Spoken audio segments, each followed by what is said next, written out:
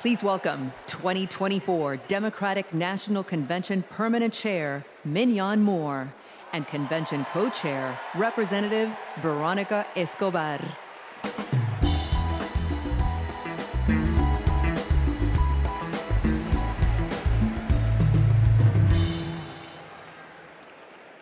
Hello, fellow Democrats.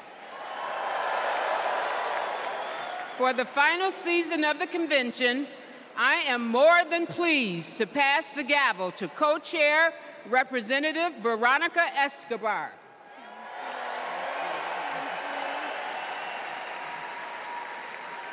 Thank you, Madam Chair. The fourth season of the 49th Quadrennial National Convention of the Democratic Party will now come to order.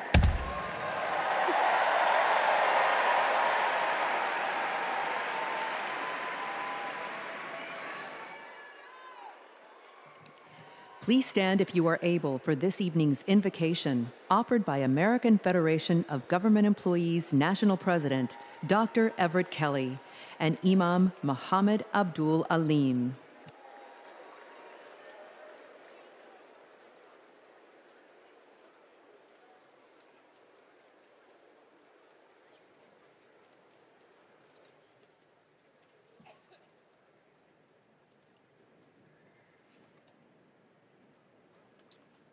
Let us pray. Eternal God, our Father, creator of the universe, help us to rise together in unity and love. The work ahead is monumental. We must heed our call to feed the hungry, heal the sick, and comfort all who suffer. We must conquer fear, injustice, and despair. Our great democracy's foundation is our knowledge that all are equal in God's eyes, that righteous truth, your gift of freedom and equality, are being questioned once again. They're what our forefathers and mothers fought and died for. They died on battlefields, in factories, on farms and picket lines. They died in chains, picket lines. They died in chains. They died for a better world. Beloved Creator, all this tonight, our democracy is now on the line. In the months that remain, guide Vice President Harris and Governor Walz with your wisdom and your thoughts. Eternal One, hear our prayer.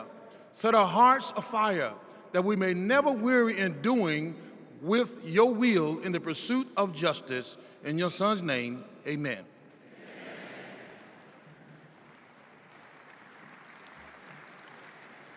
Our merciful benefactor, the Creator Redeemer, who opens the way to us to have a good conscience and life.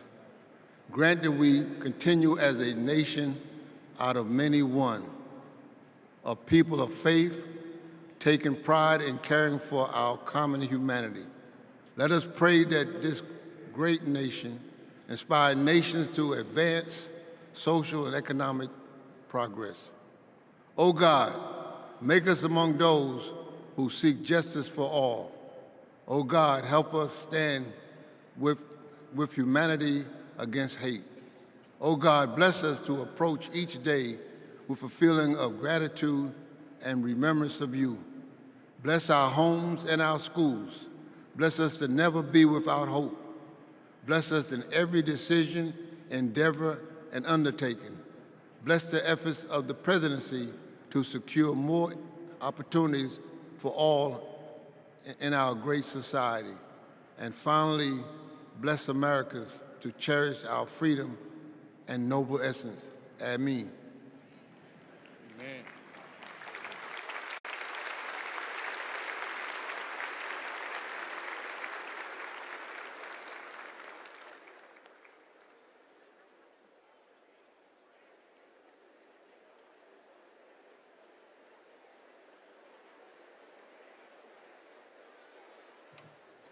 Please remain standing for the presentation of colors by the Illinois State Police Honor Guard.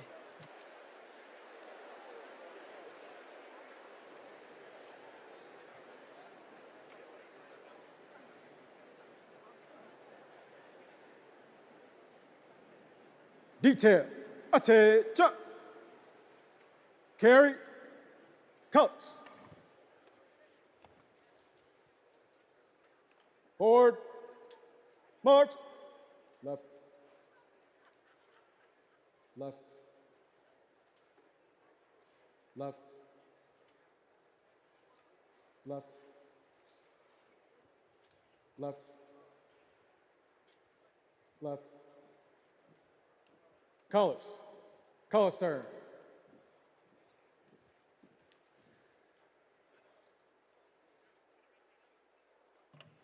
Please remain standing for the Pledge of Allegiance, led by Luna Mehring, 6th grader from Oakland, California.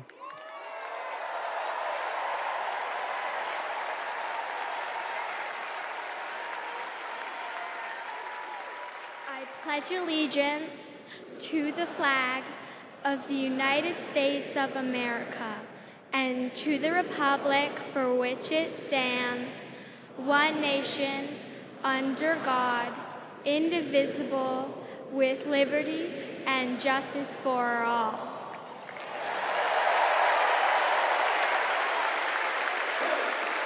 Colors.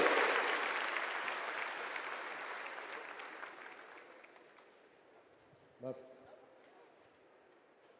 left, left, left, left, left.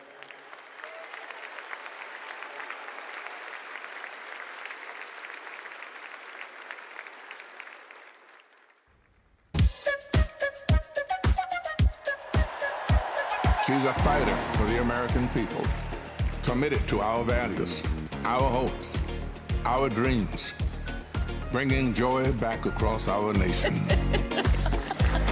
It's about damn time. Turn up the music. Turn down the lights. Where did this strength and passion come from in this daughter of middle-class Oakland?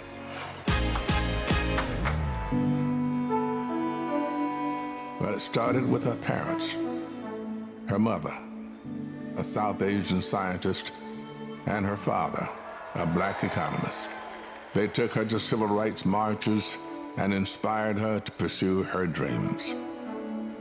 After her parents divorced, she and her sister were raised by her mother with the help of friends and neighbors, attending Sunday school at the 23rd Avenue Church. We grew up in this wonderful, loving, supportive environment.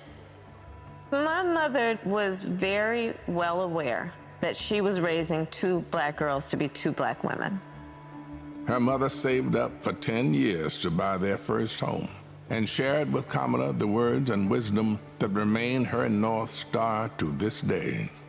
Be a fighter for things that matter, and don't be limited by what has always been.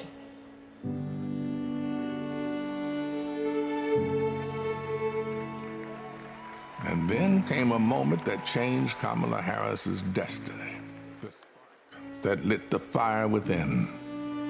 When I was in high school, I had a best friend who I learned was being molested by her father. This particular day, she was like, hey, you really, really are not yourself. There's something going on. I said to her as soon as she told me, well, you have to come stay with us. As you get older, you really, really reflect on how pivotal that intervention was at that crucial point in my life. A big part of the reason I wanted to be a prosecutor was to protect people like her. And on her first day in court, she rose from her chair at the prosecutor's desk and said, Kamala Harris for the people. As a prosecutor, she put violent criminals and sexual predators in prison, leading to the highest conviction rate for serious and violent crime in 15 years. and created Back on Track, a program for first-time low-level drug offenders that became a national model. About, yeah, you did commit a crime, accept it, own up to it, and then let's talk about what we can do to change the circumstances going forward. Lowering recidivism rates for nonviolent offenders from 54% to 10%, giving people the training they needed to find a job after their sentence. I remember being so struck by having a district attorney who cared both about justice, about safety and accountability, but figuring out how to stop that crime from happening again. As California's Attorney General, she targeted transnational gangs and drug cartels, seized 10,000 kilos of cocaine and 12,000 pounds of methamphetamine, went after drug traffickers, and took 12,000 illegal guns off the streets. The new foreclosure crisis threatens to freeze up. She took on the nation's 5 largest mortgage banks that were stealing from homeowners. Prosecutors claim they've duped desperate homeowners into paying thousands of dollars to get them out of foreclosure. She played hardball and delivered a landmark $20 billion settlement. This represents one of the largest dollar amounts to come to California. And in 2016, the people of California sent her to represent them in Washington, D.C. In the Senate, she earned a reputation for taking on the tough fights on the Judiciary and Intelligence Committees. Kamala hit the ground running. She came in with confidence. She was always respectful, but she would not let a witness off easily. I wouldn't. Yes or no? And if an argument didn't hold water, she could spot that flaw and get at it. I do want you to be honest. I'm not able to be rushed this fast. It makes me nervous. And when Joe Biden went looking for his vice president, I wanted someone who was strong and who was ready to be president on day one.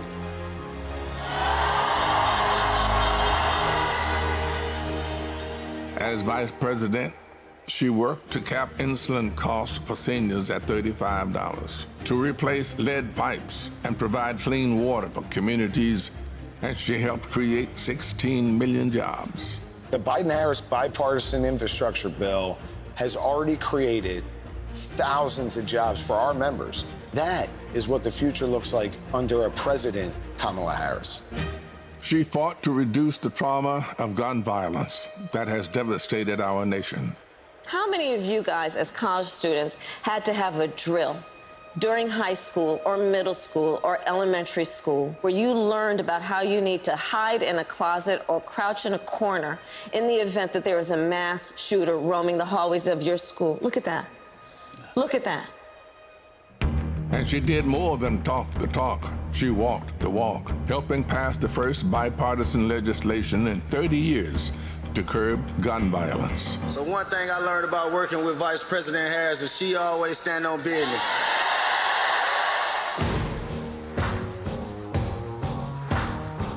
She has traveled the world to strengthen our national security and restore our global leadership, meeting with more than 150 heads of state. She stood shoulder to shoulder with our allies and stood up to dictators, helping to unite NATO behind Ukraine and impose punishing costs on Russia. She's led the fight for reproductive freedom. We have worked too hard and fought too long to see our daughters grow up in a world with fewer rights than our mothers. The first vice president to visit an abortion clinic, she built a nationwide grassroots movement to ensure that access to abortion, IVF, and birth control will always be protected. In the halls of power, she's a tough prosecutor, an effective policymaker, a powerful leader. And at home, she's the center of her family. I'm not giving up. She's the best godmother, auntie. She's honest, she's loving, incredibly reliable. She's one of the most loyal people you'll ever meet. That is why I believe she is so prepared to be our next president. This love she has for her family, being there for all of us, that's how she will lead this country, being there for everyone. She's a proud graduate of Harvard University. Hey, you know! Her campaign is a force of nature, generating the excitement we've all been yearning for. A campaign of joy, of love, of care. I am so fundamentally inspired. Kamala Harris will be our next president because you know there's too much on the line to stay on the sidelines. Thank you, Madam Vice President. Thank you for bringing back the joy. Sometimes people will open the door for you and leave it open. Sometimes they won't. And then you need to kick that door down. We are not going back.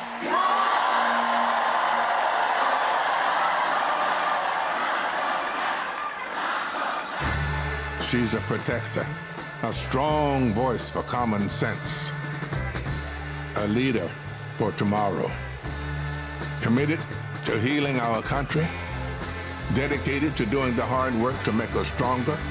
I now declare you spouses for life. Someone who truly understands the struggles of everyday Americans, forged by the challenges of the past, ready for any challenge that may arise. Now is the time, America. The joy is back, the pride is back, the hope is back. She's doing the work. She's fighting for us. She's the new way forward, our way forward. She is the next president of the United States of America, Kamala Harris.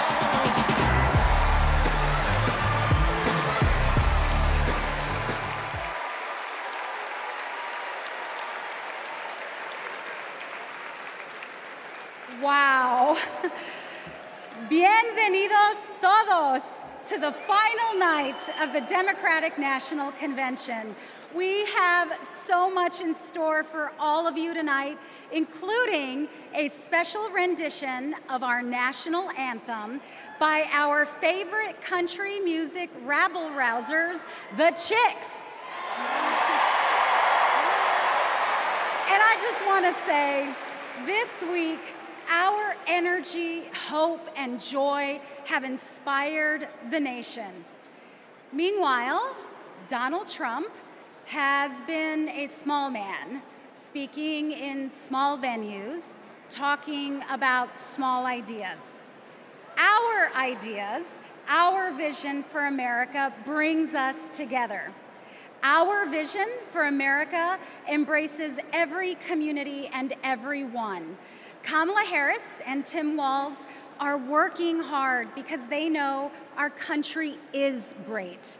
They know that we can build a future for all of us, and they're earning our votes by laying out a plan that puts the American dream not just within reach, but so we can fully grasp it. By making sure going to the grocery store doesn't break the bank, that we have control over our bodies, that our kids like my own kids, Christian and Eloisa, have opportunities to lead healthy and happy lives.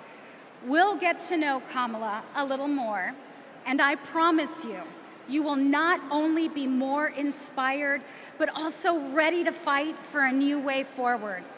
And to keep us pumped for this journey, Chicago's very own DJ Metro. Over to you. Chicago, how's everybody feeling out there today? Welcome to night 4 of the Democratic National Convention. I know you all are having so much fun out there, is that correct? Well, there's only one thing left to do, and that's to make sure that the fun continues right here, right now, the only way that I know how. The Chicago way, baby. Y'all ready? Let's go. Thank you. You my little boo thing, so I'll give a hoot what you do. Say, girl, I know you a little too tame. I'll be shooting that shot like too girl. No, tell him I'm next. Tell him you find a lot of something fresh. No, tell him I'm no. Put a little gold in the teeth and the fit good, so I took the doors off the Jeep. Okay, I see a brother holding you foot, no beef, but I'm trying to get to know you at least. Don't take my talking to your own. I can keep it chill like the Soviet blonde. I'ma keep it real when your man long gone. If you're looking for a friend, everybody hands up, hands up. What's good? What's with ya? If you book tonight, that's fiction. I'm outside, no pictures. You want me? Go figure. To the back, to the front. You a 10, baby girl, but I'm the one. Hey, to the back, one time, to the front. everybody, You a 10, hands girl, up but in the I'm air, one. let's go. You my little boo thing, so I'll give a hoot what you do. Say, girl, I know you a little too tame. I'll be shooting that shot like 2K, girl, I know. Tell 'em I'm next. Tell 'em you find a little something too fresh, I know. Tell 'em I'm next. Tell 'em you find a little. Thank you very much, ladies and gentlemen.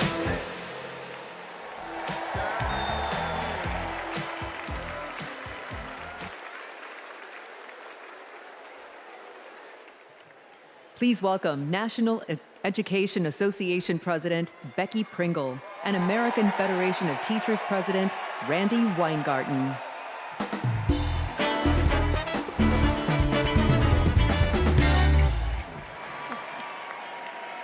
I am Becky Pringle,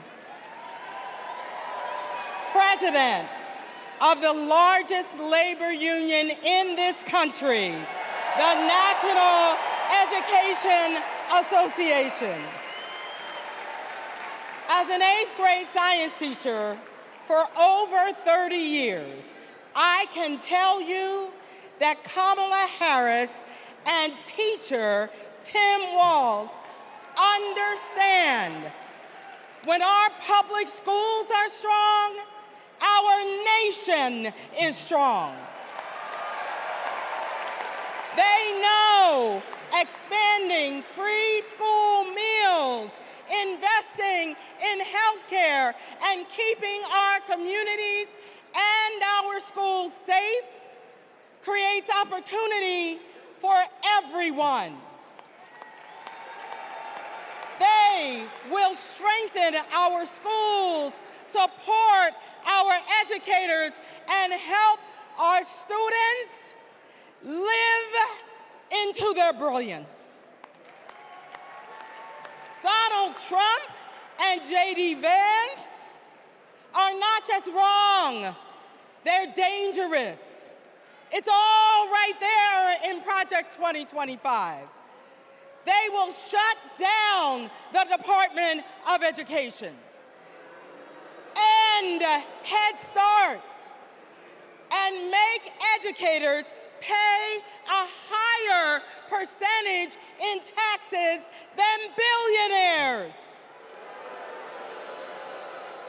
But we are coming together to say, not on our watch.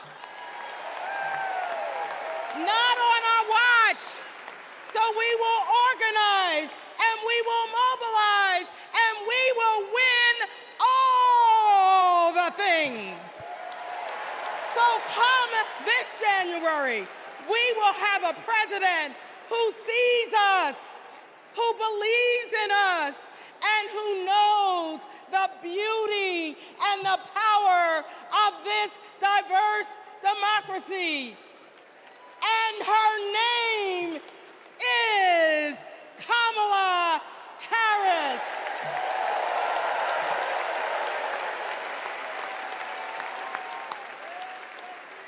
I'm Randy Weingarten, the president of the AFT and a public school teacher.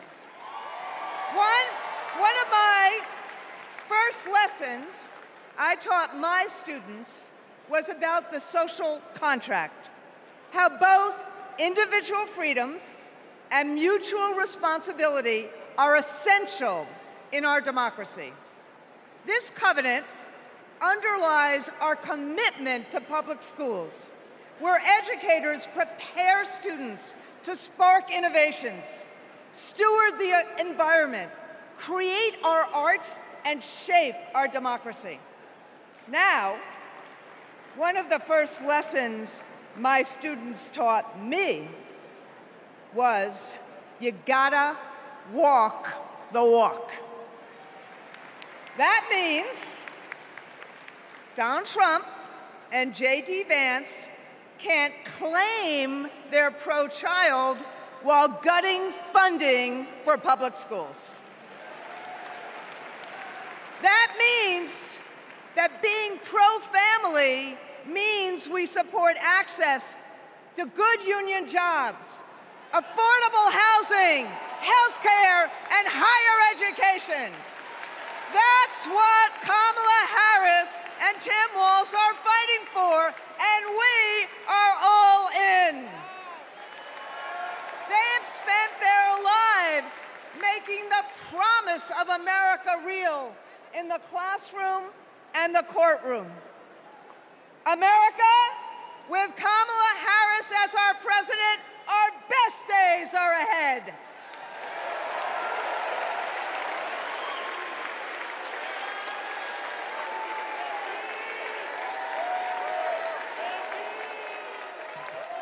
Please welcome California Senator Alex Padilla.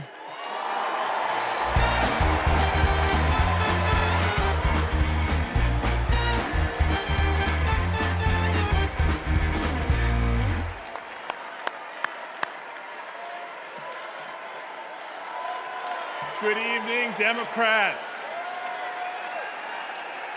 Buenas noches, demócratas. My name is Alex Padilla, and I am so proud to represent the great state of California in the United States Senate.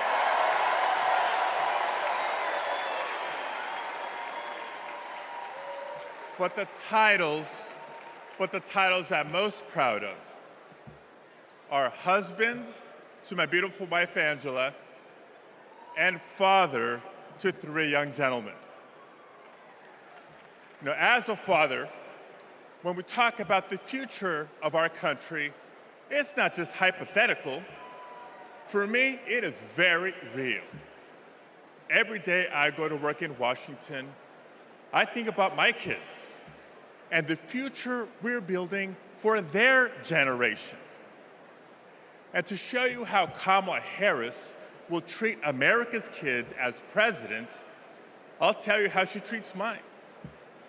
Because whenever she sees Roman, Alejandro, and Diego, she greets them with kindness and respect, literally meeting them on their level, to speak to them and to listen. And every fight that Kamala and I have taken on together has been about making life better for this generation and the next. As a state senator, I stood with then Attorney General Harris as she took on the big banks to keep kids and their families in their homes.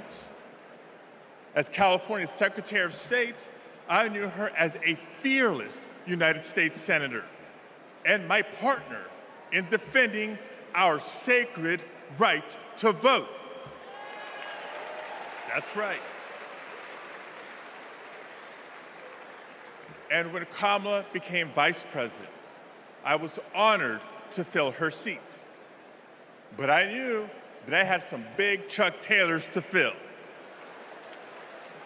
But I was proud to carry on legislation that she championed to protect workers, to safeguard public lands, to provide kids with more access to quality education.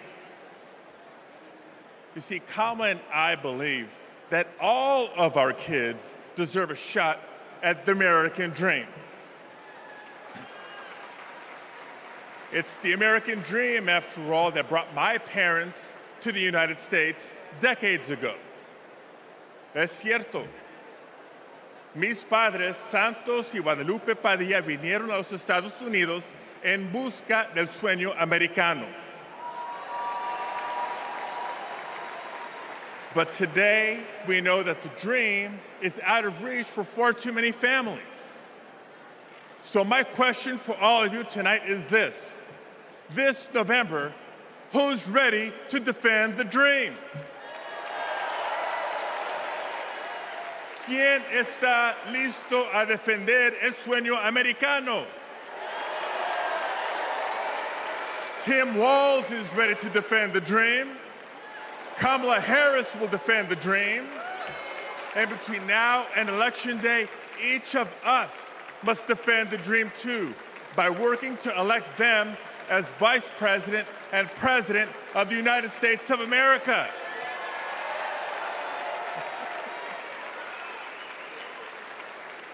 So I want to thank you. May God bless you. Now let's go win this thing.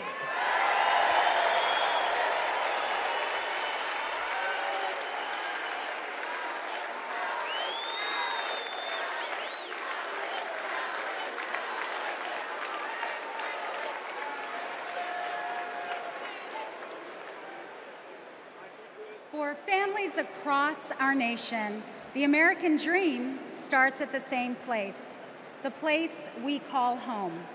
A home is more than four walls and a roof. It's the foundation of everything we hope for, the bedrock from which we build our own American dreams and write our own American stories.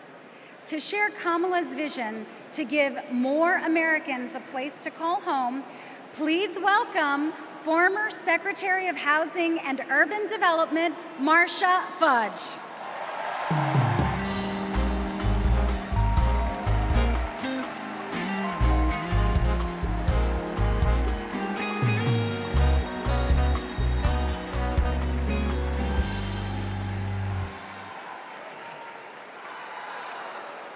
OH.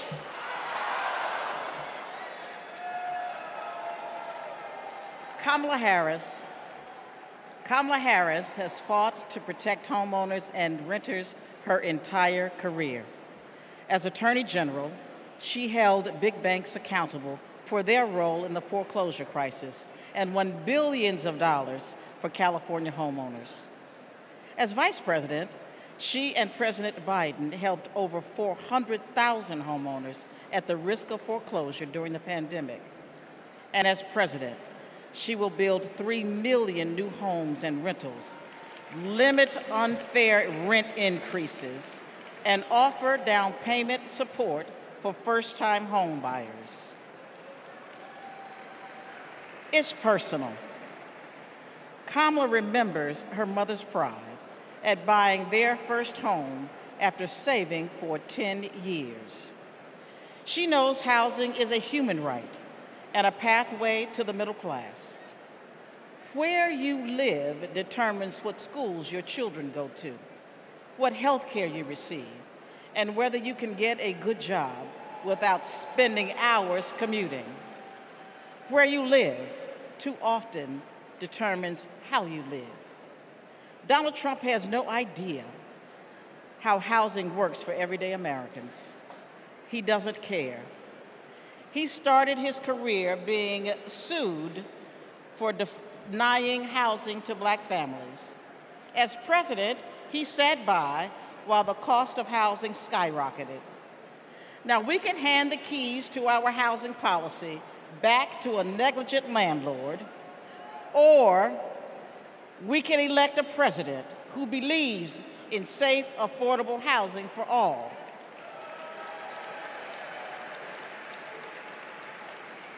Let's ensure we have an opportunity economy by voting for Kamala Harris. Thank you. Don't know why, but I feel like freedom. I'm Matt, and I'm a former Trump voter. Hi, my name is Dave from Pennsylvania. I'm a two-time Trump voter, 2016 and 2020. I voted for Trump before, but I'm not going to do that again. I think his agenda's really been awful for America. He doesn't care about ordinary people. He's never been one, never known any.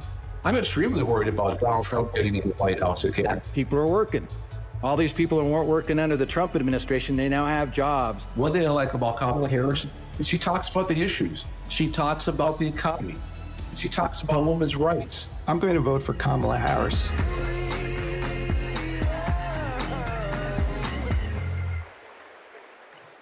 Please welcome California Representative Ted Lieu.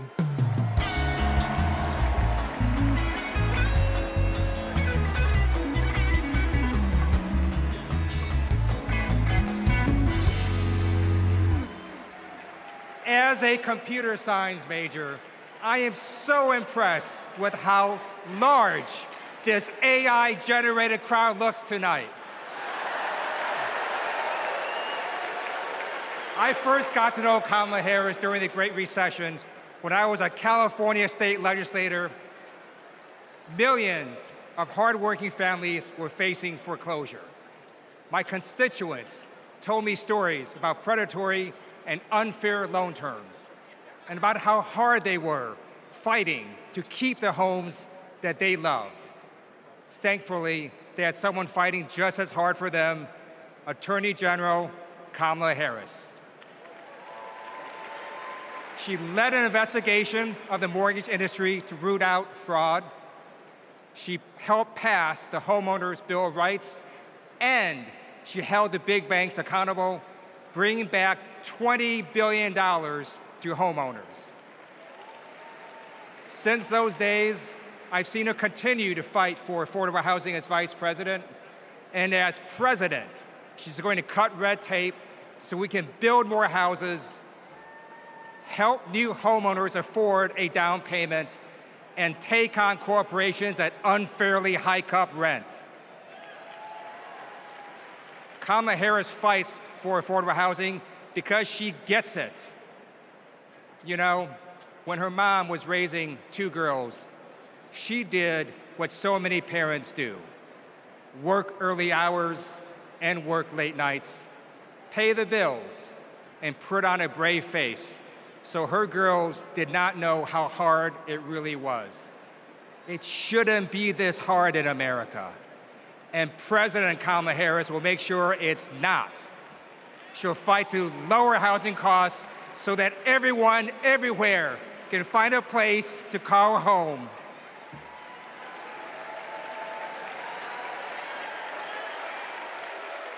Don't know why, but I feel like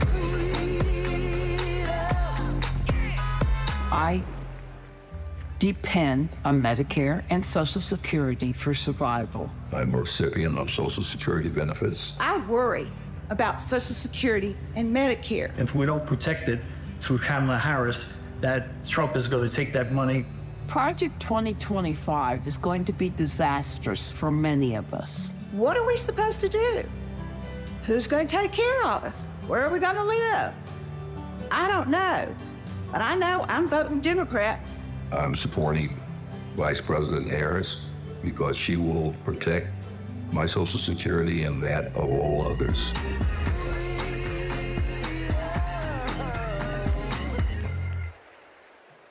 Please welcome Wisconsin Senator Tammy Baldwin.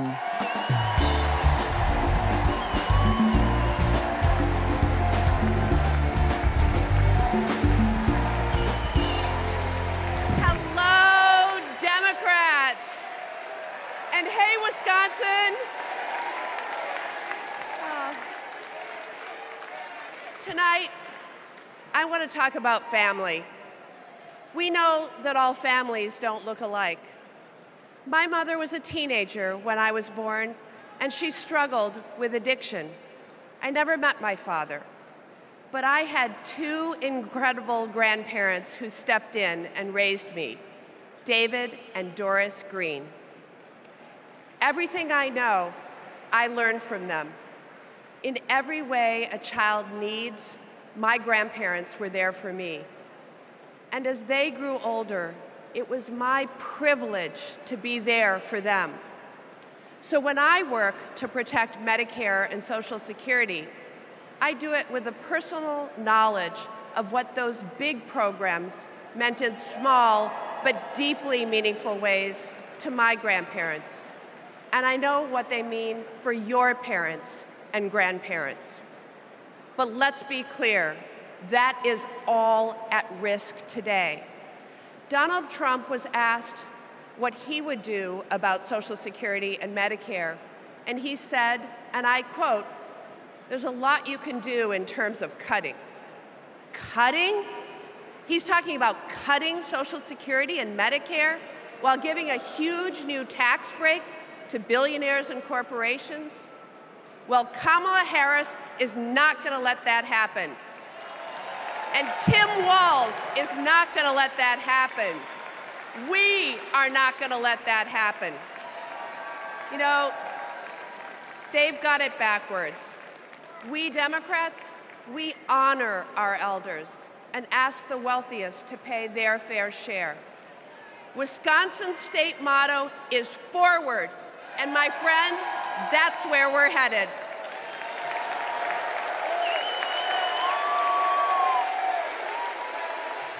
Please welcome Massachusetts Representative Catherine Clark.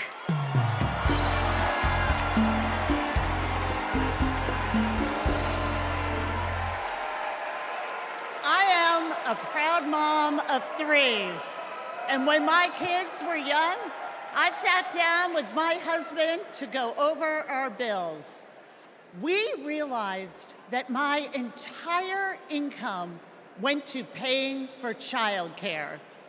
We asked ourselves, how on earth will we make this work?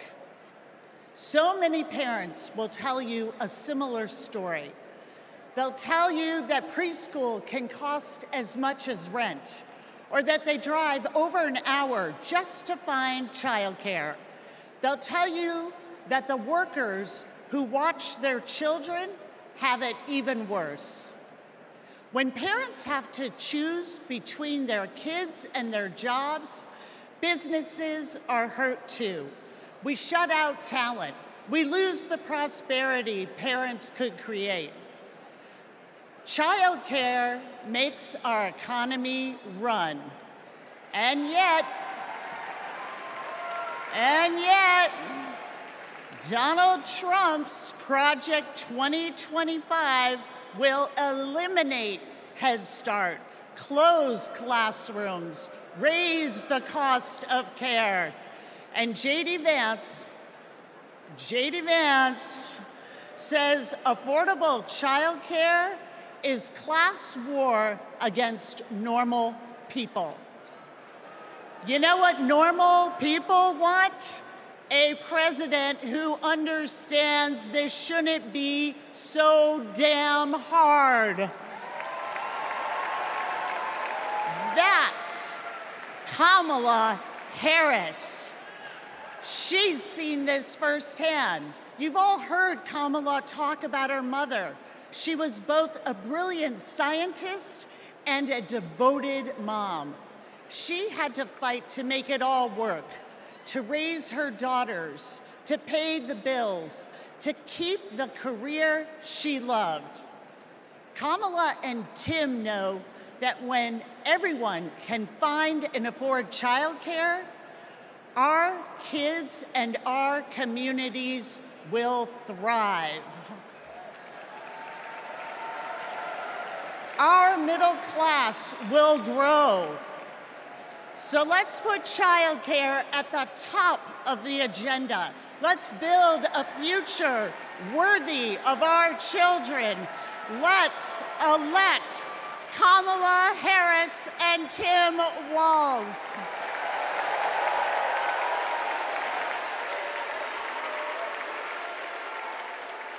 Please welcome Colorado Representative Joe Neguse.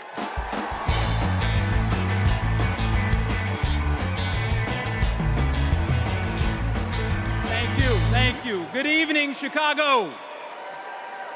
My name is Joe Neguse, and I represent the great state of Colorado in the U.S. Congress.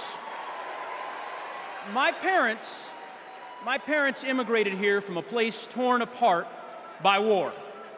They worked hard every day, made tremendous sacrifices, and taught me to never take for granted the educational opportunities that we have in this incredible country. It's because of them and because of those opportunities that tonight their son stands before you as Assistant Democratic Leader of the U.S. House of Representatives. My fellow Americans, let me say this clearly. Don't let anyone tell you that the American dream is dead. It is alive and well, and it will grow even stronger with Kamala Harris as the next President of the United States.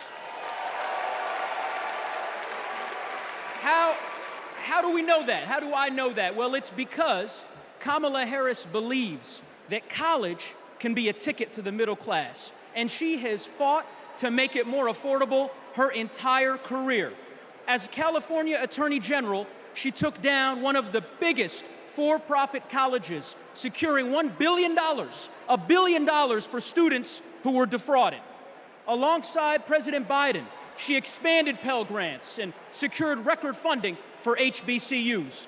And Kamala Harris made public service loan relief a reality for teachers and first responders and firefighters and nurses and countless others across our land. Vice President Harris delivered before, and she will do it again. As president, she will build a brighter future, a more affordable future, a future where going to college doesn't break the bank, a future where my 5-year-old daughter, Natalie, who's watching us back home in Colorado right now, a future where she can live her dreams. So those are the stakes. Let's make it happen, America. Let's make history, America. Let's elect Kamala Harris, the 47th President of the United States. Thanks so much. God bless. Thank you.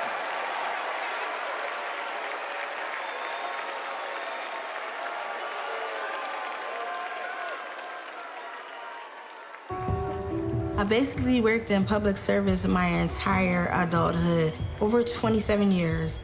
Seeing my mom work in the public service sector, it was actually inspiring me, and I'm like, she gives more to the community than she is for her own self. As a single mother, I knew I wanted my daughters to have a better life than I did. So I said, you know, going to school will help me. I would see her move like the bills to the side, but I know she was mounting. I know she was drowning in student loan debt. Then eventually my loans got to $800 a month. I paid it. I did what I was supposed to do. But I was like, oh my God, I'm gonna be in debt until the day I die. When the Biden-Harris administration first announced the public service loan forgiveness, and I'm rushing to my mom, like, apply for this, apply for this. I'm sitting at my desk, opening up my mail. It says, thank you, Kelly, for public service. Your loans now have been forgiven. Took a deep breath, and I screamed. I had to pinch myself. I had to see if this was really happening. Seeing my mom finish her higher education was life-changing. I don't think anything can ever stop me from my goals, because I saw her do it as a single parent with twin girls, with life pushing her down so many ways, but she continued to rise up. She has been the force, the motivation for me to want to continue to work in the public service agency. With this loan forgiveness, I can plan for my future. I was able to purchase my very first home. It creates great opportunity for my daughters. It creates stability. Thank you, Vice President Harris and the entire administration. I just want to thank you again and again and again. Thank you so much.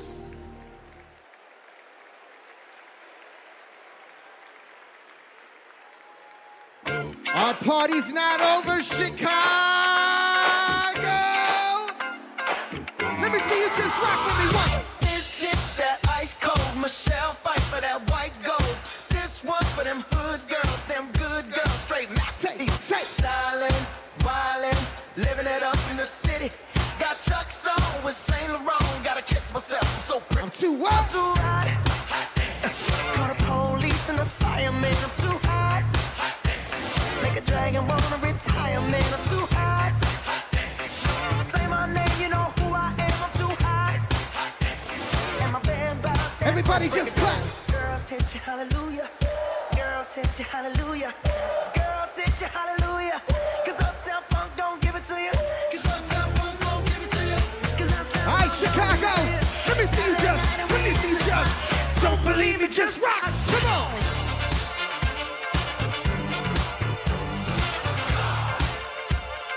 Don't believe me, just watch.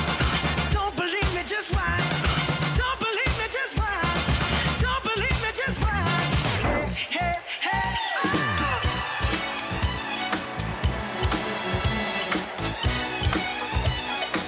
Anybody here ready to have a great time with me tonight? Let me hear you make some noise. DJ Metro from Chicago, let's go.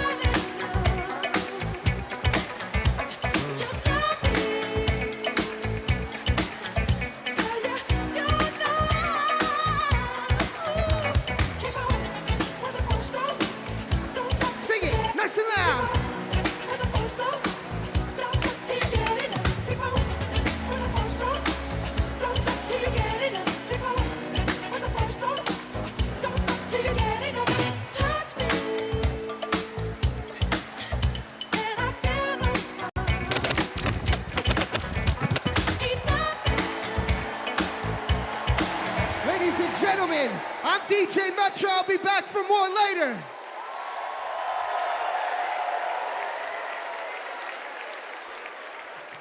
Please welcome Durham, North Carolina Mayor Leonardo Williams.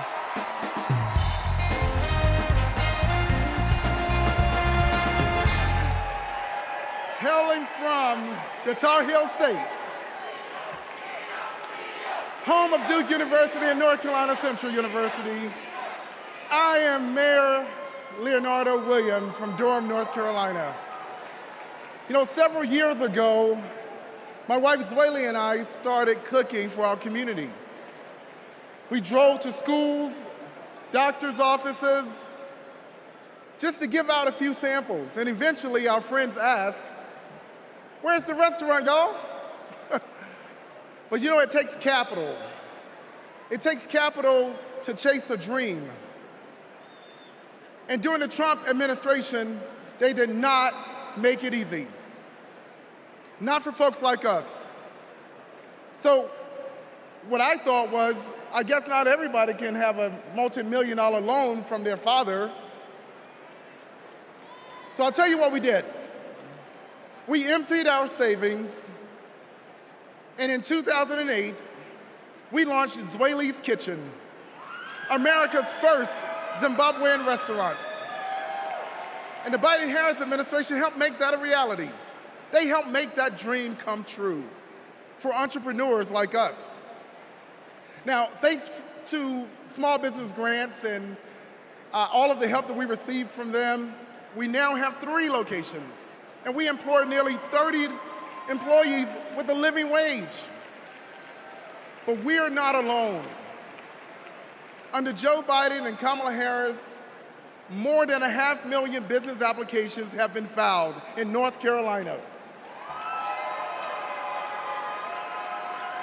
Kamala Harris is fighting to create an opportunity economy that can break down barriers for entrepreneurs like us. And as president, she will support risk takers and problem solvers who want to just do their part and claim their piece of the American dream. And also, I want to thank Maya from Nevada, who has served her famous dumplings for the past 3 years and opened new locations thanks to the historic support for small businesses. And Robert, I want to thank you from Minnesota. Robert owns a solar business, heated up once by Joe Biden and Kamala Harris. They passed the Inflation Reduction Act. And Paul from Arizona. Paul, who's a commercial cleaning company, landed huge contracts thanks to the Biden-Harris manufacturing boom. So Kamala Harris knows. She knows entrepreneurs like these. She knows that we are the backbone of our community. And when they succeed, we all succeed. Let's win this. Thank you.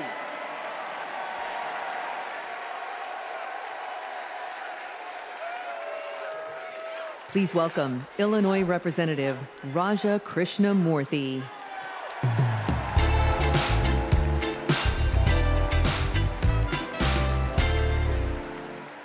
America Against America. It's the title of a book by one of China's highest-ranking leaders, and it's how they think they'll win. They know the only way they'll beat America is if we beat ourselves. In Congress, my job is to study China's economy. And mark my words, they want to see Donald Trump across the bargaining table, because he'll start endless trade wars that raise prices for Americans, because he'll cut programs that train workers in America. But most of all, Trump will pit American against American. And that's what China wants, for us to fight amongst ourselves, because that's how we lose. But we're not going back. What does Kamala Harris tell us? When we fight, we win. Because Kamala Harris knows how we fight best, not American against American. She knows that when we fight as one country, we win. When we fight as one team, we win. Which is why when Kamala Harris wins in November, we win. Thank you so much.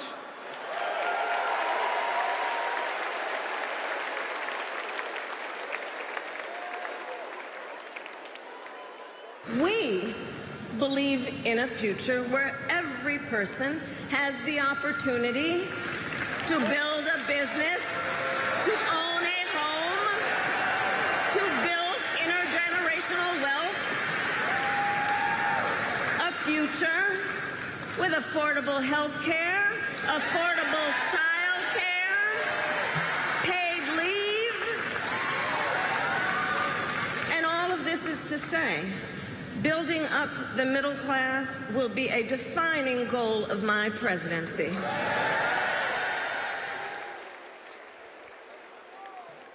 Please welcome Pennsylvania Senator Bob Casey.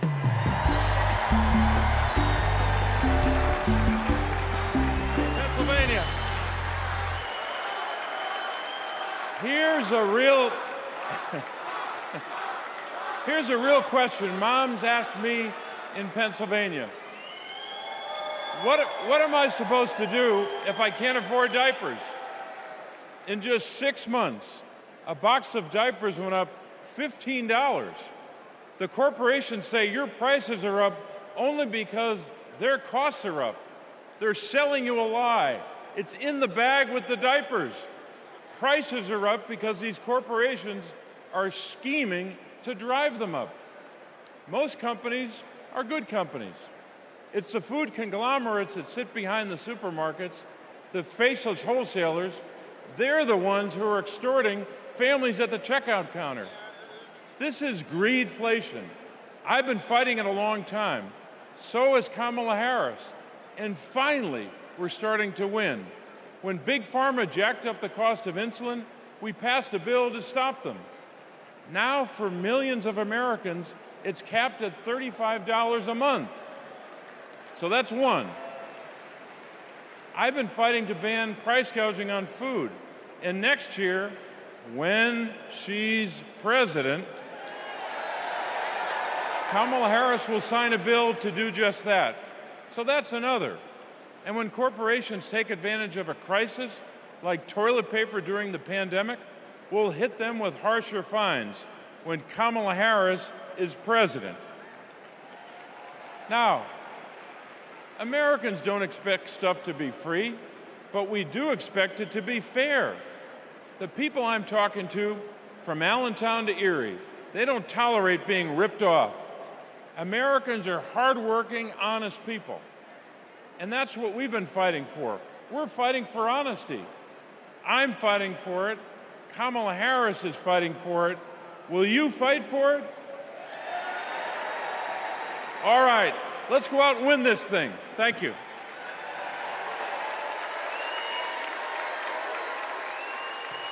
Please welcome Massachusetts Senator Elizabeth Warren.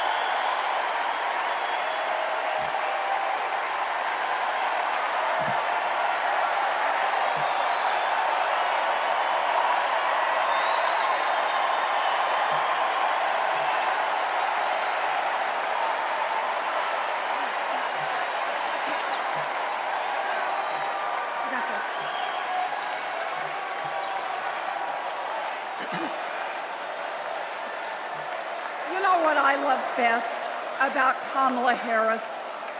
Kamala Harris can't be bought and she can't be bossed around. Now, I first met Kamala in the aftermath of the 2008 financial crash.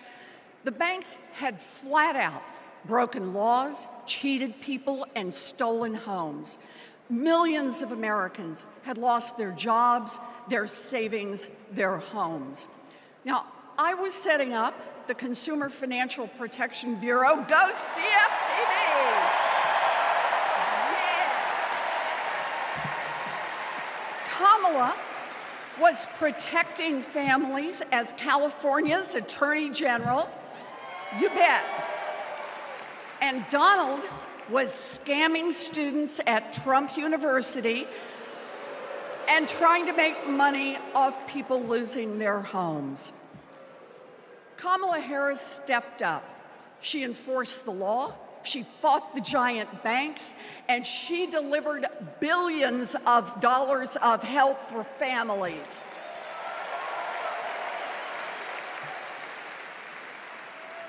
And that is the difference between a criminal and a prosecutor.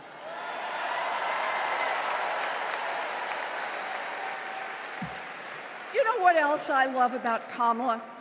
She gets it. We need to make life more affordable for working people. Yeah. Donald Trump, the felon, has no plans to lower costs for families. He doesn't know how, and basically, he doesn't really care. When did he ever fill up a gas tank or worry about a grocery bill? The only bills he worries about are from his criminal defense lawyers.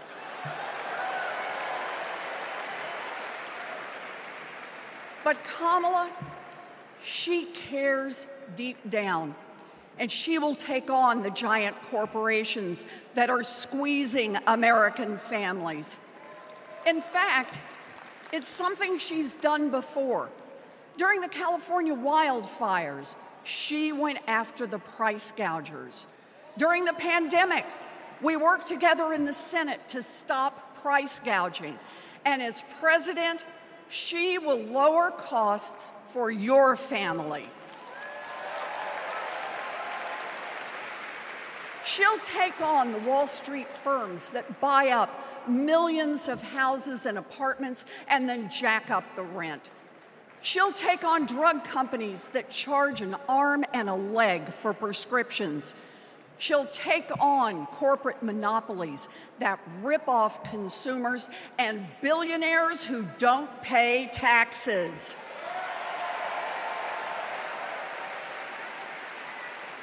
And she'll take on right-wing extremists who think they should decide who has access to abortion or IVF, Kamala will protect abortion rights nationwide. Yeah. And there it is.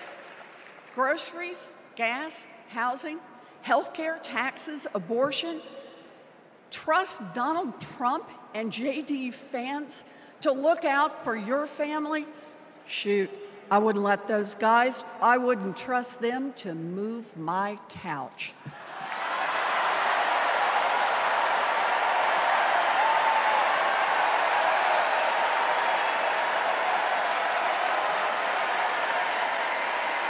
We need Kamala Harris. This election is about your family and your future. I've seen Kamala Harris fight. I've seen her win. And when it comes to our families and our futures, Kamala Harris is someone we can trust.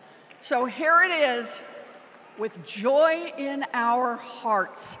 Let's elect Kamala Harris the next President of the United States.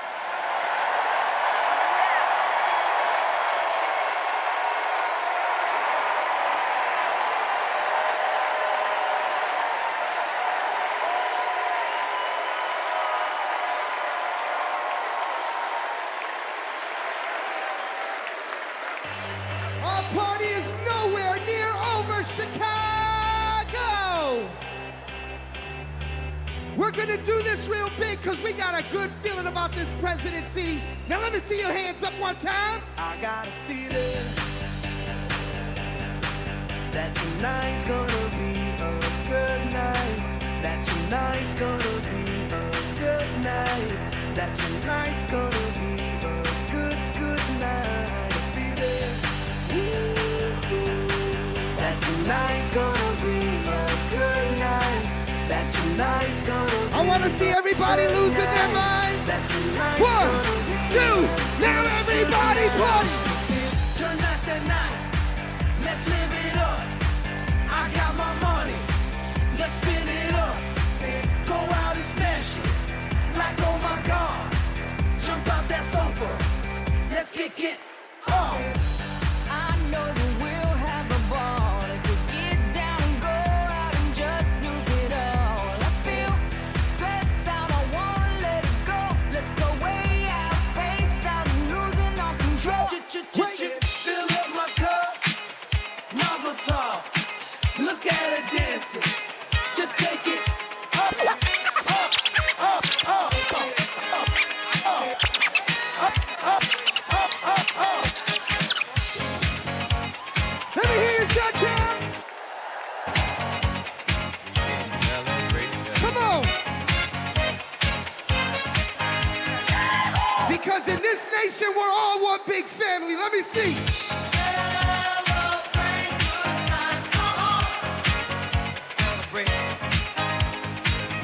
Celebrate good times, come on. Let's celebrate. There's a party going on right here. A celebration to last throughout the years. So bring your good times and your laughter too. We gon' celebrate your party with you. Come on now. Celebration. Let's all celebrate and have a good time. Celebration. We gon' celebrate and have a good time. It's time to come together. It's up to you. What's your pleasure? Everyone around the world. Come on. Ladies and gentlemen, I'll see you guys in just a little while. Thank you.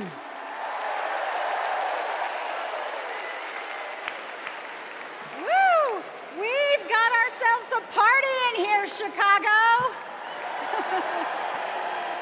All right, Democrats, we know that a secure future depends on strong global leadership. As Vice President, Kamala Harris has been tested on the world stage. She's faced down threats stood shoulder to shoulder with our allies and engaged in the serious work of safeguarding America's security. Please welcome to the stage an Army Ranger, my colleague, Congressman Jason Crow.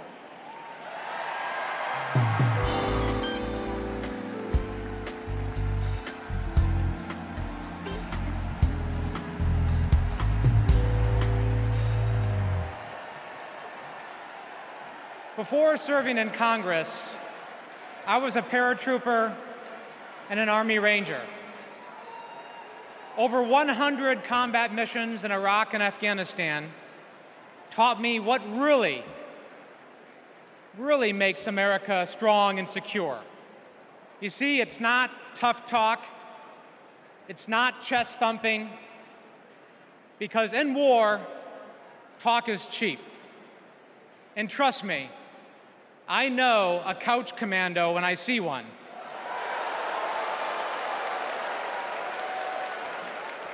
Real strength and security come from our people, from our allies. Donald Trump's Project 2025 would abandon our troops, abandon our veterans, our allies, and our principles. In Chapter 4, Trump plans to do Putin's bidding by abandoning Ukraine and walking away from our NATO allies. In Chapters 2 and 3, he plans to fire our national security and military professionals and then replace them with MAGA loyalists. But I refuse to let Trump's golf buddies decide when and how our friends are sent to war.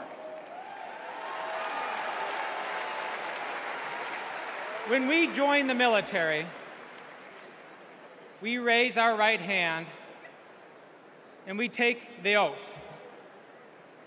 We know that it comes with sacrifice, but we also know that it comes with a promise that America will have our back. Trump will break that promise. In fact, in Chapter 20 of Project 2025, he plans to slash veterans' benefits and then privatize VA health care. As a paratrooper, we learned that the leader of the unit jumps first, and then the others follow. Leaders always go first. But Trump, he would push your son or daughter out of the plane and then abandon them when they come home. Our troops deserve a commander-in-chief who will always have their back. That leader is Kamala Harris. And together, we will make Kamala Harris our next commander-in-chief.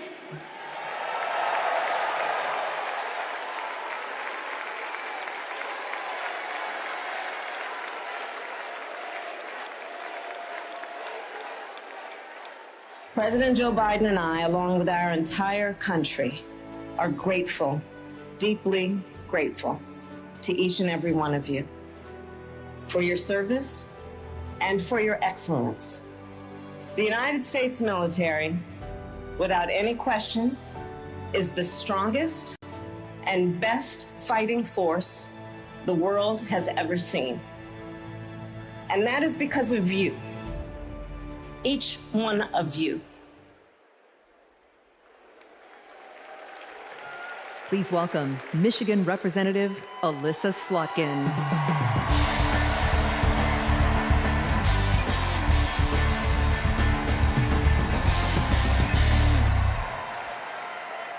Good evening. I'm Elissa Slotkin. I am honored to be your U.S. Senate nominee from the great state of Michigan. Go blue, go green, my peeps from Michigan. My life and service began in New York City on September 11th. As the smoke cleared, I knew my career would be spent protecting the country we all love. I was recruited by the CIA and served 3 tours in Iraq alongside our military. And I worked at the White House under presidents of both parties and as an acting Assistant Secretary of Defense under President Obama.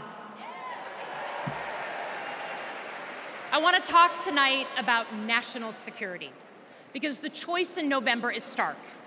America retreating from the world or leading the world. Trump wants to take us backwards. He admires dictators a lot. He treats our friends as adversaries and our adversaries as friends. But our vision is based on our values, the values that took us to the shores of Normandy and helped us win the Cold War. We believe America should inspire and lead at home and abroad. We recognize that it's not just about having a strong military, but about tackling global challenges like AI and climate change together. And guess what? That takes friends. You gotta have friends to do that. Vice President Harris understands our strength abroad is inextricably linked to our strength here at home. Our schools, a strong middle class, and the health of our democracy. So, for everyone here and everyone watching, I want you to proudly claim your patriotism. You are here because you love your country. Do not give an inch to pretenders who wrap themselves in the flag, but spit in the face of freedoms it represents.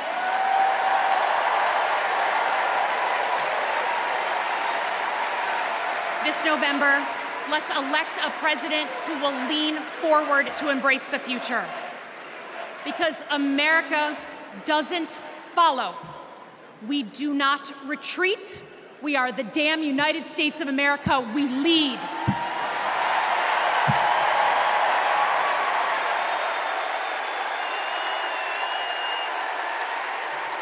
Please welcome New York Representative Pat Ryan.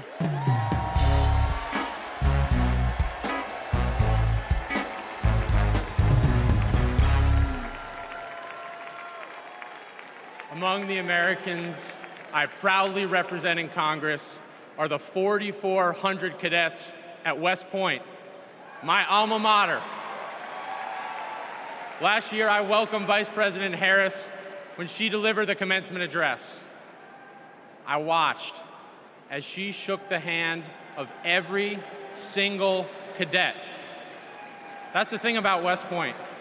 The day you take the oath to defend our country, you get to look the person in the eye who may one day, God forbid, send you to war and take their measure.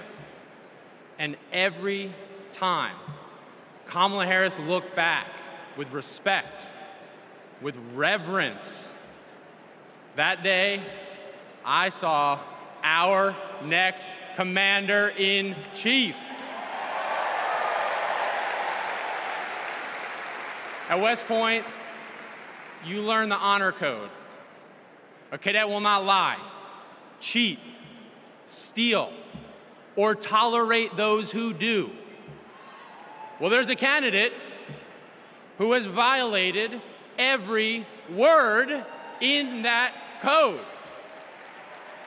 A serial liar, cheater, thief, who looked soldiers in the eye, then turned around and called fallen heroes suckers and losers, who insulted Medal of Honor recipients just last week. I tell you what I think of Donald Trump. They told me I can't say that word on TV. I'm going to use an Army term, FUBAR. If you don't know FUBAR, Google it.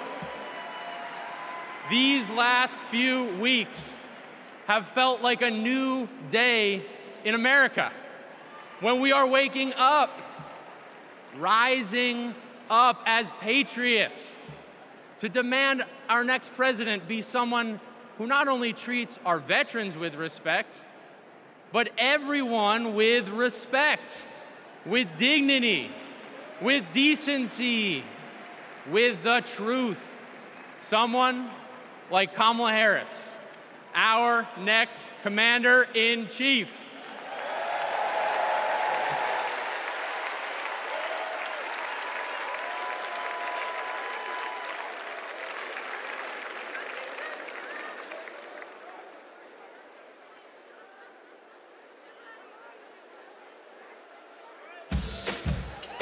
We are not done.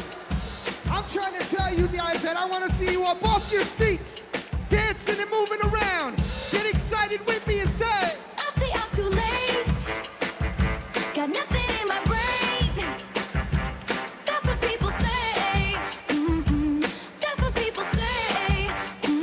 I go on too many dates, but I can't make them stay.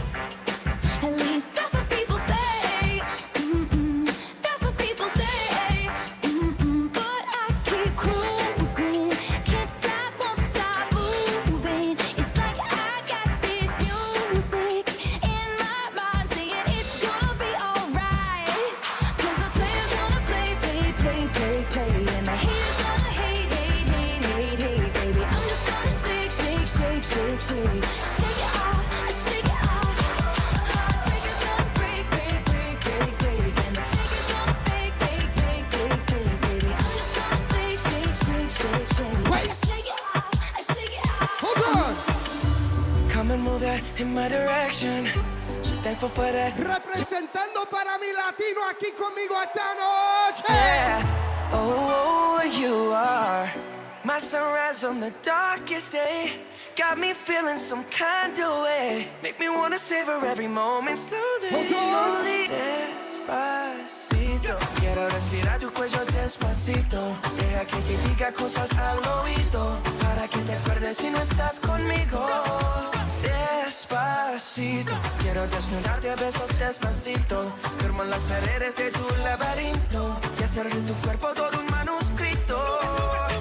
Quiero ver bailar tu pelo, quiero ser tu ritmo.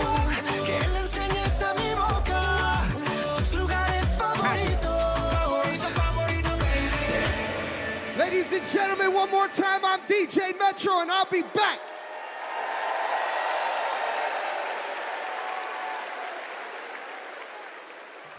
Please welcome the president of the National Action Network, Reverend Al Sharpton.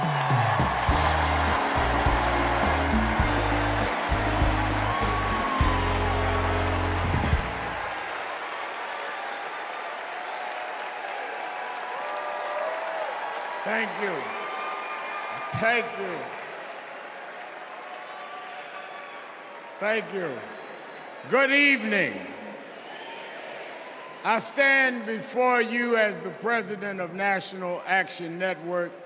We do not endorse candidates, but we report where candidates stand on criminal justice, economic empowerment, health equity, and other issues. On one side of this race is Donald Trump, a fellow New Yorker I've known for 40 years. Only once in that time, did he take a position on racial issues. He spent a small fortune on full-page ads calling for the execution of 5 innocent young teenagers. Well, I'm gonna bring them out in a minute, and you'll hear from them tonight. Because they were not executed, they're here to continue to fight.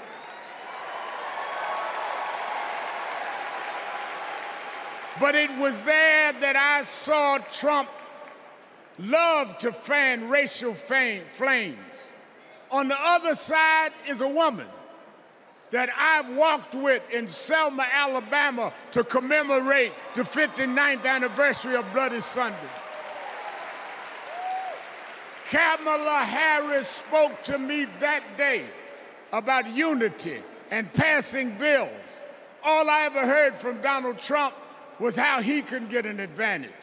I see one candidate who wants to protect the right to vote while the other has tried to cook up 11,000 votes in Georgia.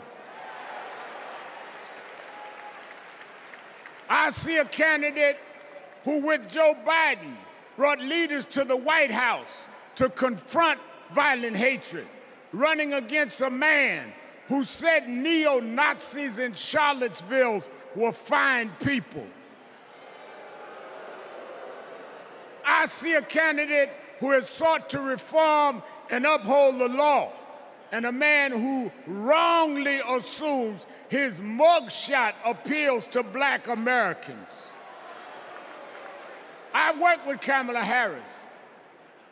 In every job she's had, she has consistently committed to making government work for those of us who've been disadvantaged. All Donald Trump has been consistent about is making himself richer and sowing division to get that done.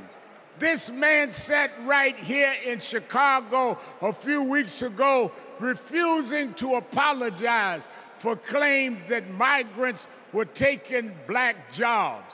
Well, in November, we're gonna show him when blacks do their job.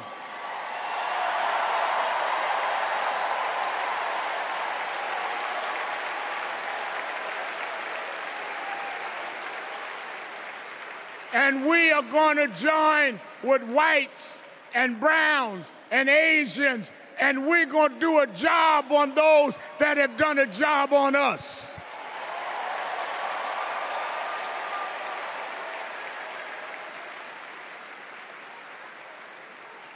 Tonight, we are going to realize Shirley Chisholm's dream.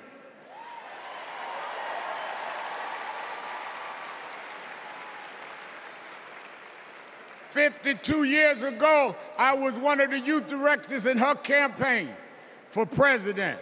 And 52 years after she was told to sit down, I know she's watching us tonight as a black woman stands up to accept the nomination for President of the United States.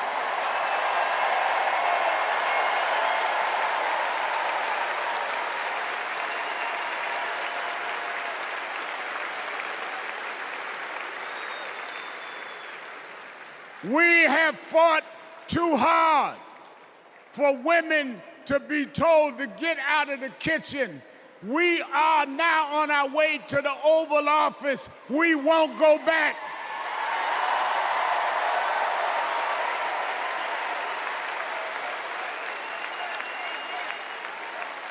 We fought hard. We fought hard for LGBTQ loved ones to get out the closet. We won't go back.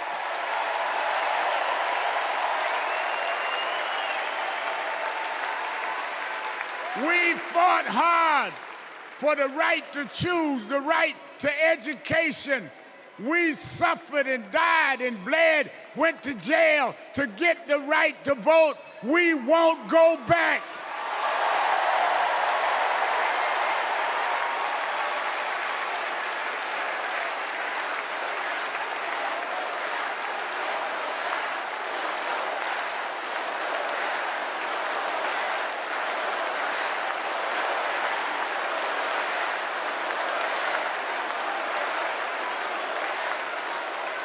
So we must be committed, no matter how the Supreme Court tries to roll back on civil rights, no matter what the amount of money they have. We are here because others fought and suffered for us, and we vowed tonight we won't go back.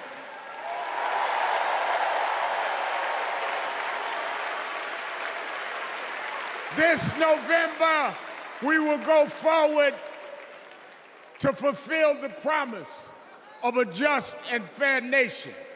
And let me say, as we transition, I'm a preacher. And in Psalms it says, weeping may endure for a night, but joy comes in the morning. We've endured January 6th. We've endured conspiracy theories. We've endured lies and areas of darkness, but if we stay together, black, white, Latina, Asian, Indian American, if we stay together, joy, joy, joy, joy coming in the morning.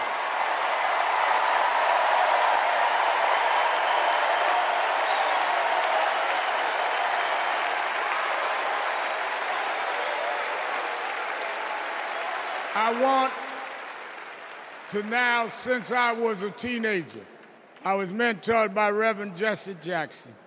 And Reverend Jackson taught us to fight for what's right.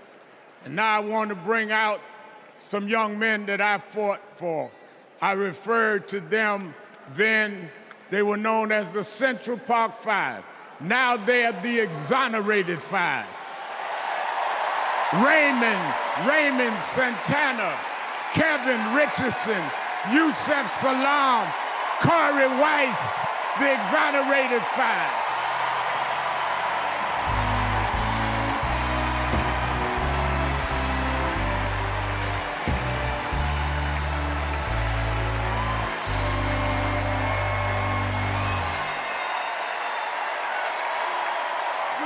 Go back!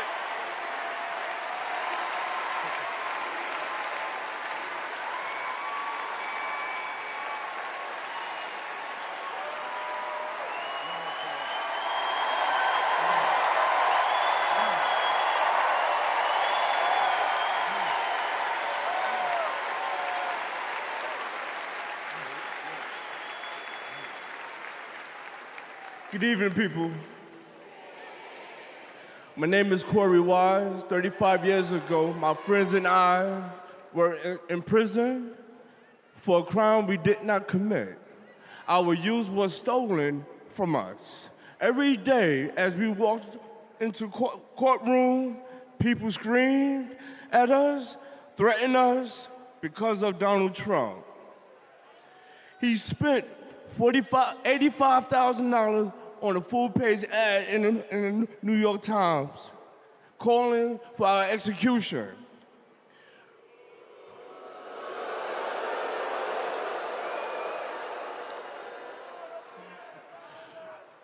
We were innocent kids, but we served a total of 41 years in prison. Reverend Al Sharpton stood with us. Now, I'm proud to stand with him today.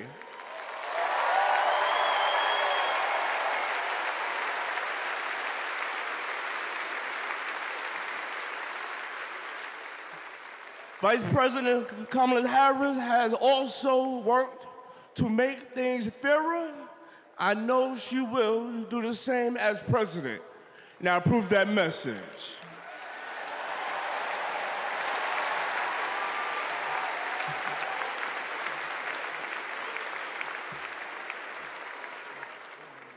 I love these guys.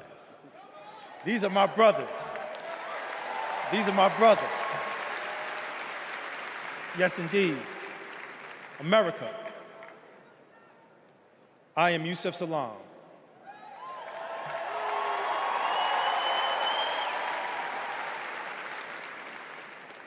A New York City councilman representing my hometown of Harlem.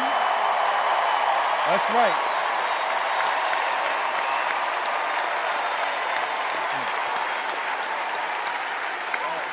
Man. Representing my hometown of Harlem, USA. And listen, as my friend Corey Wise just said, 45 wanted us unalive. He wanted us dead. Today, we are exonerated because the actual perpetrator confessed, and DNA proved it. That guy says he still stands by the original guilty verdict. He dismisses the scientific evidence rather than admit he was wrong. He has never changed, and he never will.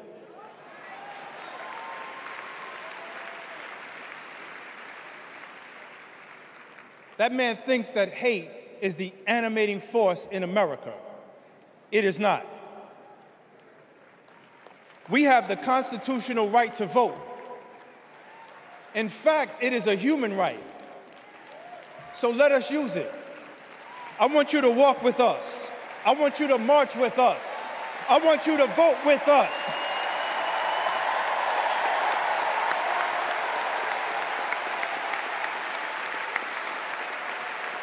And together, and let me tell you, this is going to be so beautiful. And together, on November 5th, we will usher in Kamala Harris and Tim Walz into the White House.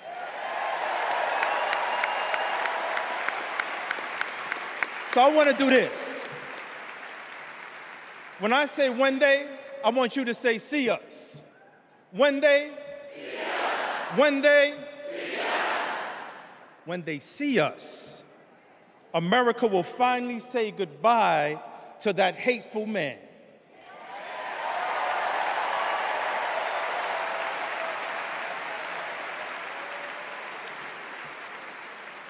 We will say what I have said after 7 long years of wrongful incarceration. Free at last. Free at last. Free at last. Thank God Almighty, we are free at last. God bless you, and God bless the United States of America.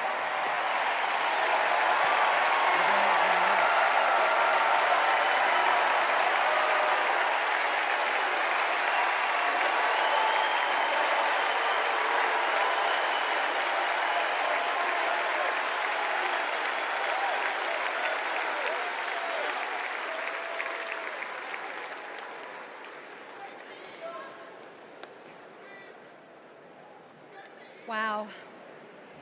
Our country is built on justice, and people's lives, as we just heard, can be harmed when we fail to do justice. But Kamala Harris fights to do justice. No one knows that better than the prosecutors who fought alongside her. These are their stories.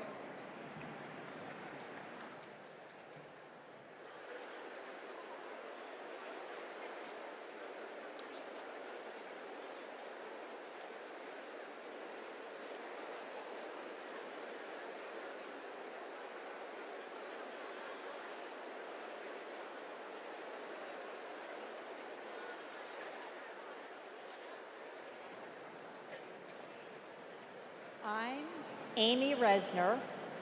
I was a colleague in the courtroom when my friend Kamala tried one of her first cases and made the prosecutor's promise for the people. For Kamala, practicing law was always about protecting the vulnerable and giving the victims a voice. Women who were sexually assaulted, children who were mistreated and sexually abused. She helped them navigate their nightmares and demand justice for their injuries. And she did it all with grit and grace, intelligence and heart. She was a remarkable prosecutor, and she will be a remarkable president.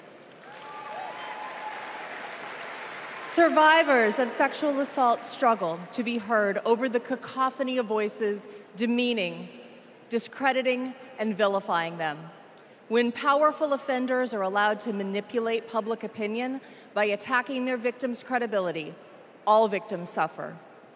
Those words are from the 2021 amicus brief filed by RAINN, the nation's largest anti-sexual violence organization, in the case of E. Jean Carroll versus Donald J. Trump. As a legislator and lifelong advocate against sexual violence, I urge all of us to stand together to support survivors, believe them, and hold perpetrators accountable.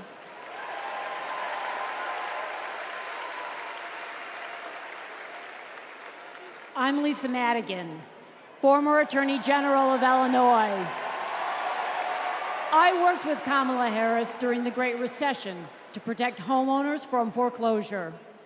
As Attorney General of California, Kamala met thousands of people on the verge of losing their homes and their faith in the American dream. She demanded big banks provide mortgage relief to allow families to stay in their homes. She stood her ground, and together, we prevailed. For as long as I have known her, Kamala Harris has always taken principled positions and never wavered. Thanks to Kamala's determination, countless Americans have a home they can call their own.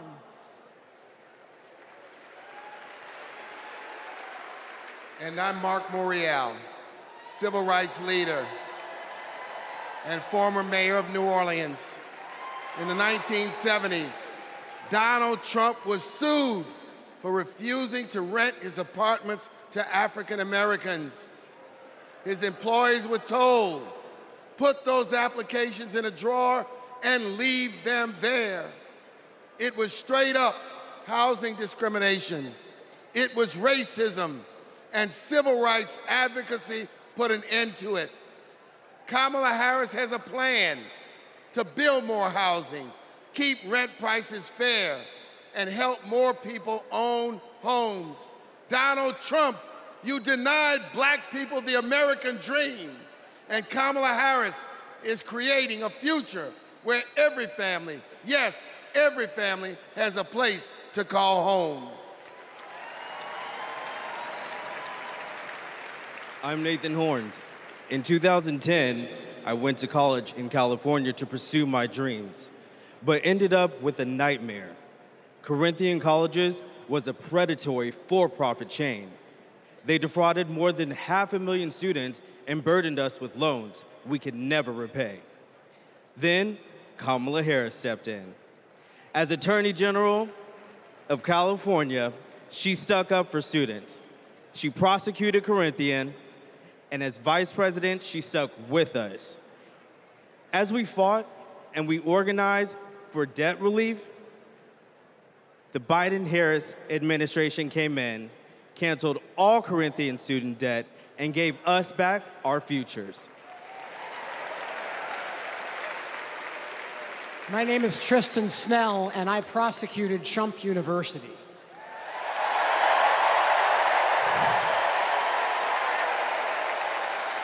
I interviewed over 100 victims of Trump's fraud, a retired police sergeant, an Iraq veteran with PTSD, a mother caring for her son with special needs.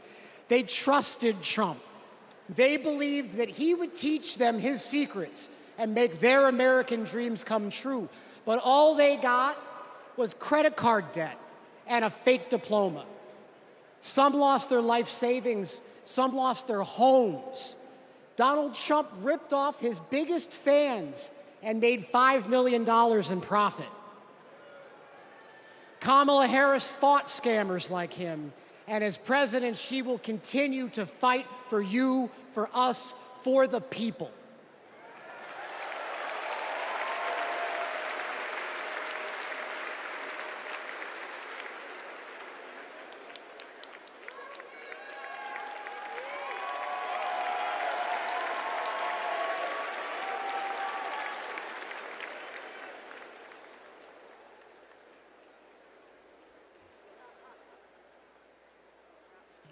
Please welcome Massachusetts Governor Maura Healey.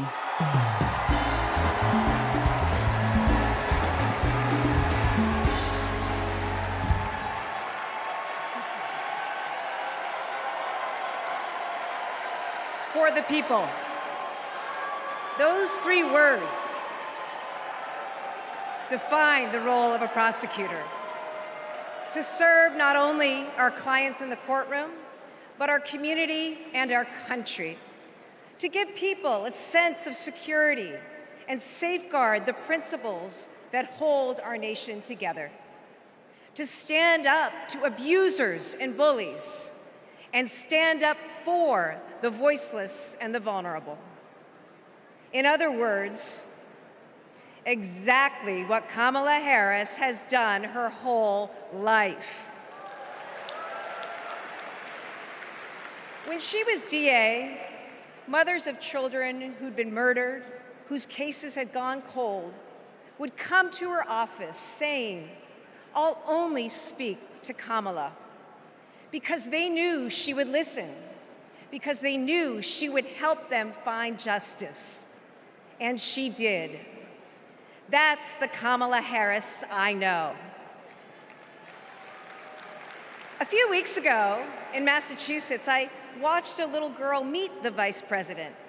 Her eyes were so wide, as open as the future. Kamala asked her about the summer, her basketball camp, and what position she likes to play. The little girl said to her, anything but defense. Kamala put her hand on her shoulder and replied, me too, I love offense. That's what it means to be for the people. Kamala Harris fights for all Americans. She stays on offense and she wins. And I know that she'll fight with the same passion, the same determination as President of the United States. I can't wait to see her prosecute the case against Donald Trump on the debate stage in September. We face a stark choice in this election: a felon and con man, or a dedicated prosecutor. The contrast between Donald Trump and Kamala Harris is clear. He obstructs justice. She upholds it. He swindles people. She serves them. He thinks he's above the law. She actually understands the law.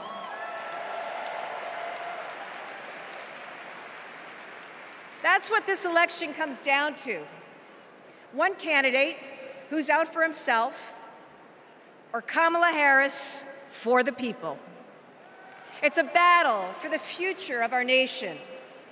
And tonight, we will prove beyond a reasonable doubt that Kamala Harris should be, she must be, the next President of the United States.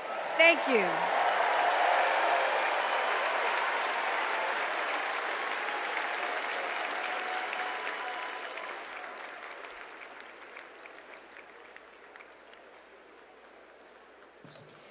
Please welcome survivor and advocate, Courtney Baldwin.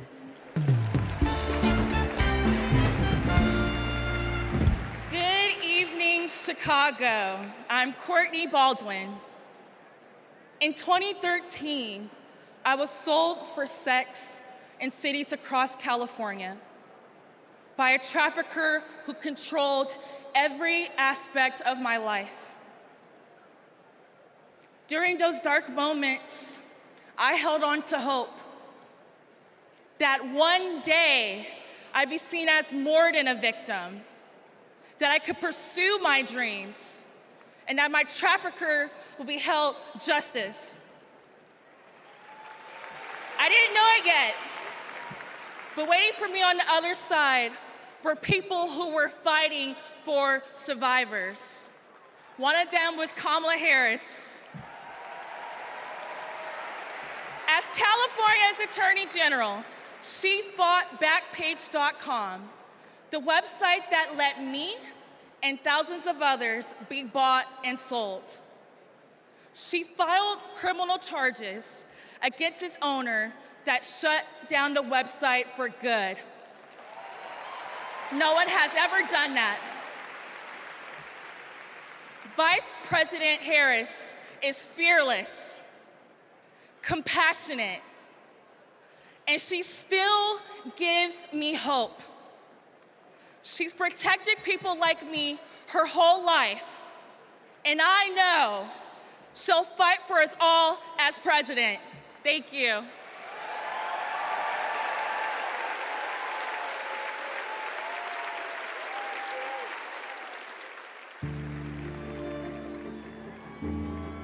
We have to wake up at 2 a.m. in the morning. It's the only way to beat the Phoenix heat. It's just like opening an oven. I work on the light rail. It's a good way to tackle the climate crisis, but the clock is ticking. Climate change is one of the greatest con jobs ever. All of this with the global warming and a lot of it's a hoax. It's a hoax. Hurricane Beryl is the earliest Category 5 on record. Climate change isn't a hoax, and it's not happening in the future. It's happening right here, right now. Here in Phoenix, the most consecutive 110-plus degree days in a row. Trump is pouring gasoline on the fire. he proceeded to solicit $1 billion from the fossil fuel companies because, if elected, he would roll back environmental rules and repeal regulations. Trump's Project 2025 agenda gives tax breaks to big oil and completely tramples the middle class. Trump would gut clean energy jobs like mine. This work gives us security and economic freedom. Trump would rip that away. Kamala Harris sees the future differently. She's a clean energy champion. She took on big oil that gouged Americans. Harris was the deciding vote that passed Democrats' epic clean energy investments. Kamala will fight for climate and clean energy policies that protect our health and hold big polluters accountable. The clock is not just ticking, it is banging. And that is why President Biden and I made the largest climate investment in America's history. We are not going back. I was raised to care for my community. That means jobs for my guys and a clean energy future.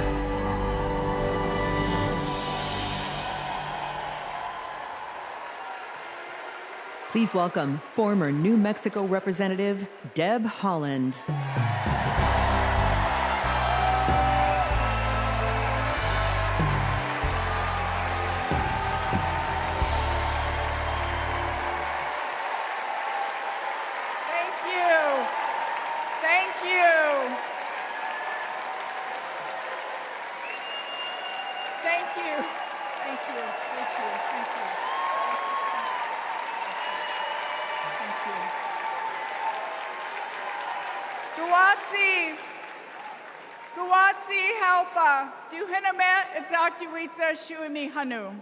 In my Karis language, greetings, friends and family. My name is Kresh Turquoise, and I'm from the Turquoise clan. 35 generations ago, my ancestors built lives in the high desert of New Mexico. I am on this stage tonight because of them. While fishing with my dad and running through the desert with my cousins, I learned that we have a responsibility to take care of our planet. Donald Trump never learned that lesson. He called the climate crisis a hoax. He made it easier for big companies to poison our air and water. An American president must lead the world in tackling climate change. We need a president who understands that assignment. That's Kamala Harris.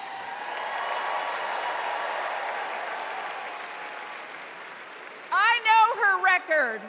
She held polluters accountable for spilling oil into the San Francisco Bay. She defended President Obama's Clean Power Plan in court. And as vice president, she cast the tie-breaking vote for the most ambitious climate action plan in our nation's history.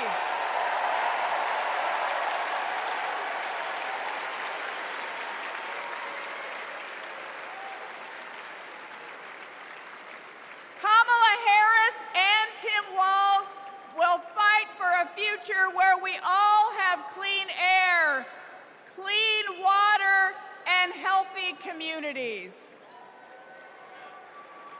Let me go back to the lesson I learned in the desert Southwest. We all have a role in protecting our Earth for future generations. So let's all be fierce, and let's make Kamala Harris the next president of the United States. Thank you all so much. Thank you. Thank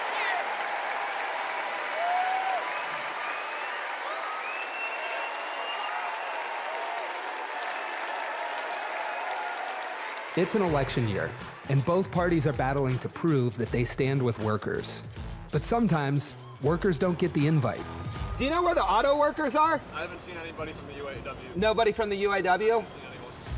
After we struggled to find any auto workers at Trump's Rally for Auto Workers, we hit the road to find out what Democrats have been up to. The Inflation Reduction Act is helping to fuel a boom in clean energy, creating 9 million new clean energy jobs over the next 10 years, once-in-a-generation investment. I thought that American manufacturing was supposed to be dead. Here I am looking at one of the biggest auto mega plants being built. We talked to workers in rural Tennessee who joined a union for the first time to build one of the largest battery plants in the country. We have 20-year-old people thinking about their future. We never did that. I got things now that I never thought I could have. Generational wealth, I'm working on that. Medical, dental, vision, pension, something to fall back on when it's all over with. We went to Vegas, where union workers are building America's first high-speed rail. To Lordstown, Ohio, where auto workers who lost their jobs under Trump returned to work at a new battery plant. This could be the future. This could bring industry back to Lordstown. We saw it in its heyday, and here we are. We have the opportunity to make the battery. And Milwaukee, where workers are replacing every lead pipe in the city. It helps with the struggle. You don't have to struggle with 2 or 3 jobs. You know, you can maintain with 1 job. This is my own neighborhood. This is your old neighborhood? Yes. Makes me feel good because I'm giving back something. It's easy for stories like these to get drowned out by fake worker rallies at non-union plants. Does anybody know that there's a Donald Trump event just an hour away from here? Yes? No? No. Was anybody invited to it? But over the last 4 years, only one party has invested trillions in clean energy, bringing back manufacturing and rebuilding infrastructure, putting workers at the center of it all. And this is just the start. Please welcome John Russell.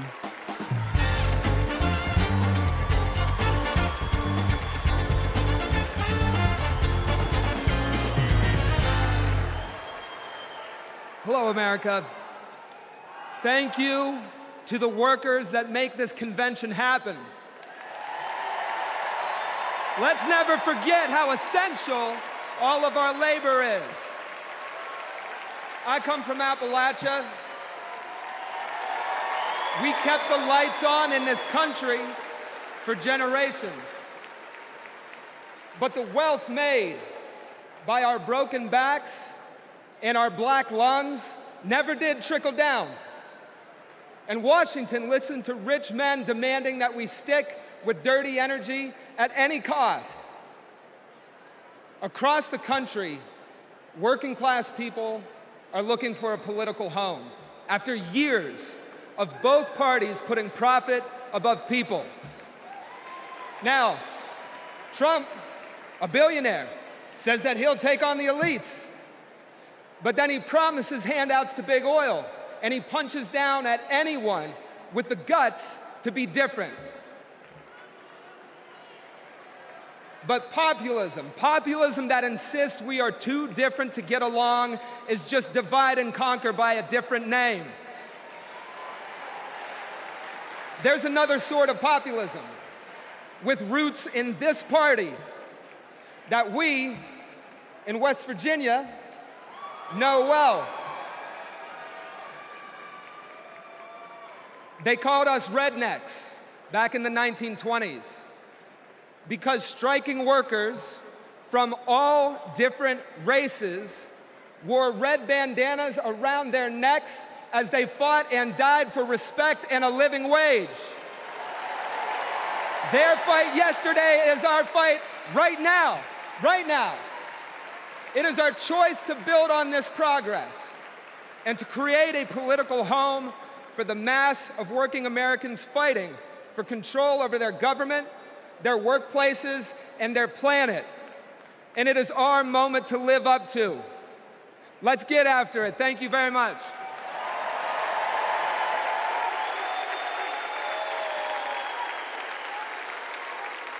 Don't know why, but I feel like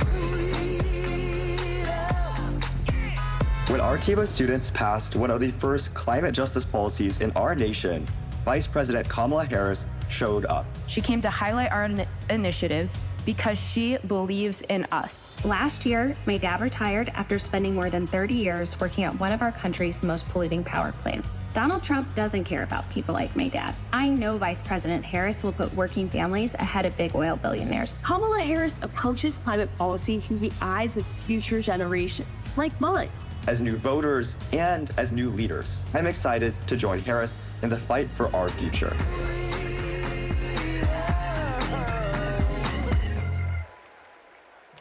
Please welcome Florida Representative Maxwell Frost.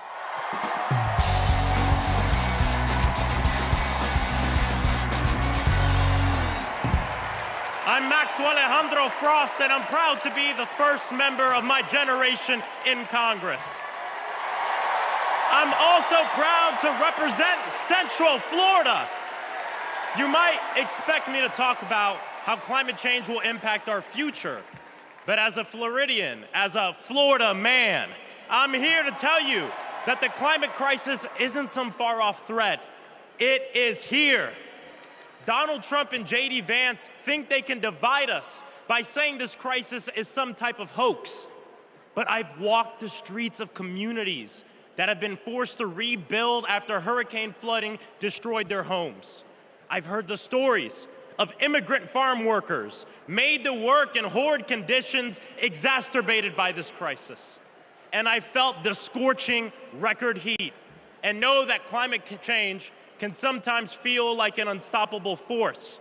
But with our movement and with organizing and an administration that cares, we are making progress. Kamala Harris and Joe Biden have proven that tackling this crisis creates jobs, that investing in clean energy protects our health, and that investing in mass public transit builds strong communities. And we must always remember that peace is essential to our climate and war destroys our environment. This election is about every drop of water that we consume and every breath we breathe. Fighting the climate crisis is patriotic. And unlike Donald Trump, our patriotism is more than some damn slogan on a hat. It's about actually giving a damn about the people who live in this country. Because when you love somebody, you want them to have clean air. When you love somebody, you want them to have safe drinking water. And when you love somebody, you want them to have a dignified job.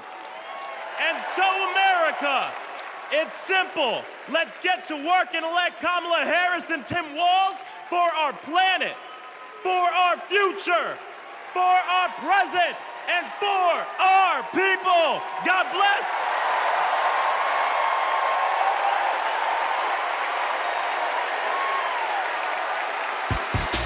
Ladies and gentlemen, if y'all are ready to send Madam Vice President and keep her in the White House, let me hear you make some noise! All I do is win, no matter what. Got money in my mind, I can never get it up. And every time I hit the building, everybody's hands go. Let me see. And they stay there, and they stay yeah, and they stay there, and they stay yeah, and they stay there.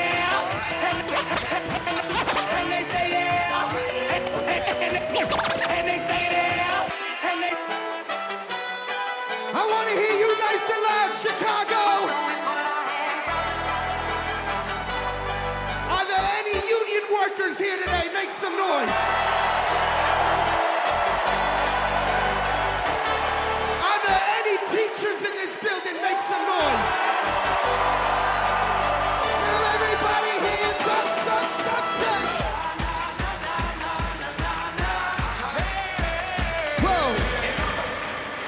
Thank you, ladies and gentlemen. I'm DJ Metro. We'll be back for more.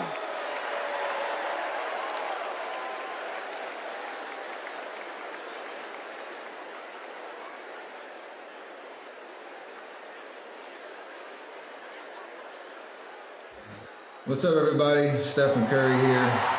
I know you all know I play for the Golden State Warriors, but man, What a great honor it was to represent Team USA and go out there and win that gold medal at the Olympics this summer. And that unity on and off the court reminded us all that together we can do all things and continue to inspire the world. That's why I believe that Kamala, as president, could bring that unity back and continue to move our country forward. This is about preserving hope and belief in our country, making sure families can be taken care of during their most precious times. I got to visit Kamala with my team in the White House last year, and I can tell you one thing I knew then and I definitely know now. The Oval Office suits her well. So in the words of Michelle Obama, do something. Go vote, be active. Let's show out in November like never before. It's been an honor for me to represent our country. It's an honor to support Kamala. So let's all do our part. God bless.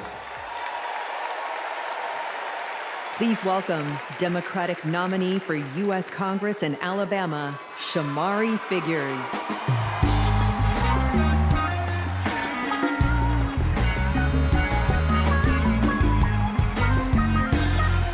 Good evening, America. And hello, sweet home, Alabama.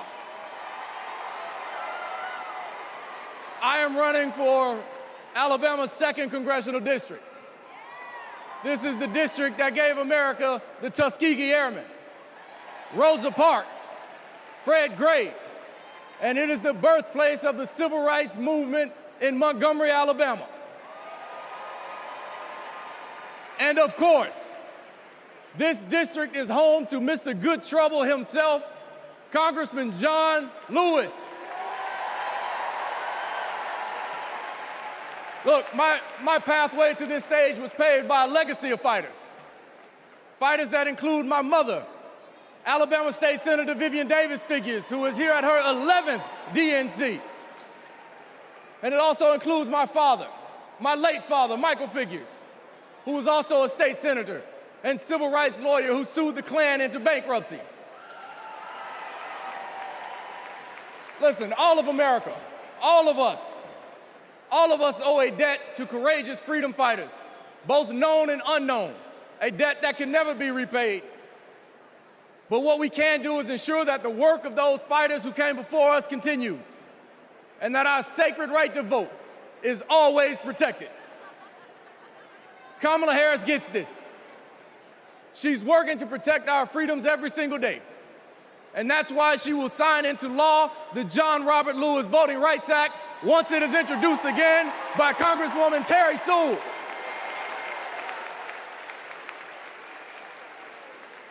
Listen, America, a California poet named Kendrick Lamar recently reminded us that sometimes we gotta pop out and show them. Well, America, it's time we pop out and vote. It's time we pop out from California to Alabama and all across America, and we show them that we are not going back. We are going forward, and we are going forward with Kamala Harris as the next president of the United States of America. Thank you. God bless you. Roll Tide. Let's go win this thing.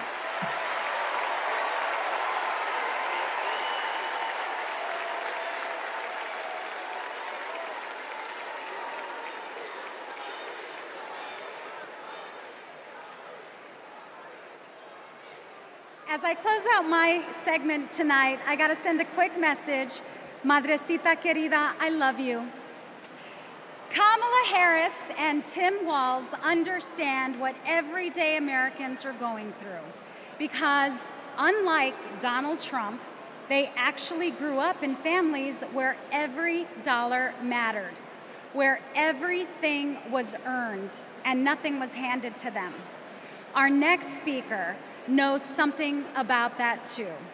Please welcome my dear friend, our fellow Texan, our next senator, Representative Colin Allred.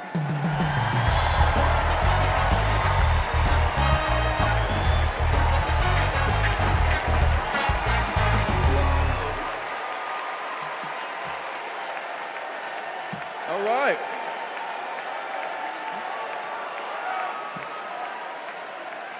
Hey, everybody. I'm Colin Allred. a congressman from Dallas, dad to 2 perfect little boys. And this November, I'm gonna beat Ted Cruz.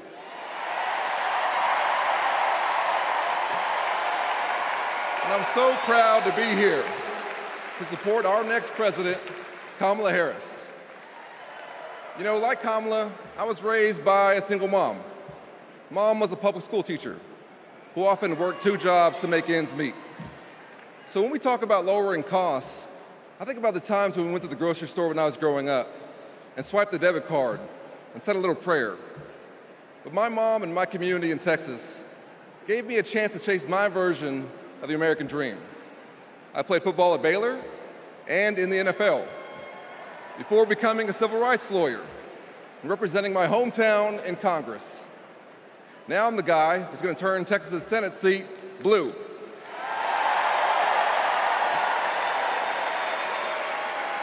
You know, in the NFL, we had a term for guys like Donald Trump and my opponent Ted Cruz. Me guys. You know the type. Talk a big game, only care about themselves, but you don't want to be stuck with them at a barbecue. The truth is, America has never been about me. As President Obama said, the single most powerful word in our democracy is the word we. We the people. We shall overcome. Yes, we can. And we've got a message for the me guys. We is more powerful than me. We will protect and restore reproductive freedom. We will secure the border. We'll protect Medicare and Social Security. And we'll turn the page and write a new chapter for this country and elect Kamala Harris to be the next president and beat Ted Cruz. Thank you all so much. God bless you, and may God bless Texas.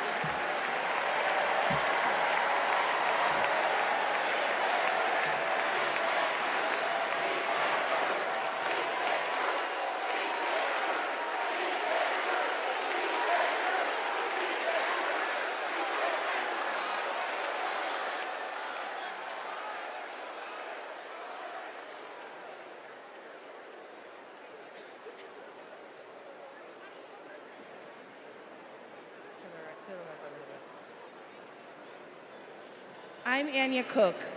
This is my husband, Derek, and our daughter, Anaya.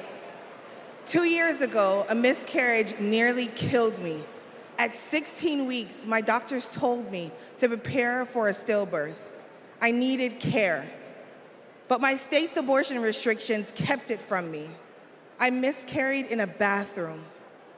I'll never forget my husband's face as he tried to stop the bleeding, trying to do what doctors should have been doing.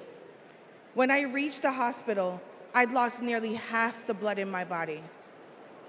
I can't change the past, but we can choose a different future.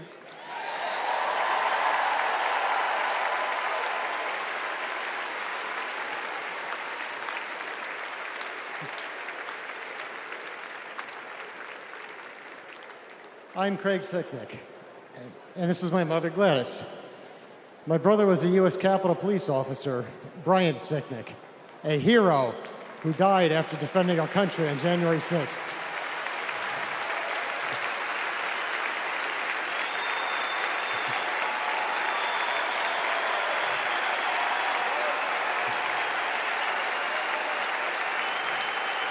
My family knows how dangerous Trump is. He incited the crowd while my brother and his fellow officers were putting their lives at risk. We need a real leader, not an autocrat who is stuck in the past. Brian, we miss you every day.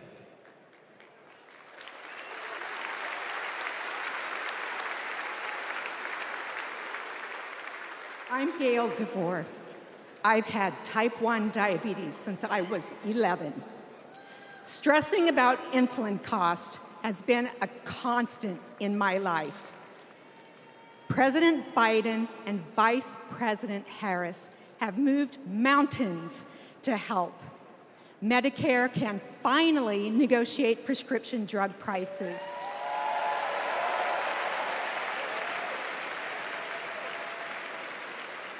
Insulin is capped at $35 for Medicare recipients. And when elected, Kamala Harris plans to extend that cap to the rest of us. That's the future I want. That's the future I am voting for.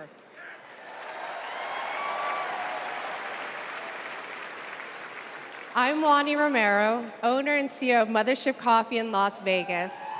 I put in work to build my business. When COVID hit, this administration's support kept us moving.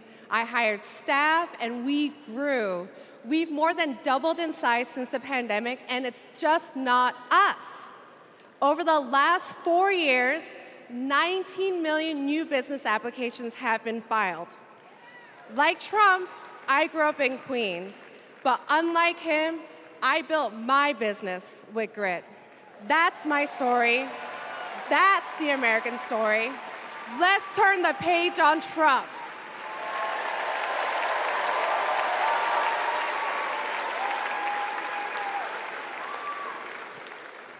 I'm Eric Fitz, and these are my sons, Christian and Carter.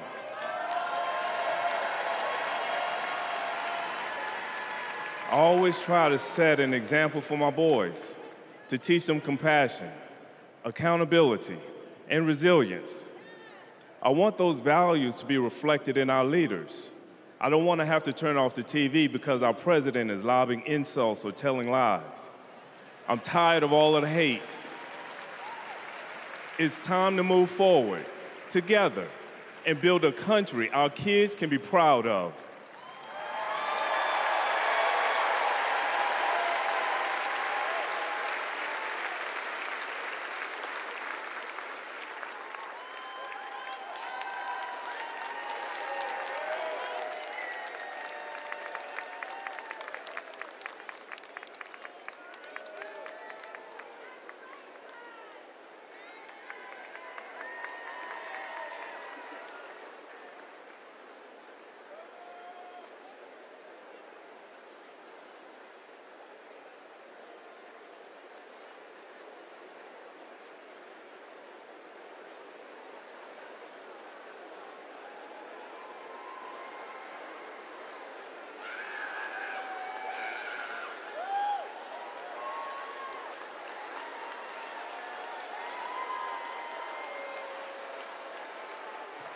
Please welcome the Bulls' official drumline, Chicago's own Pack Drumline.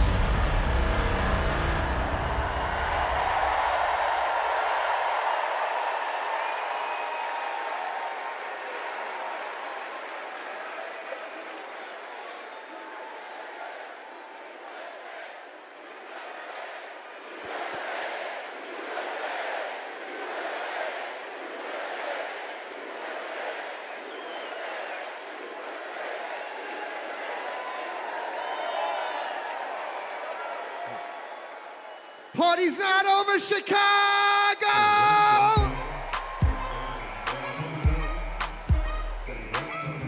What I want to see is those flags and those hands up in the air. Help me sing it out nice and loud. Y'all ready to get down and party with me one time? DNC say. 369, damn, get to me one more time and go. Get low, get low, get low, get low, get low, get low. To the window, to the wall, to the wall. To the sweat drop down my body.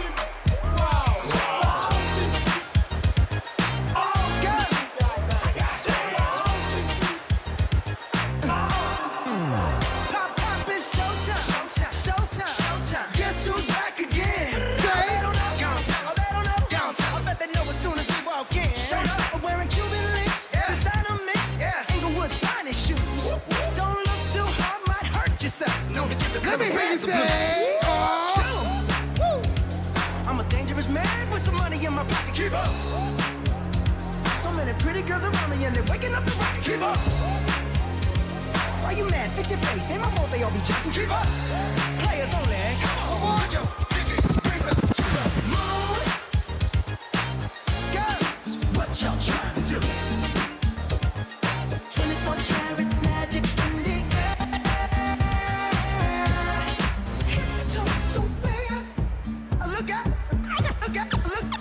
This ain't Texas, ain't no hold'em. So lay your cards down, down, down, down. Say! Lock your Lexus and throw your keys up. Stick around, round, round, round, round. Nice and loud. And I'll be damned if I can't slow dance with you. Come pour some sugar on me, honey, too. It's a real live boogie and a real live hold down. Don't be a come take it to the floor now. Woo! There's a tornado in my city. At the basement, that ain't pretty. Rugged whiskey, we surviving. All the red cup kisses, sweet redemption, passing time, yeah. Ooh, one step to the right, we headed to the dive bar we always thought was nice. Ooh, run me to the left. Texas, ain't no hold'em. Lay your cards down, down, down, down. So pop your Lexus, throw your keys up. Stick around, round, round, round, round. One more time, nice and loud. And I'll be damned if I can't slow dance with you. Come pour some sugar on me, honey, too. It's a real live boogie and a real live hold down. Don't be a anchor, take it to the right.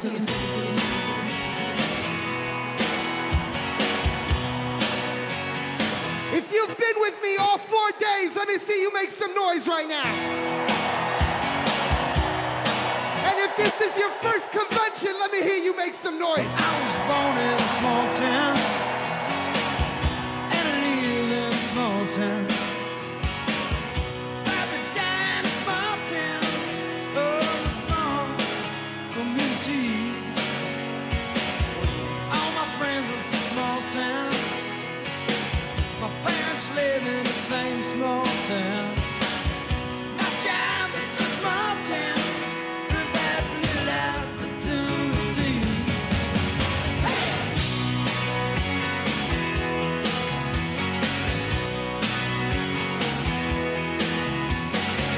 Educated in a small town, taught to fear Jesus in a small town. Used to daydream in that small town, another foreign romantic, that's me. But I've seen it all in a small town. Had myself a ball in a small town. Met an LA dollar, brought him to this small town. That small town, just like me. Hold on inside.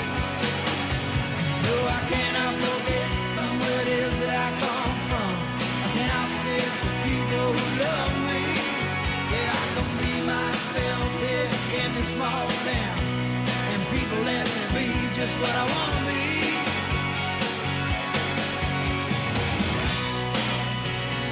Ooh,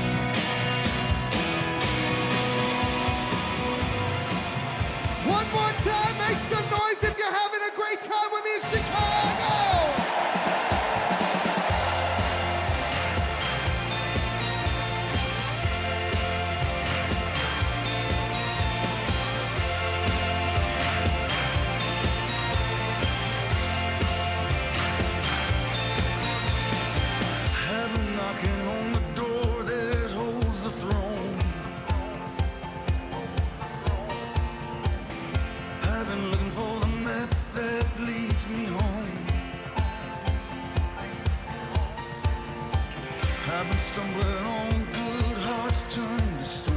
The road of good intentions is gone dry as a bone. We take care of our own. And we say, we take care of our own. One more, wait.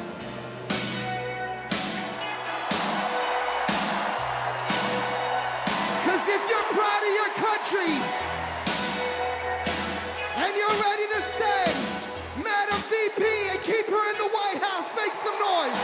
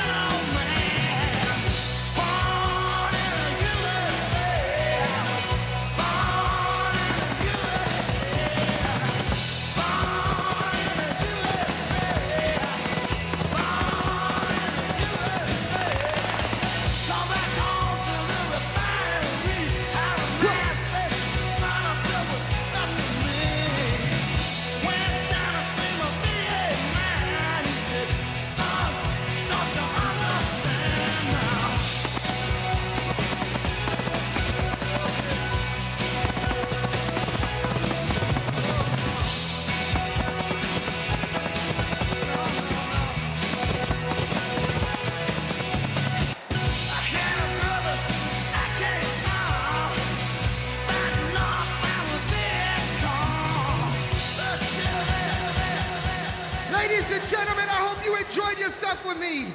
My name is DJ Metro from Chicago. Thank you for having me.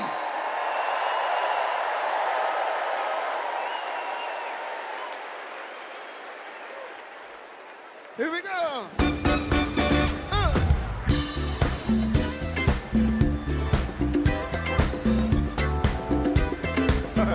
Knock me out.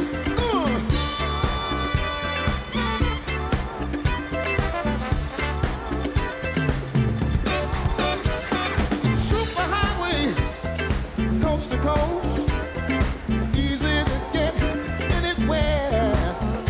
On the transcontinental overload, just slap behind the wheel. How does it feel? There's no destination. Too far and somewhere on the way. You might find out who you are, living in America. Eye to eye, station to station, living in America. Hand in hand, across the nation, living in America. I got to have a celebration. Rock my soul, yeah. Come on, smoke that, fat back, many miles of railroad track. All night, the radio, keep on running through your rock and roll soul. All night diners keep you awake on black coffee and a hard roll. I like to walk around,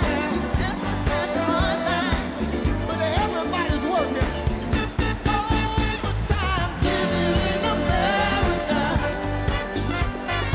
Eye to eye, station to station.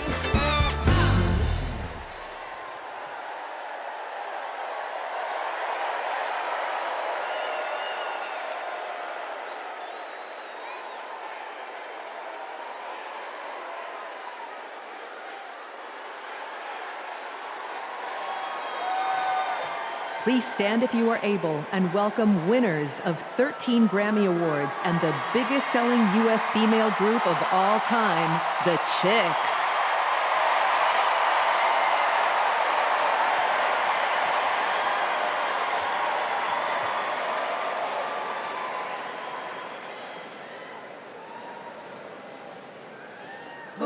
Oh, say, can you see by the dawn's early light what so proudly we hailed at the twilight's last gleaming, whose broad stripes and bright stars through the perilous fight o'er the ramparts we watched were so gallantly streaming, and the rockets' red glare, the bombs bursting in air, gave proof through the night that our flag was still there.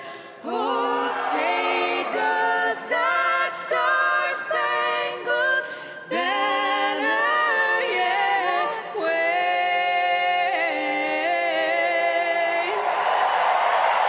o'er the land of the free and the home of the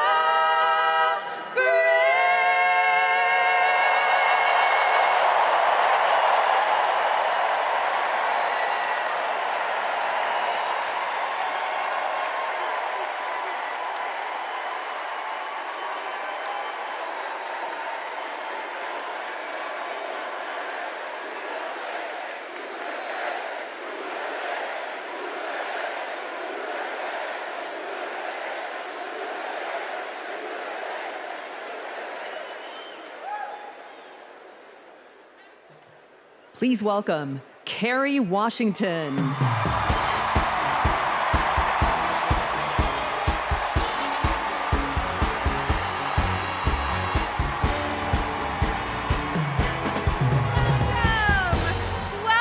to the final night of the Democratic National Convention.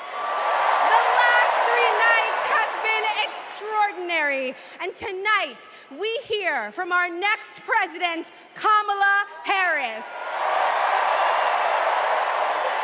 Now, as I stand here, I know that there are folks on social media already saying, go back to your TV show, shut up and act.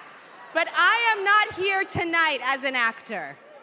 I am here as a mother, as a daughter, as a proud union member. I am here as the granddaughter of immigrants, as a black woman descended from enslaved people. I am here tonight because I am an American and because I am a voter and because we, the people, are stronger when all our voices are heard. Look, I know that I am the one standing on this stage, but I am not the lead character in this story. You are. All of you. You are the messengers. You are the fixers. Dare I say it, you are the Olivia Popes. You are the superheroes saving this democracy. It is you, not me, who have the greatest power to convince your loved ones to vote. So, just like Michelle Obama told us, let's do something. Let's make a video. Everybody take out your phones. Everybody take out your phones. We're gonna make a moment. Can somebody bring me my phone? I wanna capture this historic moment and share it with the people that we love. Oh, hi! What'd you do? Come on over here.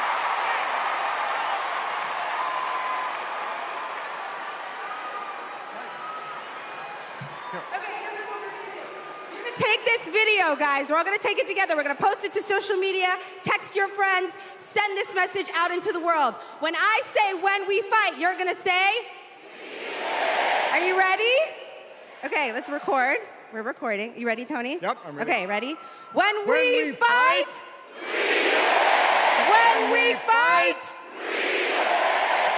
when we fight,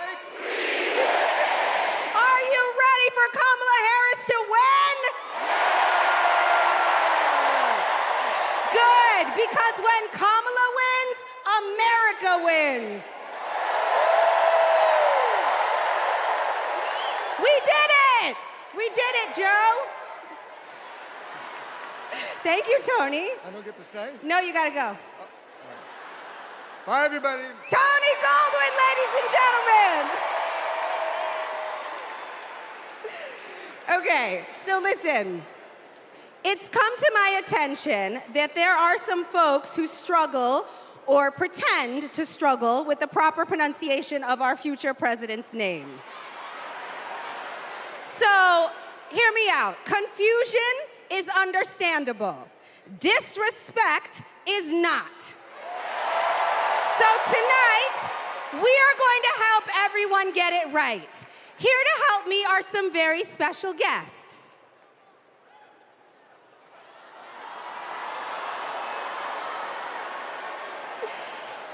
Thank you, ladies. Can you tell us your names? Hello, everybody. My name's Amara. And my name is Leela, her little sister. And what are you here to do? To teach you how to say your auntie's name. Okay. So how do you pronounce it? First you say comma like a comma in a sentence. Then you say la like la la la la la. Put it together and it's 1, 2, 3, Kamala. All right, so let's practice. Everybody over here say comma. Everybody over here say la. Together.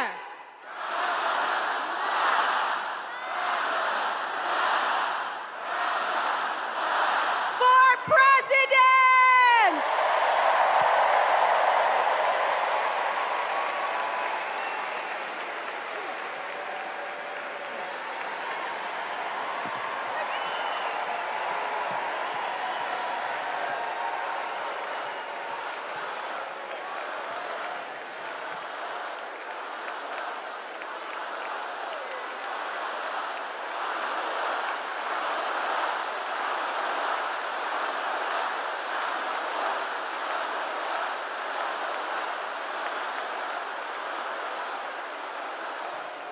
Please welcome Mina Harris, Ella Emhoff, and Helen Hudlin.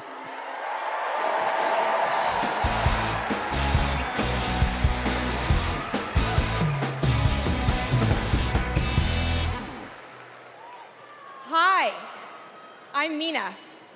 I'm Ella. And I'm Helena. I grew up in Oakland, California, in a house full of extraordinary women. My mom, my grandma, and my auntie, who showed me the meaning of service, helping her sister, a 17-year-old single mom, fighting for justice for the American people, and still cooking Sunday family dinner. She guided me, now she's guiding my own children, and I know she'll guide our country forward. Kamala came into my life when I was 14. Famously a very easy time for a teenager. Like a lot of young people, I didn't always understand what I was feeling. But no matter what, Kamala was there for me. She was patient, caring, and always took me seriously. She's never stopped listening to me, and she's not going to stop listening to all of us.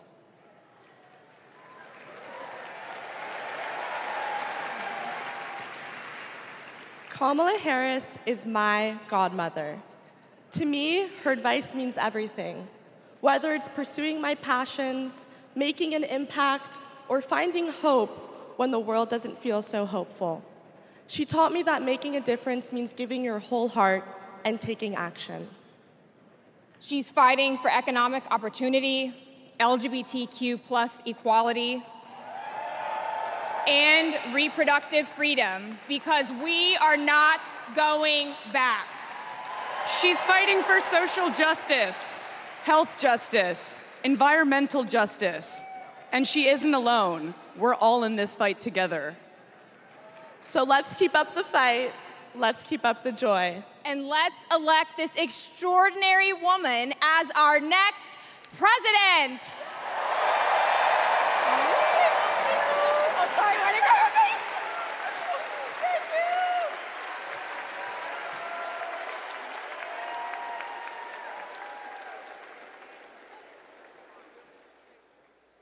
Please welcome actor and comedian D.L. Hughley.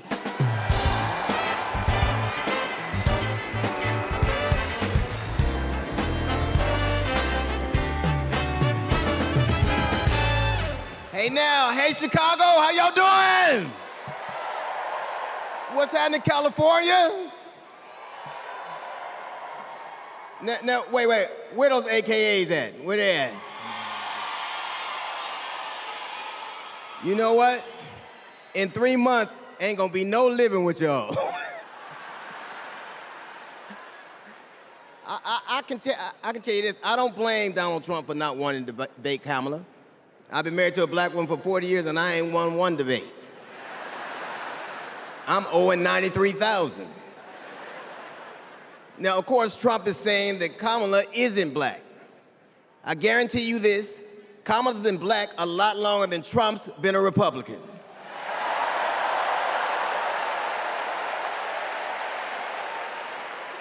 And if he keeps sliding in the polls the way he is, the only way he can keep Kamala out of the White House is if he buys it and refuses to rent it to her.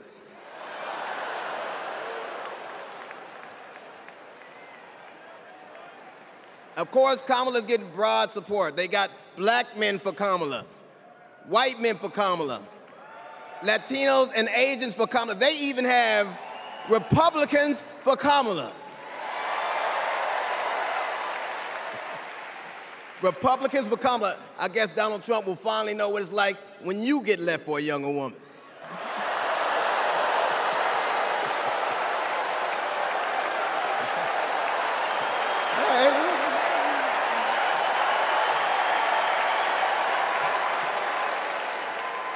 But seriously, Kamala knows the truth about the American dream, that hard work is not enough.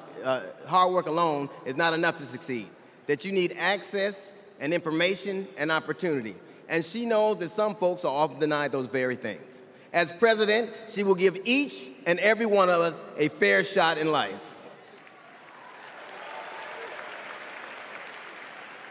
But I have to admit, I didn't always believe that. I mean, if you told me the 15-year-old me would be on stage supporting a prosecutor and a teacher,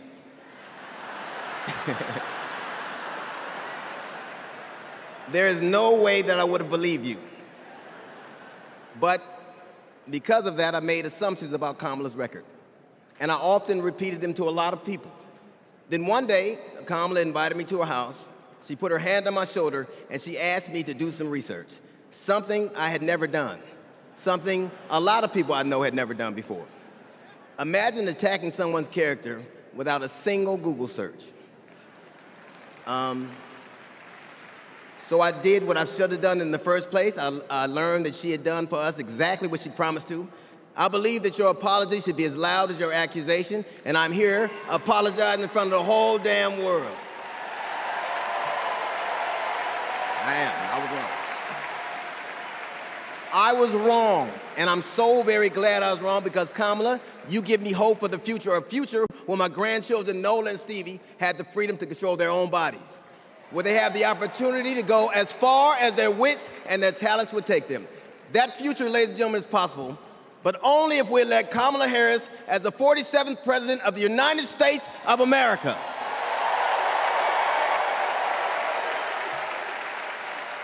I will say this to you. The best piece of advice I've ever gotten in my entire life is you don't have to know what you will do, just know what you won't. And we won't go back.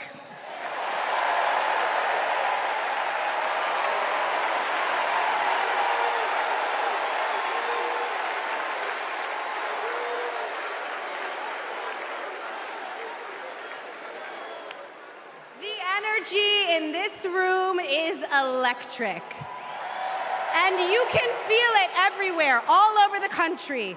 In the coming weeks, I want us to find ways to maintain this energy and this joy and this commitment, because there will be days when the work ahead seems impossible.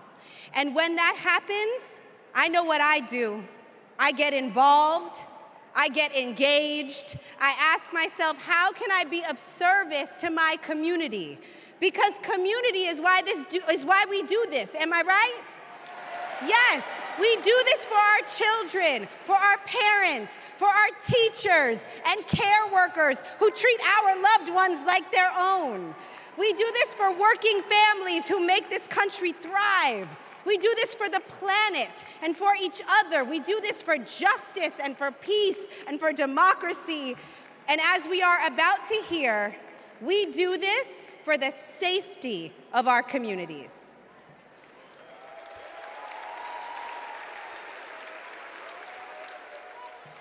Please welcome Genesee County, Michigan Sheriff Chris Swanson.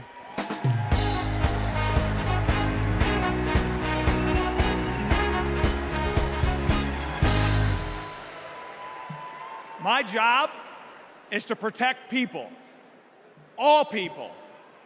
In 2020, righteous anger spilled over into the streets of Flint, Michigan.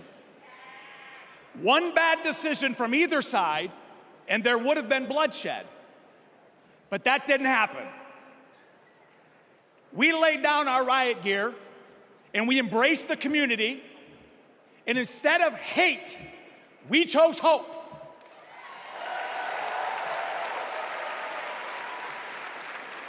On January 6th, the opposite occurred. That day was paved with division, deceit, and denigration. Police officers were attacked that day. It could have been stopped. We need a leader who will embody what's affixed to all three sides of my sheriff patrol cars: protect, serve, and unify. Kamala Harris is that leader.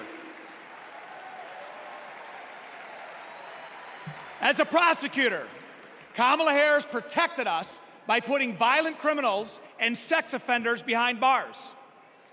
If I was in a courtroom, she's exactly the tough prosecutor that I'd want to see. As vice president, she served America by keeping us safer. And I can testify firsthand, where I come from, crime is down and police funding is up. As president, Kamala Harris will unify our country. She will bring us together because our country needs a leader who will go toe-to-toe with drug cartels and bullies. One who has already taken the oath, raised her right hand to advocate for the people. I can tell you in 2020, we were able to turn a protest into a peaceful movement by walking together. One city, one community, and one country. America, let's walk. Let's walk. Let's walk together and let's elect Kamala Harris and turn hate into hope yet again. Thank you.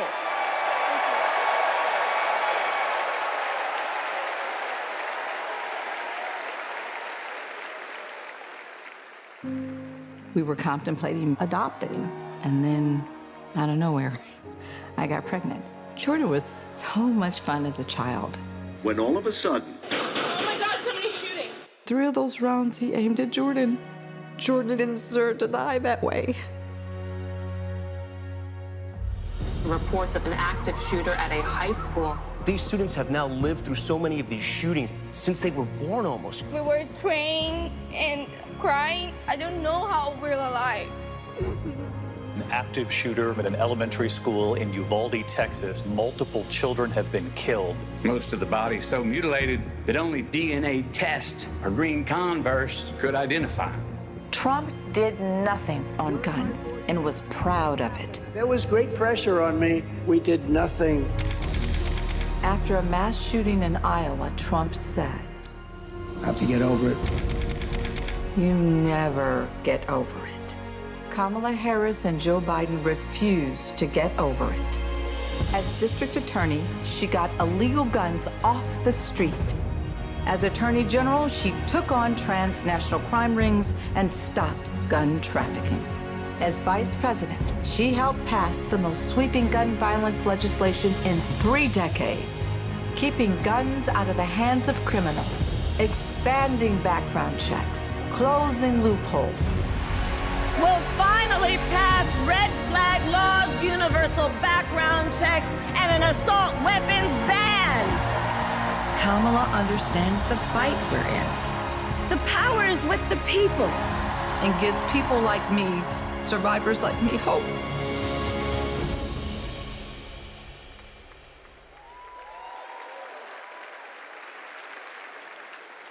When I worked for Everytown Please for gun welcome safety. Georgia Representative Lucy McBath.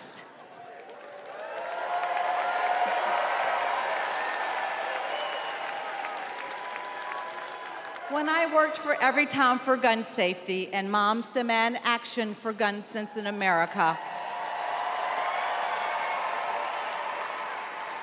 I saw firsthand the power of telling our stories. You've just heard mine, but there are many more to tell.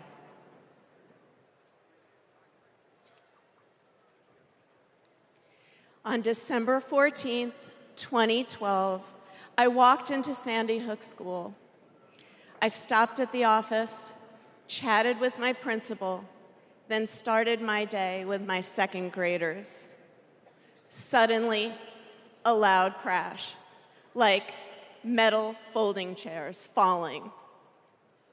154 gunshots blaring.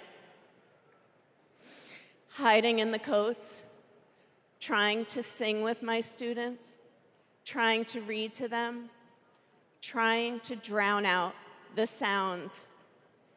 Terror, crying, running. I carry that horrific day with me.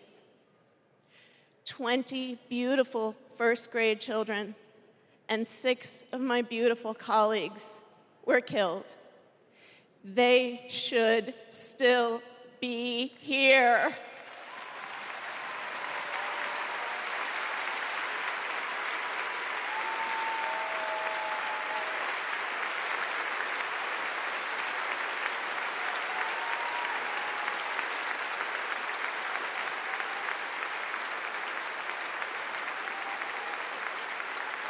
It's 10:30 a.m. at Robb Elementary in Uvalde. The school is recognizing my 10-year-old daughter, Lexi, for receiving all A's. She receives a Good Citizen Award, and we pose for photos. She wears a St. Mary's sweatshirt and a smile that lights up the room. 30 minutes later, a gunman murders her, 18 classmates, and 2 teachers. We are taken to a private room where police tell us she isn't coming home. Uvalde is national news. Parents everywhere reach for their children. I reach out for the daughter I will never hold again.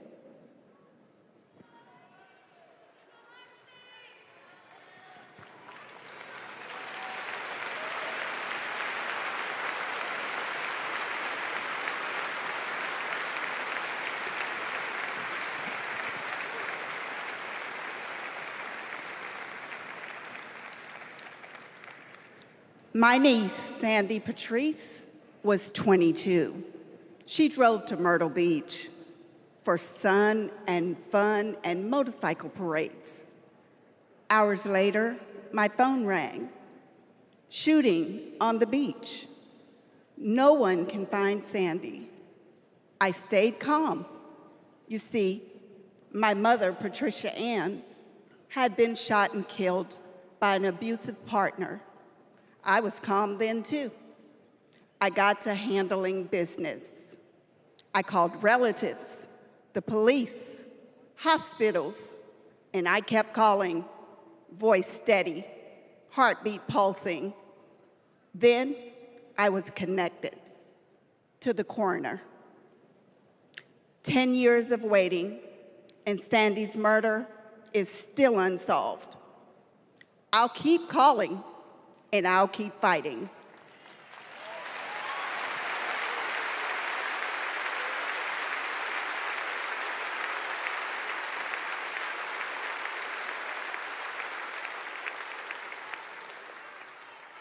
I was in high school when my classmate got shot. It changed my story. Instead of worrying about taking a test, I started worrying about living to take another test. They say schools are for learning, and I did learn a lot that day. I learned how to run, how to hide and drop, that what happens in the news can happen to me. But I learned something else too, that we can write and must write a new story if we choose to.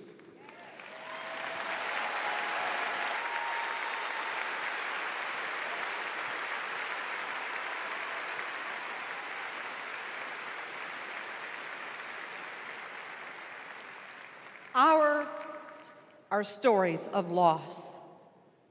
But make no mistake, our losses do not weaken us. They strengthen our resolve. We will secure safer futures that we all deserve. We will organize. We will advocate. We will run for office.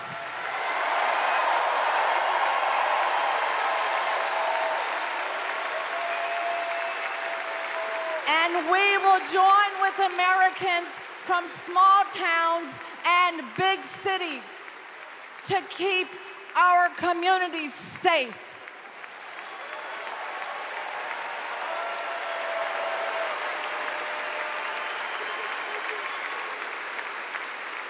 And we will elect leaders like Kamala Harris, who won't just empathize, but will act.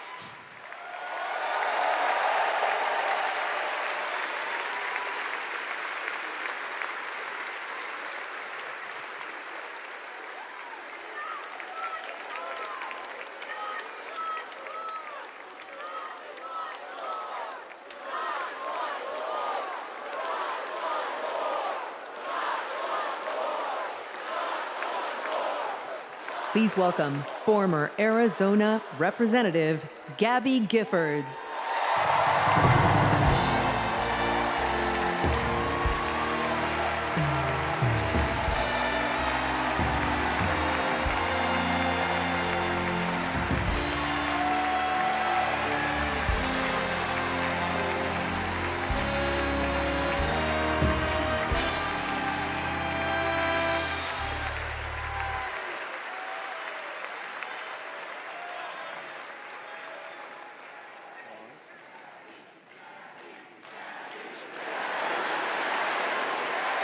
Hello, fellow Americans!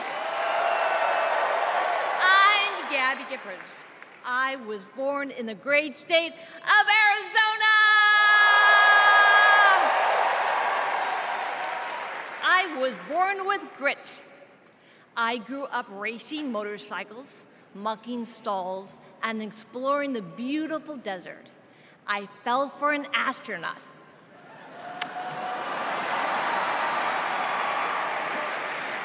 For 5 years, I served in Congress from a swing district.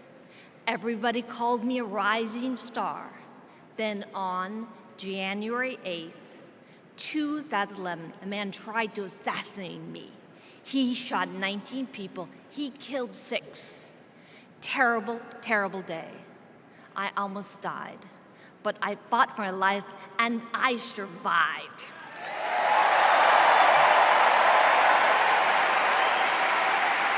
I learned to walk again, one step at a time. I learned to talk again, one word at a time. So many people helped me as I worked hard to recover, including a decent man for Delaware who always checked in. He still does. Thank you, Joe Biden. Thank you for everything. Joe is a great president. My friend Kamala will be a great president. She is tough. She has grit. Kamala can beat the gun lobby. She can fight gun trafficking. Kamala stood up to Wall Street and the drug company. She will protect abortion access.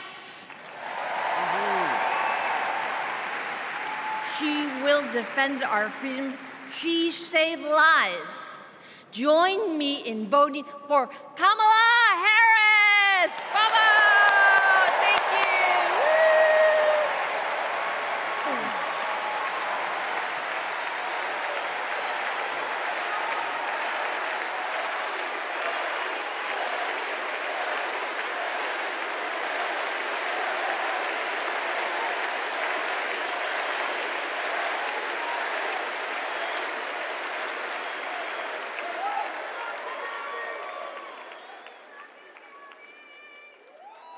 Don't know why, but I feel like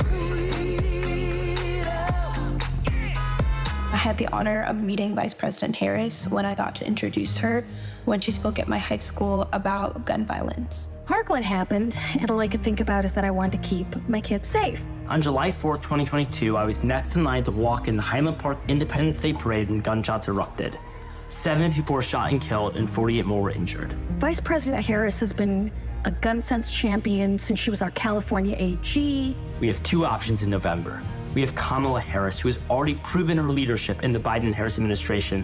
They passed the first ever comprehensive gun reform in 30 years. Meanwhile, Donald Trump has cozied up to the NRA and the gun lobby. I have full confidence in Vice President Harris that she's dedicated to and committed to finding a solution to end gun violence.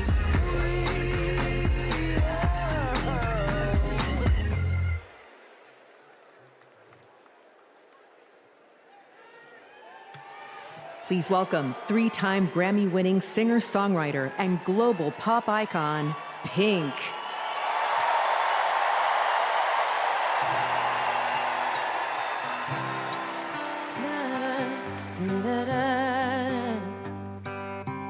We're searchlights we can see in the dark. We are rockets pointed up at the stars. We are billions of beautiful hearts. You sold us down the river too far. What about us? What about all the times you said you had the answer? What about us? What about all the broken happy ever afters? Oh, what about us? What about all the plans that ended in disaster? What about love? What about trust? What about us? We are problems that want to be solved. We are children that need to be loved. We were willing, we came when you called. But man, you fooled us. Enough is enough. Oh, what about us? What about all the times you said you had the answer? What about us? What about all the broken happy ever afters? What about us? What about all the plans that ended in disaster? What about love? What about trust? What about us? Sticks and stones, they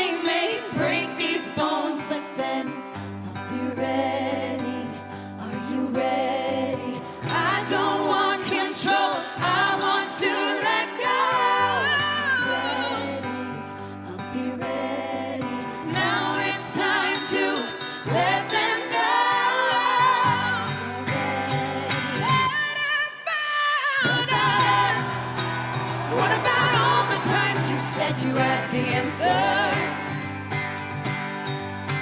So what about us? What about all the broken happy ever afters? What about us?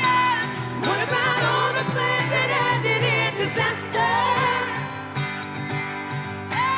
What about love? What about trust? What about us? What about us? What about us? What about us?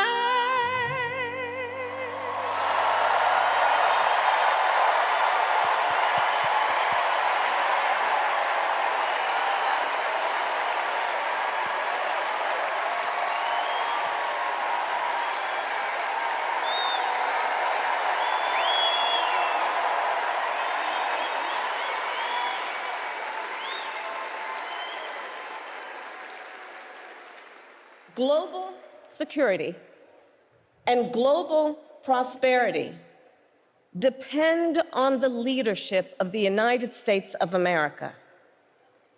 And a strong America remains indispensable to the world. Our democratic ideals of freedom and liberty inspire billions, and our military is the strongest in the world. Our military is a force that underwrites global stability and our national security.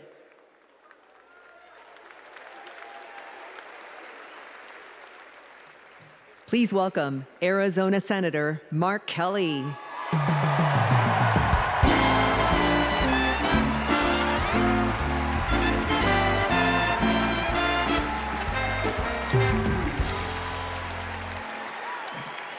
Hello, Chicago. Hello, Democrats.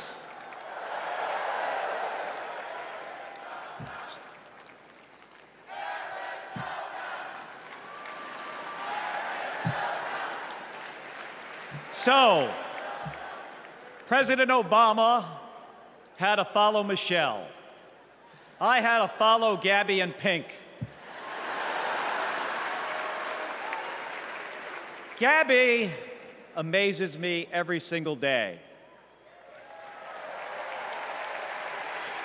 She was able to walk out and address you tonight because she's a fighter.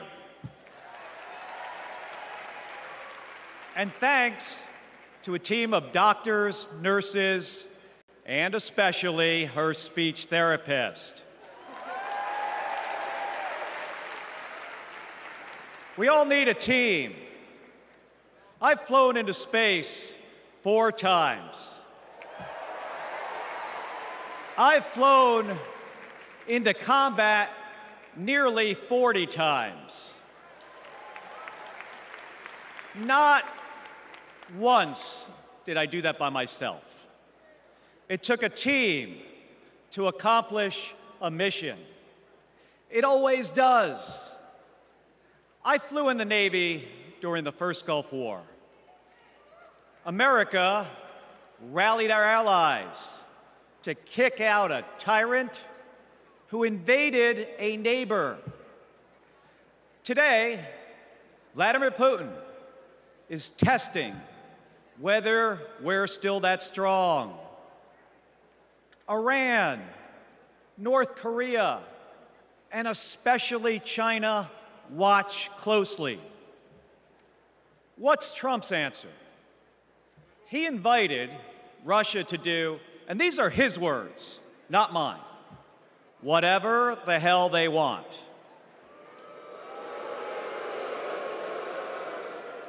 Vice President Harris has always championed America's support for NATO, for Ukraine, and for the Ukrainian people. On the Senate Intelligence Committee, she investigated Russian interference in our election. She defends free and fair elections everywhere. You already know how Trump feels about those. Donald Trump skipped his intelligence briefings. He was too busy sucking up to dictators and dreaming of becoming one himself. Trump thinks that Americans who have made the ultimate sacrifice are suckers and losers. If we fall for that again and make him the commander-in-chief, the only suckers would be us. Kamala Harris knows that standing with our allies means standing up for Americans. She'll keep modernizing our military to support our troops and to support our veterans like our next Vice President, Tim Walz.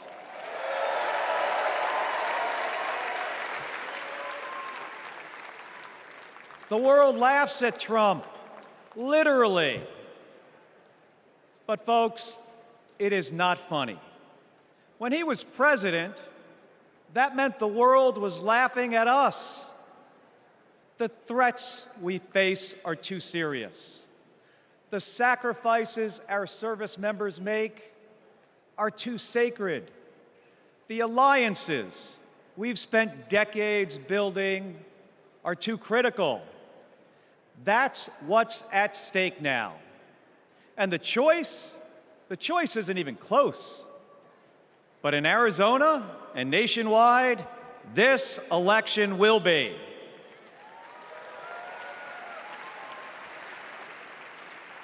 We'll win in the same way we launch rockets into space and land fighter jets on an aircraft carrier as one team on one mission. State by state, voter by voter, coming together. No country is better than ours at solving big problems. So, on November 5th, let's prove that America is still the leader the world needs today by electing the leader we need right now, Kamala Harris. Thank you, everybody. Thank you.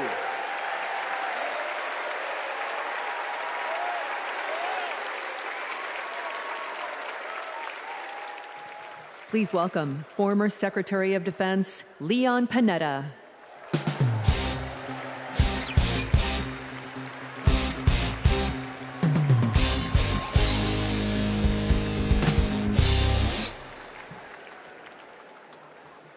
My fellow Americans, I'm proud to have served in the Army, the Congress, the White House, Chief of Staff, CIA Director, and Secretary of Defense.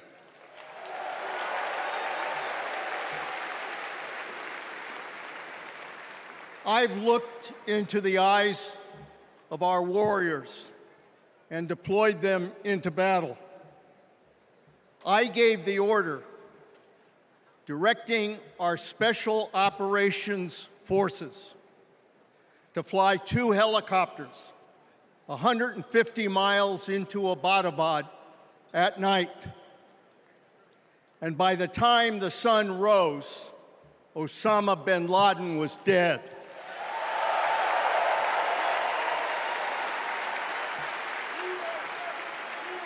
Because nobody attacks our country and gets away with it. Nobody.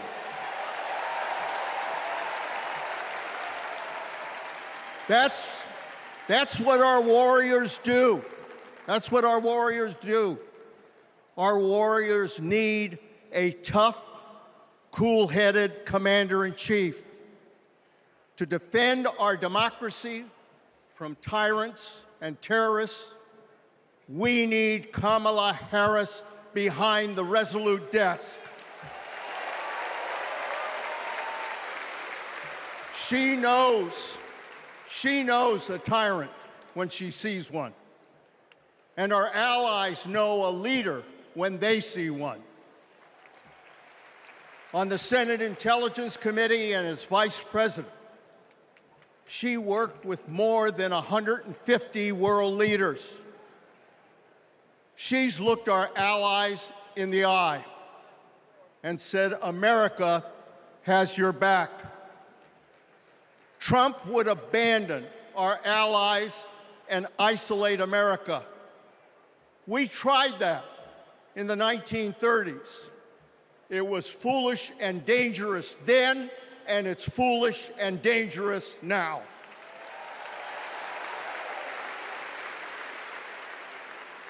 Listen to President Reagan. President Reagan. Isolationism never was and never will be an acceptable response to tyrannical governments. Never. Trump tells tyrants like Putin they can do whatever the hell they want. Kamala Harris tells tyrants, the hell you can, not on my watch. She's worked with President Zelensky to fight back against Russia.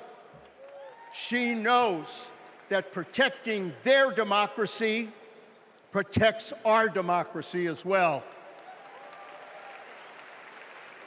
Look, Donald Trump does not understand the world, and he does not understand the service and sacrifice of our military.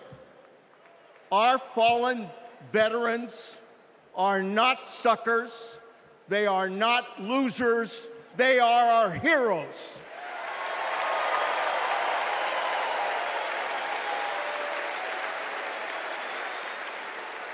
Kamala Harris will honor our veterans. And in Tim Walz, we will have a vice president who has served in uniform honorably for 24 years.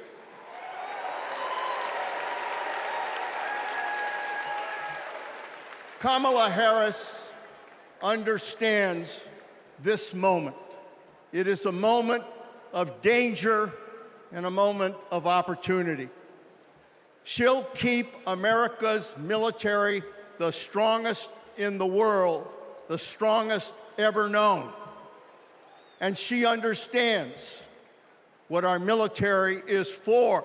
The role of our military is to defend us from foreign enemies. It is not to threaten Americans, and it sure as hell isn't to put immigrants in camps.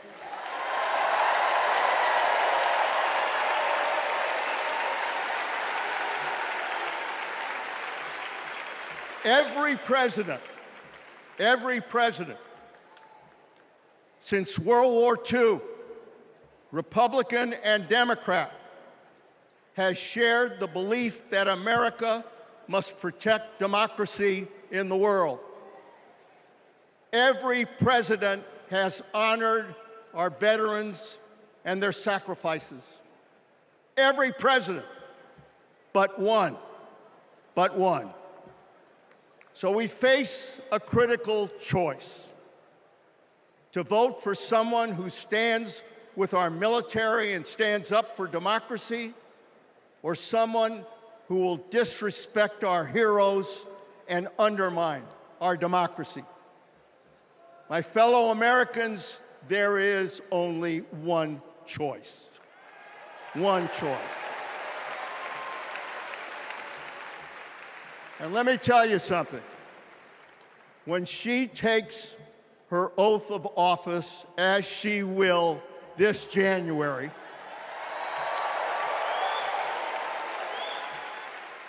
our allies will cheer, our enemies will fear, and we will have a commander-in-chief that we can trust. God bless our veterans, and God bless our country.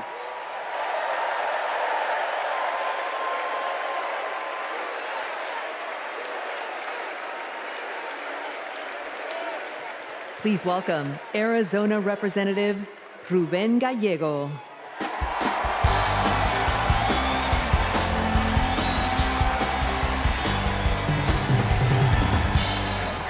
I'm a dad, husband, congressman, and the proudest Arizonan you'll ever meet.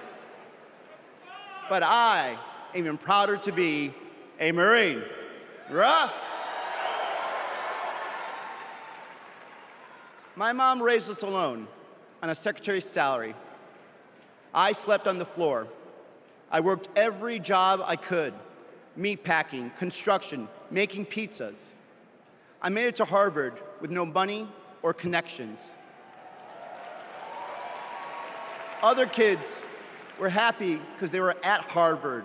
I was happy because I finally had a mattress. Then I enlisted, fought alongside my brothers with Lima 325 in Iraq. They called us Lucky Lima, but our luck ran out. We saw some of the heaviest combat of the war. And when we got home, the government failed to help us readjust. We have a duty to care for our patriots who serve our nation.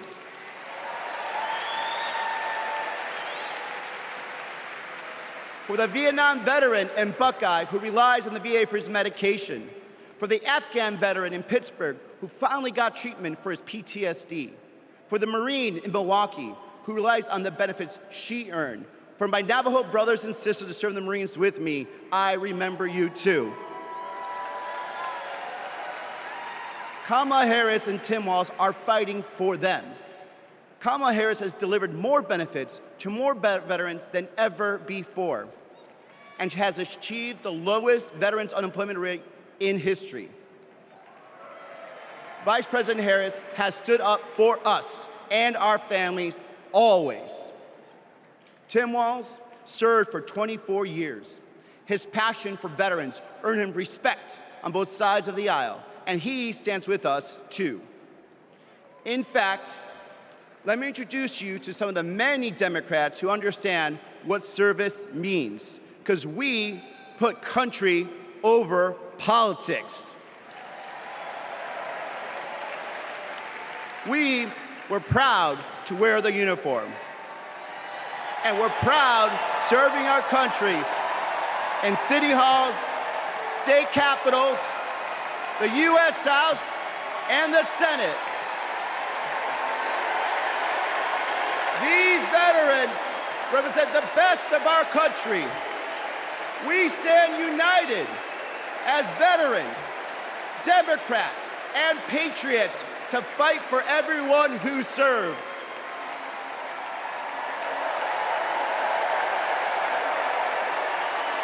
But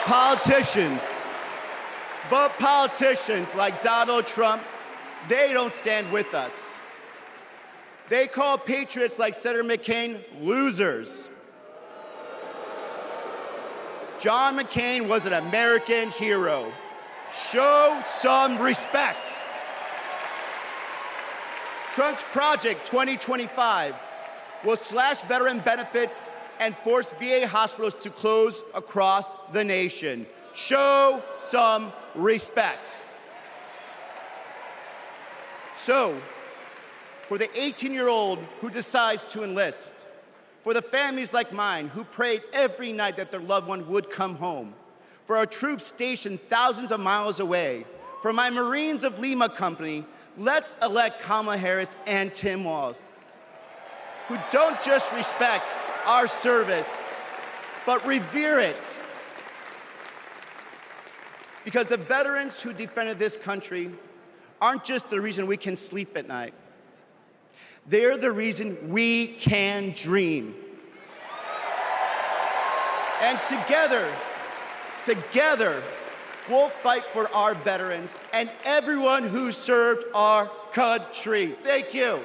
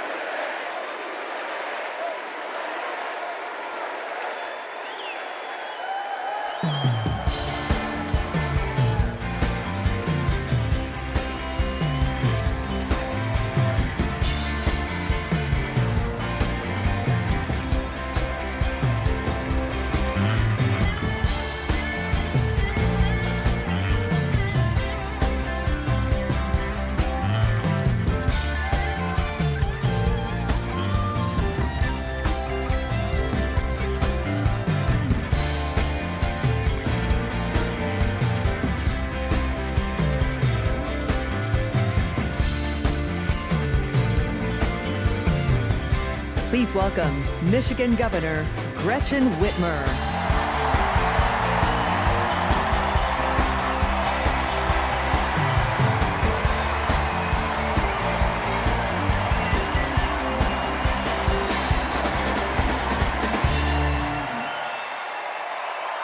I'm Governor Gretchen Whitmer.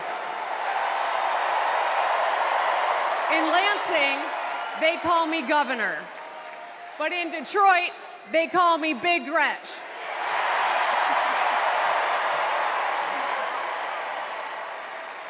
Donald Trump called me that woman from Michigan as an insult. Being a woman from Michigan is a badge of honor.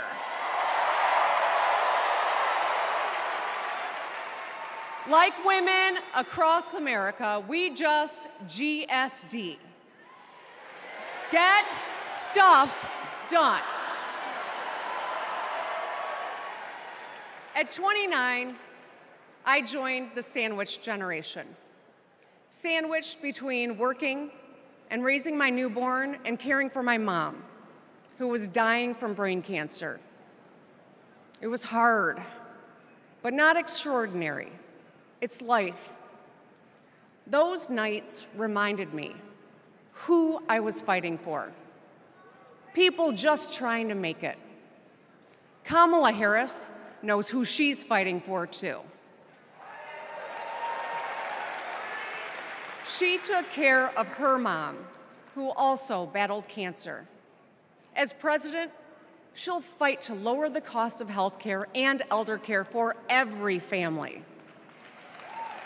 She's lived a life like ours. She knows us. Donald Trump doesn't know you at all. You think he understands that when your car breaks down, you can't get to work? No. His first word was probably chauffeur. You think he's ever had to take items out of the cart before checking out? Hell, you think he's ever been to a grocery store? That's what the chauffeur is for. But Kamala Harris, she gets us. She sees us. She is us.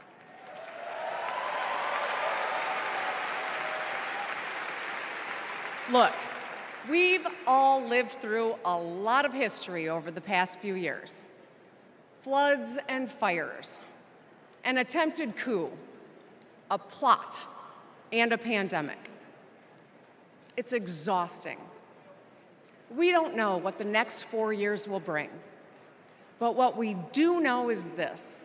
Through it all, your life won't stop. You're gonna have to get to work, pick up the kids, and pay your bills. And then one day, when you're just trying to get everyone out the door, a news alert goes off. Something happened. Something hit the fan. You'll ask, is my family gonna be okay? And then you'll ask, who the hell is in charge? What if it's him? What if it's that man from Mar-a-Lago?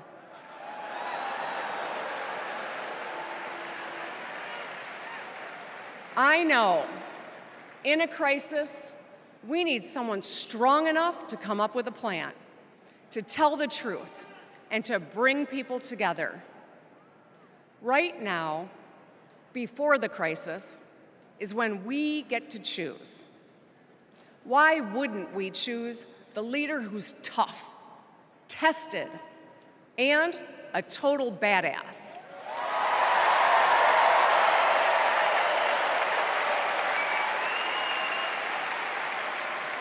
I know who I want as our commander-in-chief. America, let's choose Kamala Harris.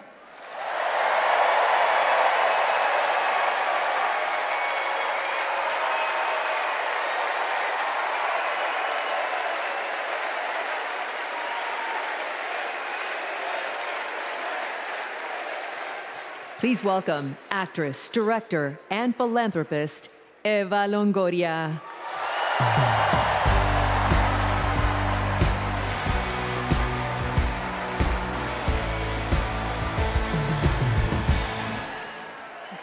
Hello, Chicago! Yes!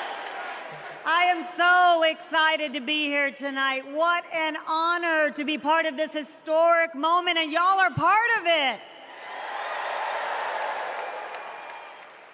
Look, I have known Kamala Harris for more than a decade, and she comes from a family a lot like mine, and I'm sure a lot like yours.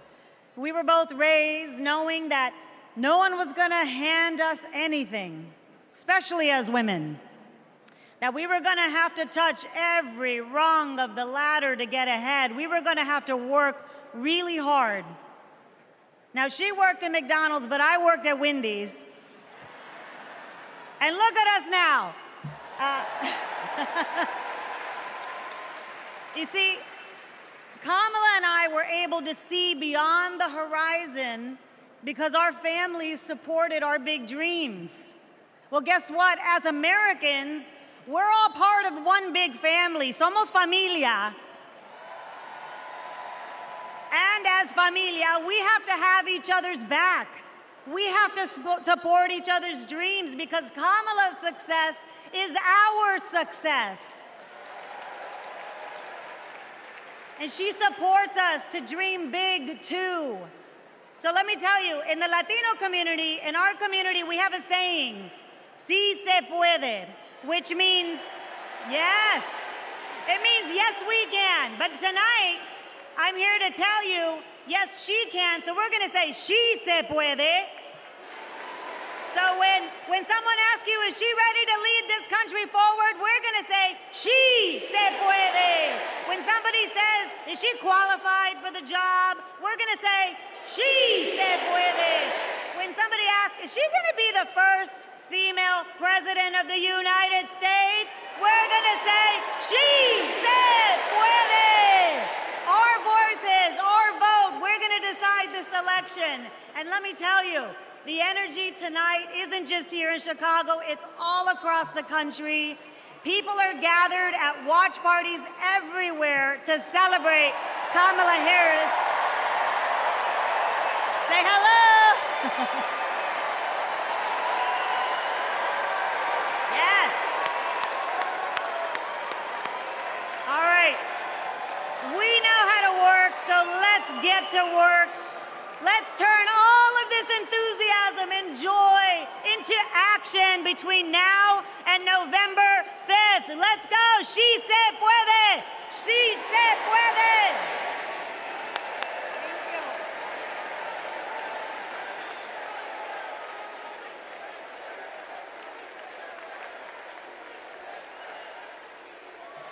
Please welcome former Illinois Republican Representative Adam Kinzinger.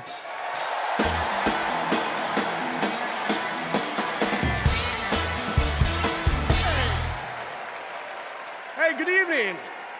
Good evening. Thank you, thank you, thank you. I'm Adam Kinzinger, and I am proud to be in the trenches with you as part of this sometimes awkward alliance that we have to defend truth, defend democracy, and decency. I was just a kid when I was drawn to the party of Ronald Reagan, to his vision of a strong America, the shining city on a hill. I was a Republican for 12 years in Congress, and I still hold on to the label. I never thought I'd be here, but listen, you never thought you'd see me here, did you? But I've learned something about the Democratic Party, and I want to let my fellow Republicans in on the secret. The Democrats are as patriotic as us.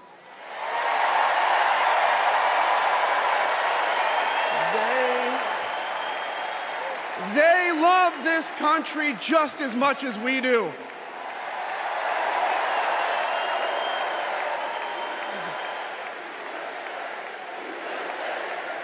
And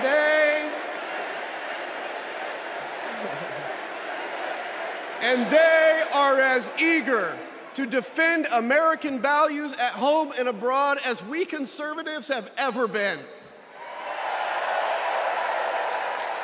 I was relieved to discover that because I've learned something about my party too, something I couldn't ignore. The Republican Party is no longer conservative. It has switched its allegiance from the principles that gave it purpose to a man whose only purpose is himself. Donald Trump is a weak man pretending to be strong.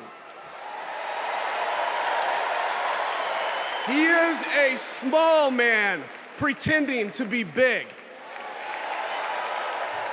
He's a faithless man pretending to be righteous. He's a perpetrator who can't stop playing the victim. He puts on, listen, he puts on quite a show, but there is no real strength there. As a conservative and a veteran, I believe true strength lies in defending the vulnerable. It's in protecting your family. It's in standing up for our Constitution and our democracy. That is the soul of being a conservative. It used to be the soul of being a Republican, but Donald Trump has suffocated the soul of the Republican Party.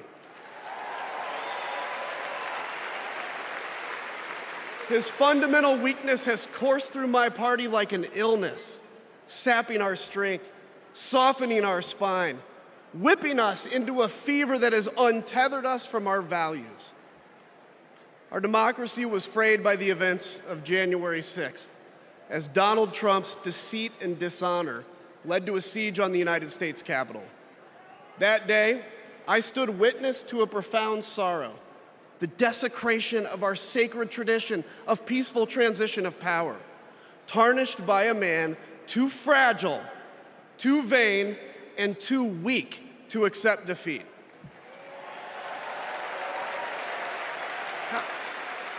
How can a party claim to be patriotic if it idolizes a man who tried to overthrow a free and fair election? How can a party claim to stand for liberty if it sees a fight for freedom in Ukraine, an attack pitting tyranny against democracy, a challenge to everything our nation claims to be, and it retreats, it equivocates, it nominates a man who is weirdly obsessed with Putin? And his running mate who said, quote, "I don't care what happens in Ukraine." Yeah, and he wants to be vice president. Yeah. How can a party claim to be conservative when it tarnishes the gifts that our forebears fought for? Men like my grandfather, who served in World War II, who believed in a cause bigger than himself, and he risked his life for it behind enemy lines. To preserve American democracy, his generation found the courage to face down armies. Listen, all we're asked to do is to summon the courage to stand up to one weak man.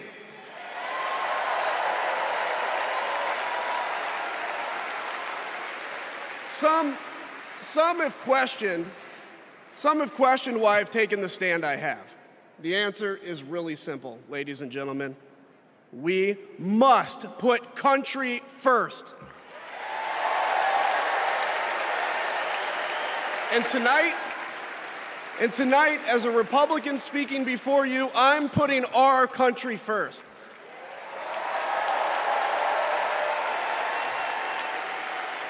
Because the fact is, I do belong here. I know Kamala Harris shares my allegiance to the rule of law, the Constitution, and democracy. And she is dedicated to upholding all three in service to our country. Whatever policies we disagree on pale in comparison with those fundamental matters of principle, of decency, and of fidelity to this nation.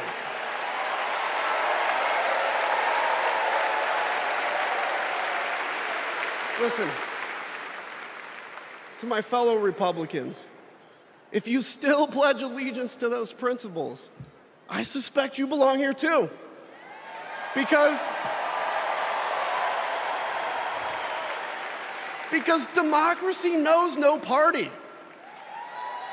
It's a living, breathing ideal that defines us as a nation. It's the bedrock that separates us from tyranny, and when that foundation is fractured, we must all stand together, united, to strengthen it.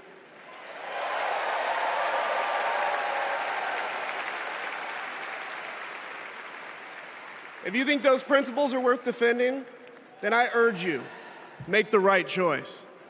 Vote for our bedrock values, and vote for Kamala Harris. God bless you.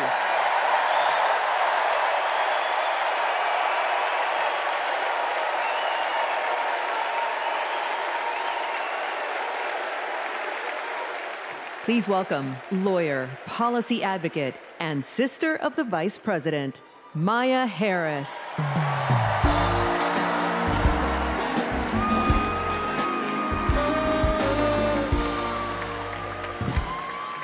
Hello, Chicago.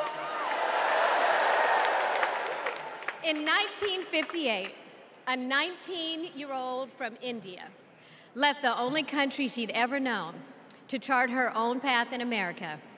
She came here to pursue an education, but she stayed here to build a life.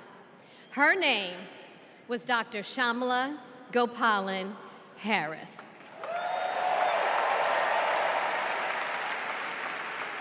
But we called her Mommy. Mommy was so many things to so many people. A civil rights activist, a scientist, a devoted mother to her 2 little girls. But most of all, Mommy was a trailblazer who defied the odds and defined herself. And when it came to Kamala and me, Mommy had great expectations for us, but she had even greater expectations of us. She raised us to believe that we could be and do anything. And we believed her. You see, Mommy understood the power and the possibility that come with knowing and showing who you truly are. She knew we could be the authors of our own stories, just as she'd been the author of her own. Mommy's journey and the opportunity that she wanted for Kamala and me, that's a distinctly American story.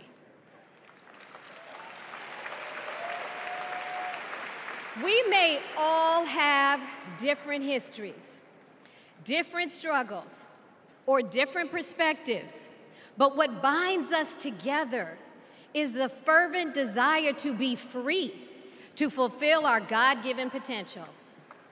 Kamala's entire life has been about fighting for each of us to have that freedom. And like so many Americans, Kamala knows what it's like to be underestimated and be counted out.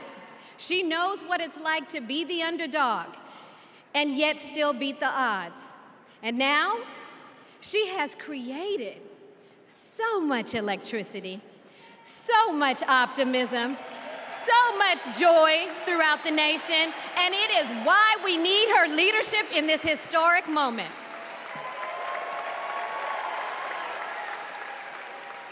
We are living in a time when some are trying to divide us, to separate us in ways that make it difficult for us to come together.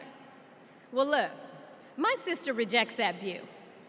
Where others push darkness, Kamala sees promise. Where others feel detachment, Kamala fosters connection. Where others want to drag us back to the past, my sister says, hold up now, we are not going back.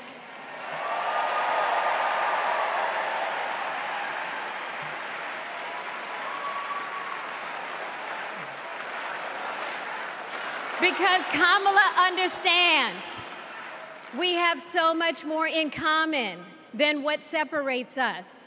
She knows the measure of our success isn't just winning an election. It's about who we bring along and lift up in the process.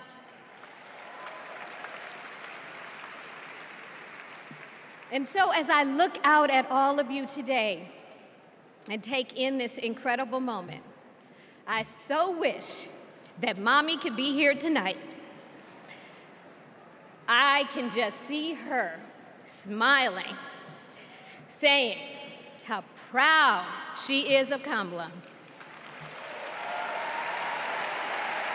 And then, without missing a beat, she say, "That's enough, you got work to do." She would tell all of us to roll up our sleeves and get to work, to elect a leader who sees the potential in each of us, a leader who cares for all of us, a leader who fights for every one of us. Our Democratic nominee, my big sister, the next President of the United States, Kamala Harris.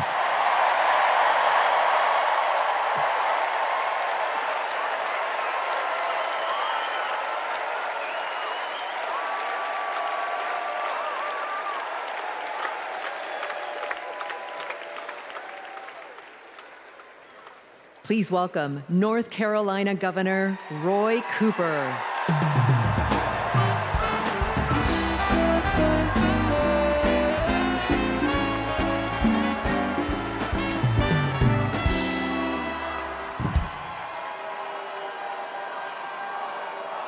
Hello, America. I'm Roy Cooper, the last guy standing between you and the moment we're all waiting for. So I'm going to get right to it. All week, you've heard stories about my friend Kamala. I want to take you behind the scenes of one of them. 2011 was a rough time for American homeowners. Hundreds of thousands were losing their homes to illegal foreclosure. I was Attorney General in North Carolina, while Kamala had just become California's. All the AGs were close to a settlement with the big banks, and it was a pretty good deal. Would have meant $4 billion for California families who'd been ripped off. I know that sounds like a lot, but Kamala said, "Hang on a minute. I've met these families. I know what they've been through, and they deserve more." She went toe-to-toe with some of the world's most powerful executives, and she refused to give in. Let me tell you, this was a huge risk, but she knew it was a risk worth taking. That's Kamala. And we all know what happened. The banks caved. That $4 billion for California families became $20 billion. That was the first time I witnessed Kamala in action. And what I saw was a leader who does exactly what she says she's going to do, who never will settle for less. America, we got a lot of big fights ahead of us, and we've got one hell of a fighter ready to take them on. I know that because I know her. And tonight, I want the American people to know, even if you don't agree with her on everything, Kamala Harris will fight for you to the very end. For families who need better health care or a safer place to live, Kamala will fight for you. For parents who want better schools for their kids, for workers worried about a secure retirement for themselves, Kamala will fight for you. For any one of our allies, anywhere in the world, wondering if America still has your back, remember this: Kamala will fight for you. And when she fights, we win. Kamala's ready. Kamala's ready. The question is, are we? Are we going to stand up and fight for Kamala like she'll stand up and fight for us? All right.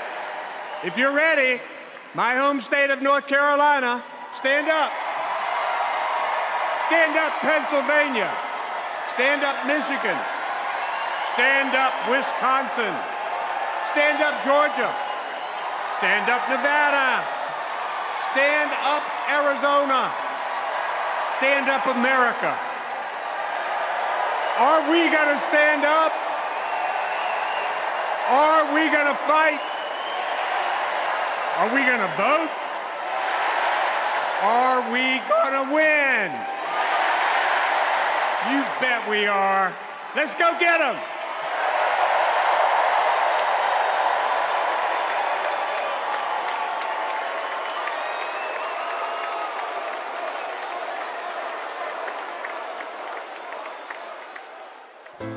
She grew up in a tight-knit neighborhood.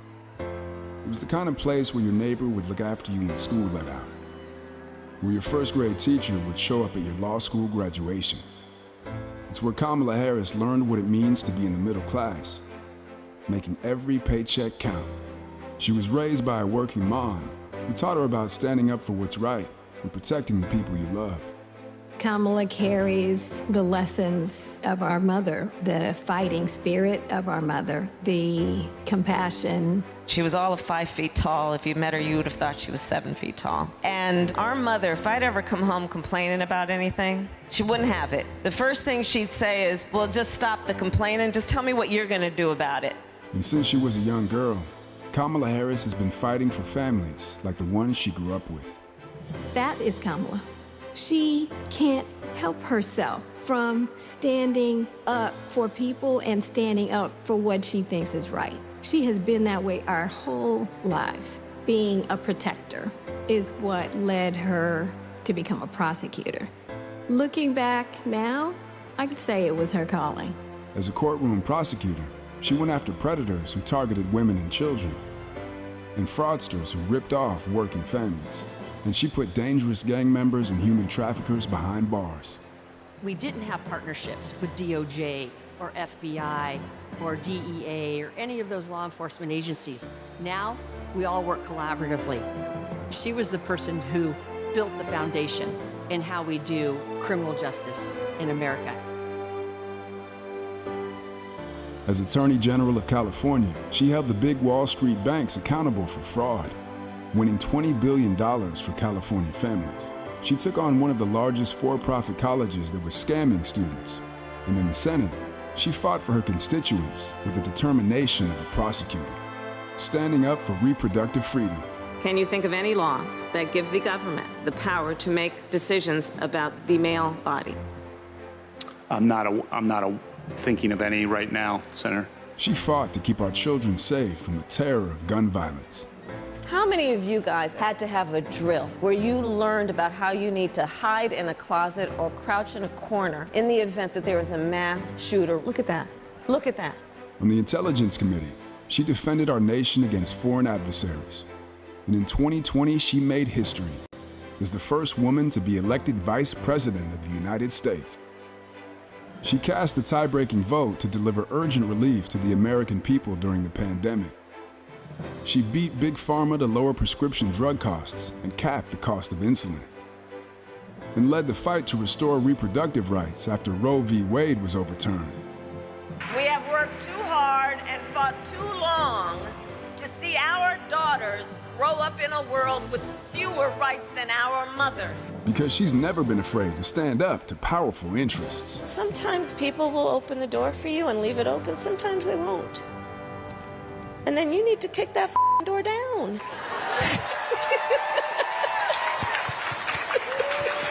Excuse my language. Now, she's running for president, still fighting for families like the one she grew up with. Our campaign is about saying we trust the people. We're saying we just want fairness. We want dignity for all people. And we are a work in progress. We haven't yet quite reached all of those ideals, but we will die trying because we love our country. We believe in our country. We're not falling for these folks who are trying to divide us, trying to pull us apart. We know what we stand for, and we stand for the people, and we stand for the dignity of work, and we stand for freedom. We stand for justice. We stand for equality. And so we will fight for all of it. That's who Kamala Harris is. That's what she believes, and that's what she'll fight for every day.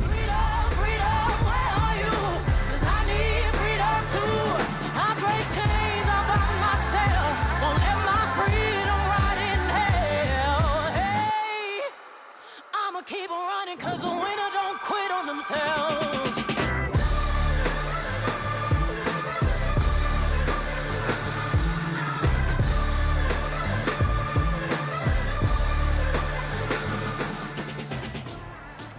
Please welcome the Democratic nominee for president, Vice President of the United States of America, Kamala Harris.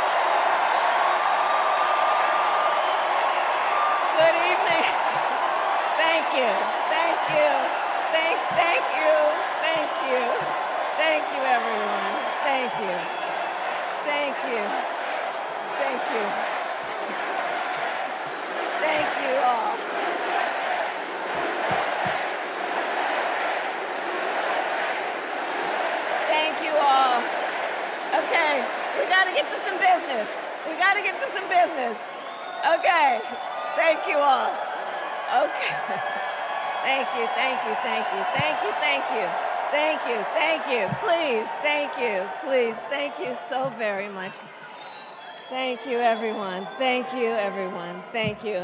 Okay, let's get to business. Let's get to business. All right.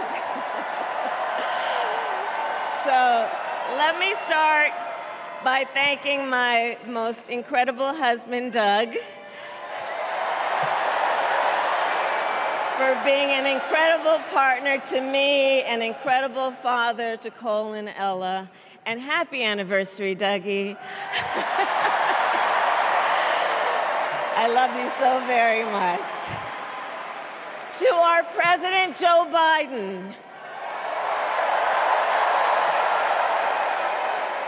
When I think about the path that we have traveled together, Joe, I am filled with gratitude. Your record is extraordinary, as history will show, and your character is inspiring. And Doug and I love you and Jill and are forever thankful to you both.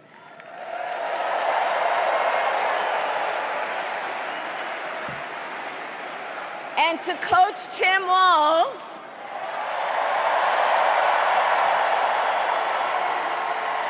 you are going to be an incredible vice president.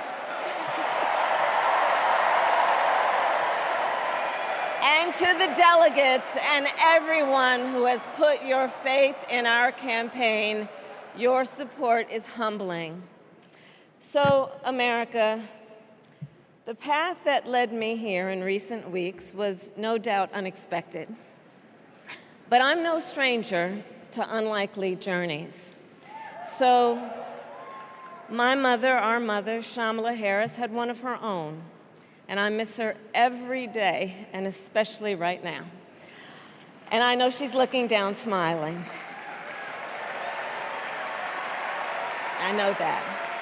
So my mother was 19 when she crossed the world alone, traveling from India to California with an unshakable dream to be the scientist who would cure breast cancer. When she finished school, she was supposed to return home to a traditional arranged marriage. But as fate would have it, she met my father, Donald Harris, a student from Jamaica. They fell in love and got married, and that act of self-determination made my sister Maya and me. Growing up, we moved a lot. I will always remember that big Mayflower truck packed with all our belongings, ready to go to Illinois, to Wisconsin, and wherever our parents' jobs took us. My early memories of our parents together are very joyful ones. A home filled with laughter and music, Aretha, Coltrane, and Miles. At the park, my mother would say, "Stay close." But my father would say, as he smiled, "Run, Kamala, run. Don't be afraid. Don't let anything stop you."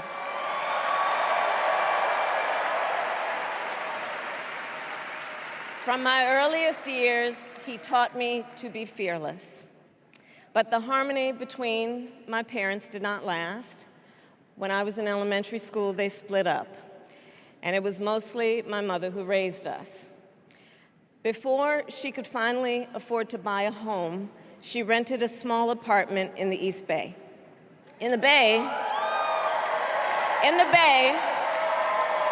you either live in the hills or the flatlands. We lived in the flats.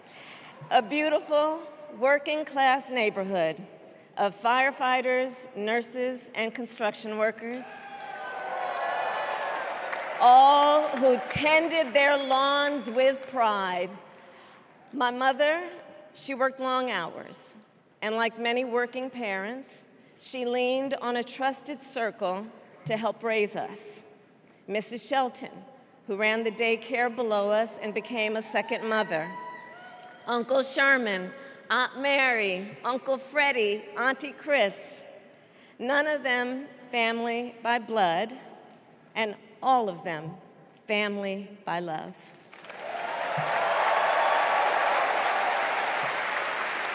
Family who taught us how to make gumbo, how to play chess, and sometimes even let us win. Family who loved us, believed in us, and told us we could be anything and do anything. They instilled in us the values they personified: community, faith, and the importance of treating others as you would want to be treated, with kindness, respect, and compassion. My mother was a brilliant, 5-foot-tall, brown woman with an accent. And as the eldest child, I saw how the world would sometimes treat her. But my mother never lost her cool. She was tough, courageous, a trailblazer in the fight for women's health, and she taught Maya and me a lesson that Michelle mentioned the other night. She taught us to never complain about injustice, but do something about it. Do something about it. That was my mother. And she taught us, and she also taught us, and never do anything half-assed. And that is a direct quote. A direct quote. I grew up immersed in the ideals of the civil rights movement.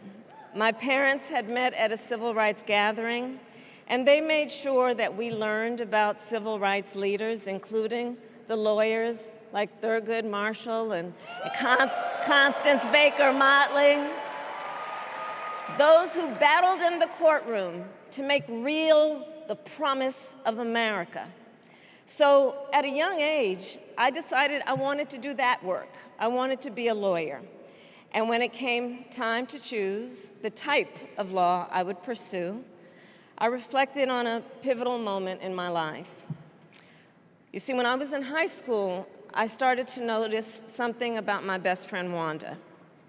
She was sad at school, and there were times she didn't want to go home. So one day I asked if everything was all right, and she confided in me that she was being sexually abused by her stepfather. And I immediately told her she had to come stay with us, and she did. This is one of the reasons I became a prosecutor, to protect people like Wanda, because I believe everyone has a right to safety, to dignity, and to justice.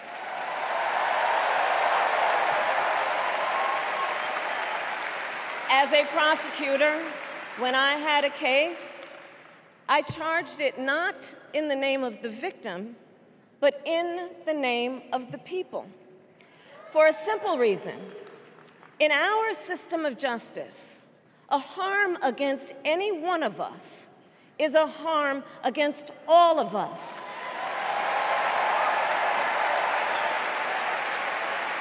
And I would often explain this to console survivors of crime, to remind them no one should be made to fight alone. We are all in this together. And every day in the courtroom, I stood proudly before a judge and I said 5 words: Kamala Harris for the people.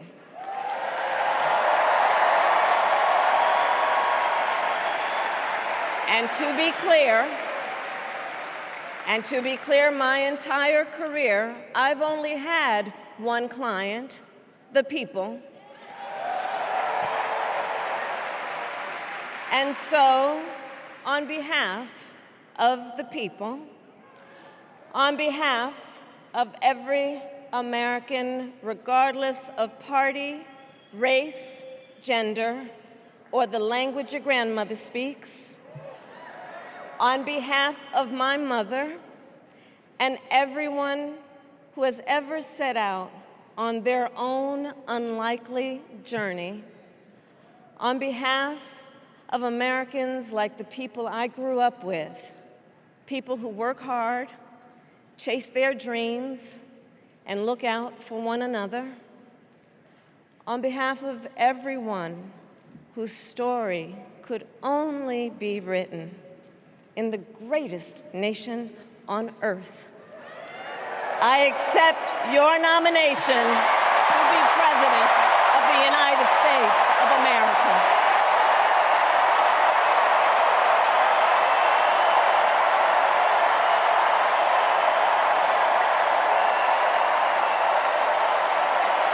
And with this election,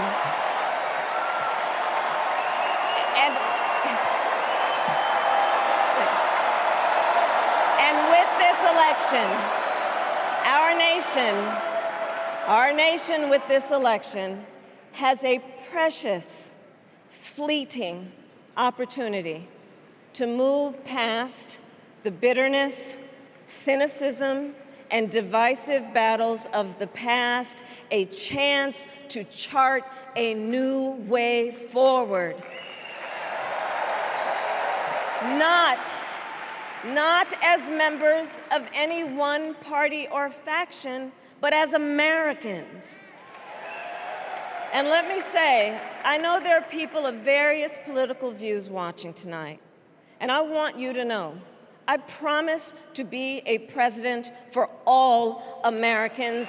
You can always trust me to put country above party and self, to hold sacred America's fundamental principles, from the rule of law to free and fair elections to the peaceful transfer of power.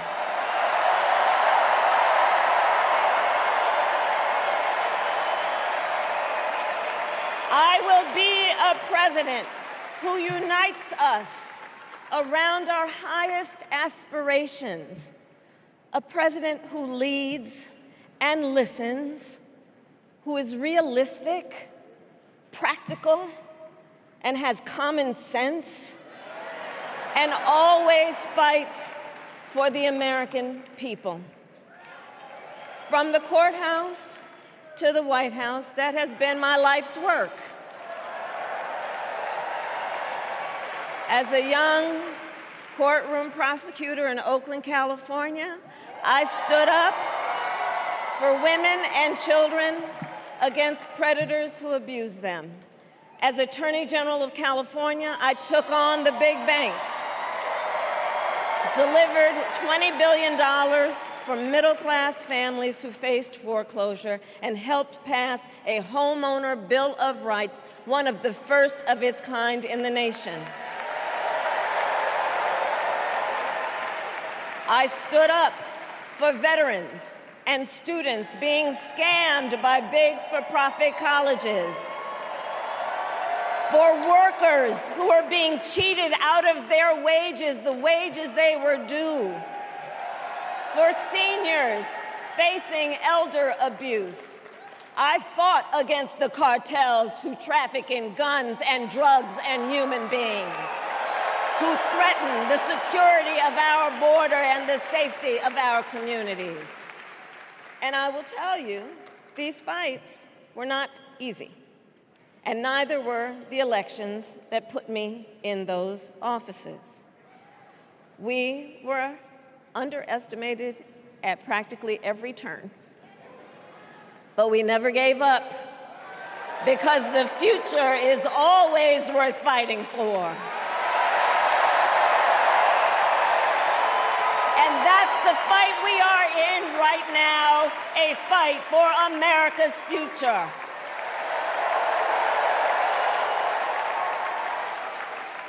Fellow Americans, this election is not only the most important of our lives, it is one of the most important in the life of our nation. In many ways, Donald Trump is an unserious man. But the consequences of putting Donald Trump back in the White House are extremely serious. Consider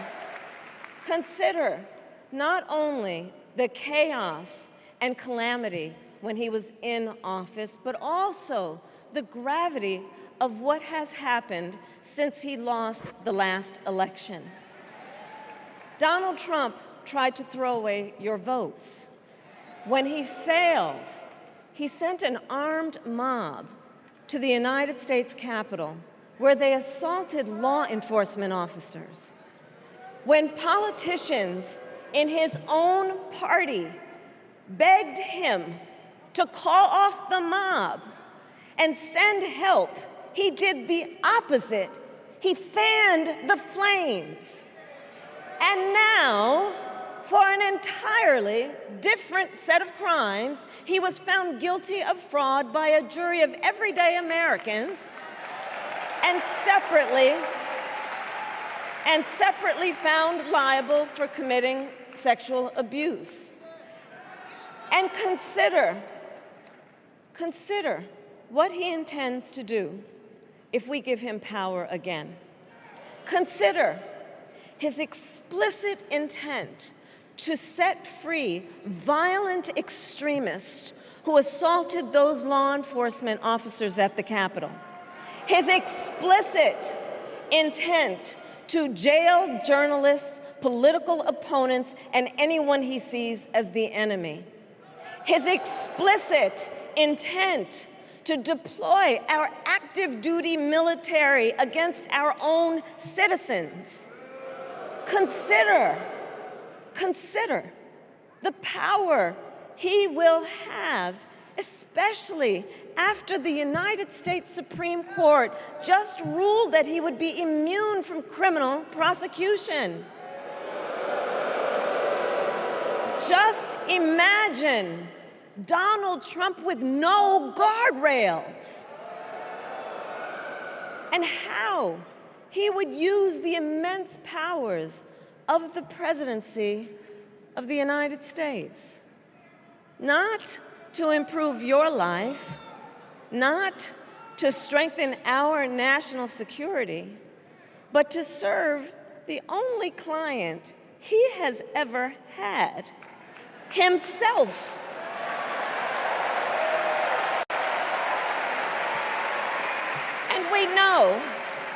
And we know what a second Trump term would look like. It's all laid out in Project 2025, written by his closest advisors, and its sum total is to pull our country back to the past. But America, we are not going back.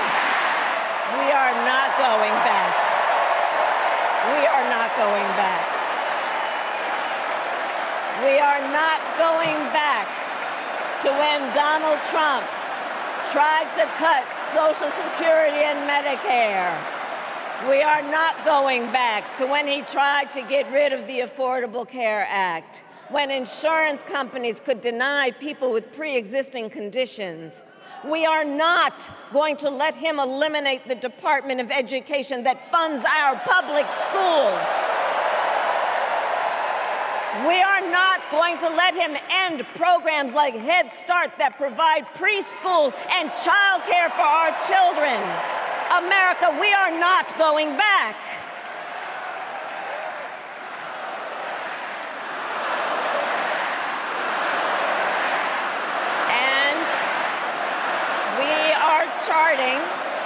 And we are charting a new way forward. Forward to a future with a strong and growing middle class, because we know a strong middle class has always been critical to America's success. And building that middle class will be a defining goal of my presidency.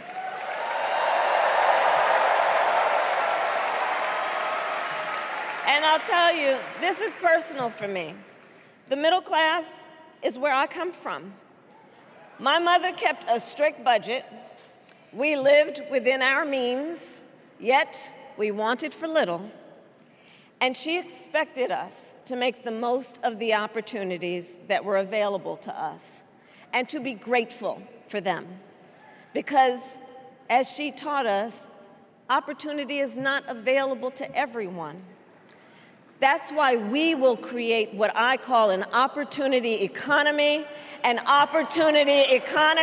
everyone has the chance to compete and a chance to succeed. Whether you live in a rural area, small town, or big city. And as president, I will bring together labor and workers and small business owners and entrepreneurs and American companies to create jobs, to grow our economy, and to lower the cost of everyday needs like health care and housing and groceries. We will provide access to capital for small business owners and entrepreneurs and founders. And we will end America's housing shortage and protect Social Security and Medicare. Now compare that to Donald Trump, because I think everyone here knows he doesn't actually fight for the middle class. He doesn't actually fight for the middle class. Instead, he fights for himself and his billionaire friends. And he will give them another round of tax breaks that will add up to $5 trillion to the national debt. And all the while, he intends to enact what in effect is a national sales tax, call it a Trump tax, that would raise prices on middle-class families by almost $4,000 a year. Well, instead of a Trump tax hike, we will pass a middle-class tax cut that will benefit more than 100 million Americans.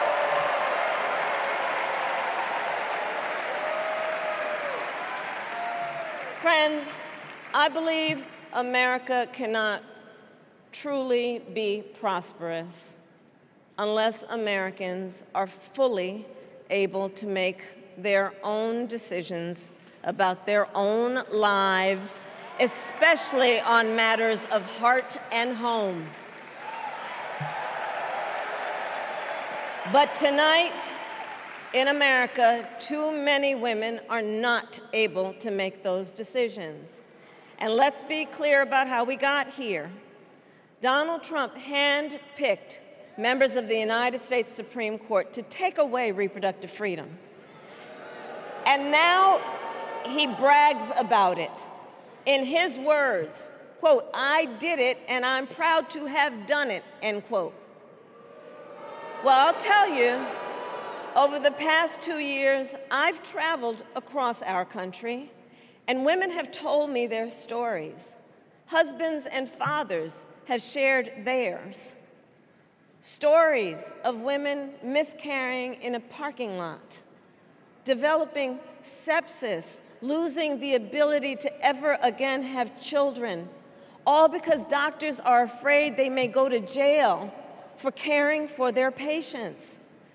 Couples just trying to grow their family, cut off in the middle of IVF treatments. Children who have survived sexual assault, potentially being forced to carry a pregnancy to term. This is what's happening in our country because of Donald Trump. And understand, he is not done.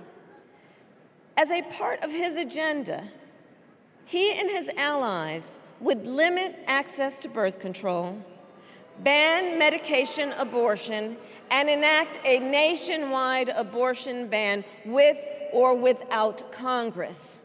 And get this, he plans to create a national anti-abortion coordinator and force states to report on women's miscarriages and abortions. Simply put, they are out of their minds.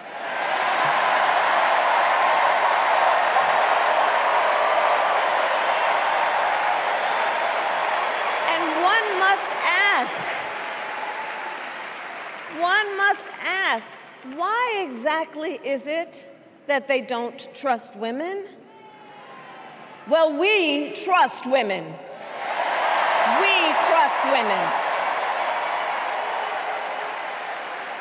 And when Congress passes a bill to restore reproductive freedom, as President of the United States, I will proudly sign it into law.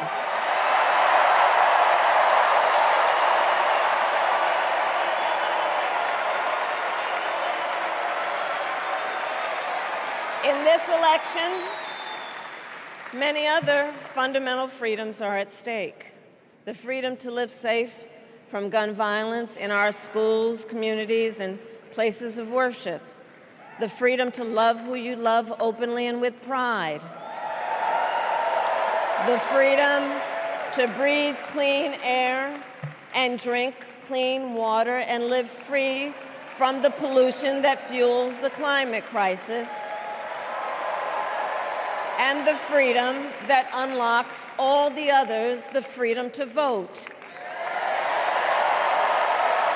With this election, we finally have the opportunity to pass the John Lewis Voting Rights Act and the Freedom to Vote Act.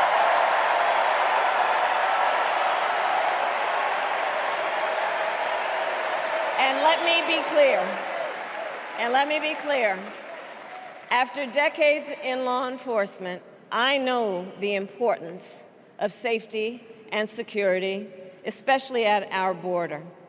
Last year, Joe and I brought together Democrats and conservative Republicans to write the strongest border bill in decades. The Border Patrol endorsed it.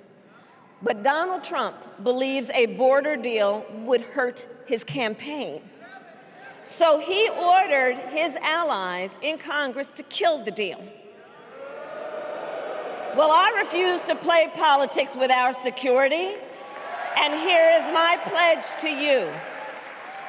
As president, I will bring back the bipartisan border security bill that he killed, and I will sign it into law.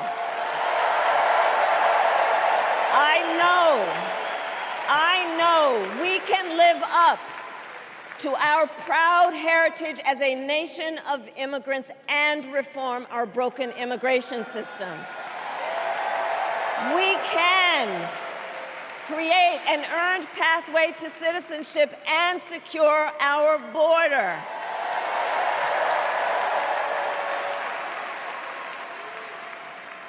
And America, we must also be steadfast in advancing our security and values abroad. As Vice President, I have confronted threats to our security, negotiated with foreign leaders, strengthened our alliances, and engaged with our brave troops overseas. As Commander-in-Chief, I will ensure America always has the strongest, most lethal fighting force in the world. And I will fulfill our sacred obligation to care for our troops and their families, and I will always honor and never disparage their service and their sacrifice.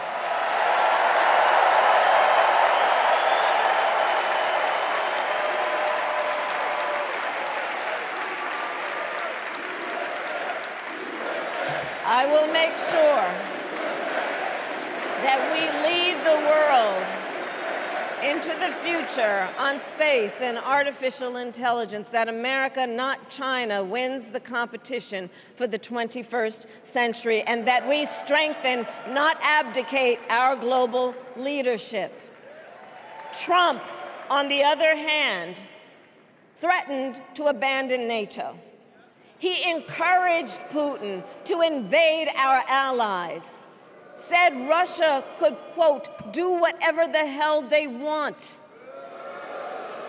5 days before Russia attacked Ukraine, I met with President Zelensky to warn him about Russia's plan to invade.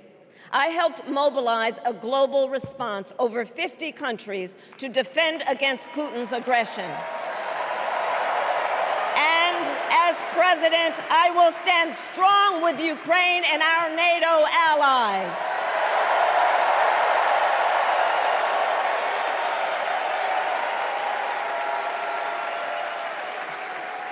With respect to the war in Gaza, President Biden and I are working around the clock, because now is the time to get a hostage deal and a ceasefire deal done.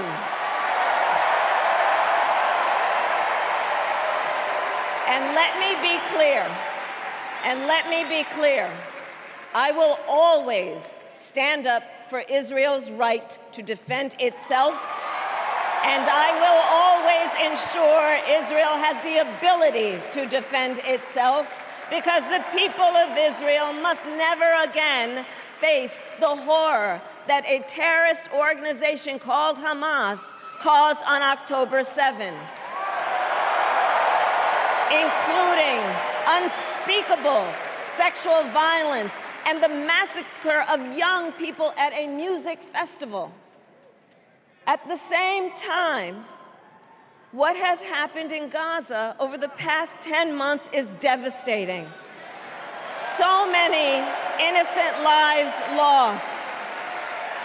Desperate, hungry people fleeing for safety over and over again. The scale of suffering is heartbreaking. President Biden and I are working to end this war such that Israel is secure, the hostages are released, the suffering in Gaza ends, and the Palestinian people can realize their right to dignity, security, freedom, and self-determination.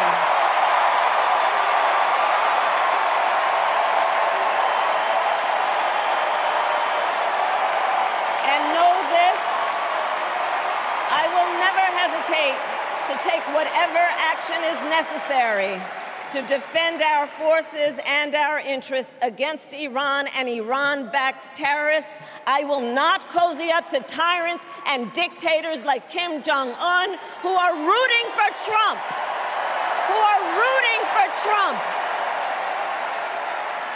Because, you know, they know he is easy to manipulate with flattery and favors. They know Trump won't hold autocrats accountable because he wants to be an autocrat himself. And as president, I will never waver in defense of America's security and ideals, because in the enduring struggle between democracy and tyranny, I know where I stand and I know where the United States belongs.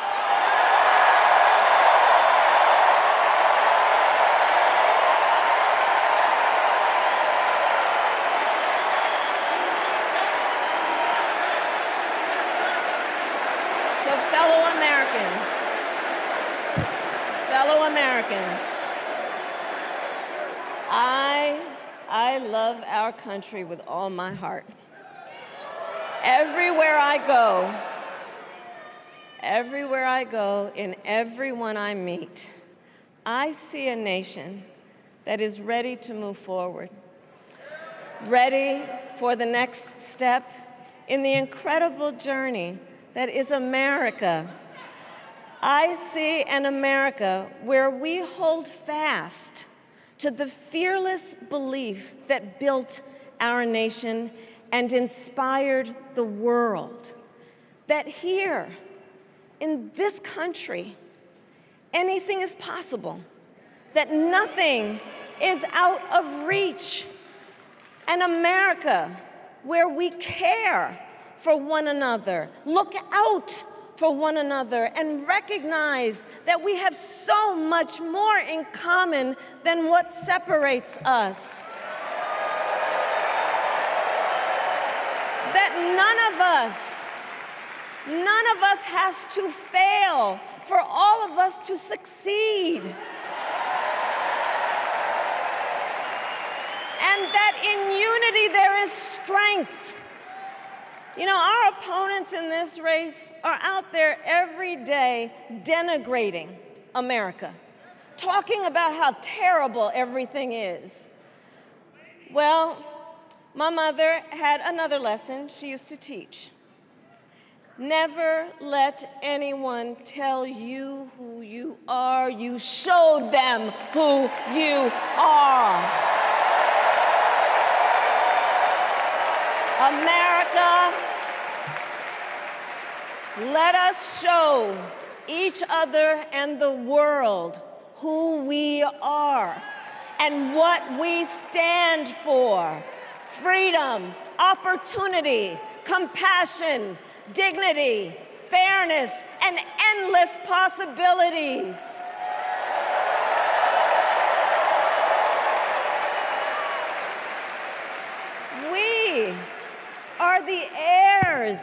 to the greatest democracy in the history of the world. And on behalf of our children and our grandchildren and all those who sacrificed so dearly for our freedom and liberty, we must be worthy of this moment. It is now our turn to do what generations before us have done, guided by optimism and faith, to fight for this country we love, to fight for the ideals we cherish, and to uphold the awesome responsibility that comes with the greatest privilege on earth, the privilege and pride of being an American.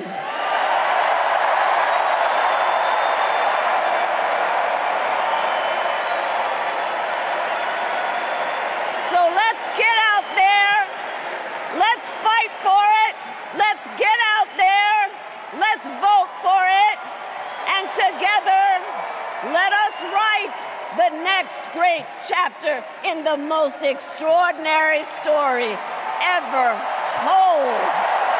Thank you. God bless you, and may God bless the United States of America. Thank you all.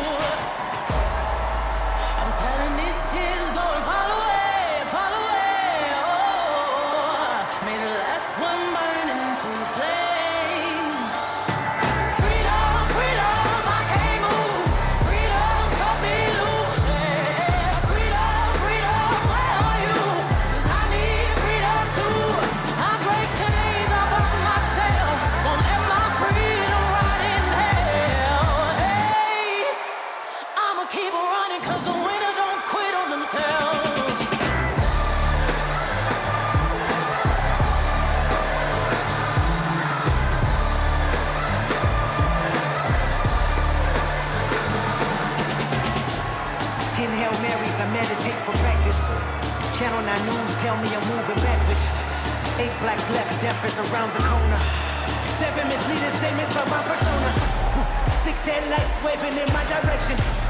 5-0 asking me what's in my possession. Yeah, I keep running, jumping the aqueducts, fire hydrants and hazardous smoke alarms on the back of us. But mama, don't cry for me, rap for me, try for me, live for me, breathe for me, sing for me, honestly guiding me. I can be more than I gotta be, still from me, lied to me, nation, hypocrisy, code on me, driving me wicked. My spirit inspired me like, yeah. Open correctional gates in high desert. Open our mind as we cast away oppression. Open the streets and watch our beliefs. And when they carve my name inside the concrete, I pray it forever. Freedom, freedom, I can't move. Freedom, cut me loose. Freedom, freedom, where are you? 'Cause I need freedom too. I break chains up on myself. Won't let my freedom rot in hell. Hey, I'ma keep running 'cause the winner don't quit on themselves.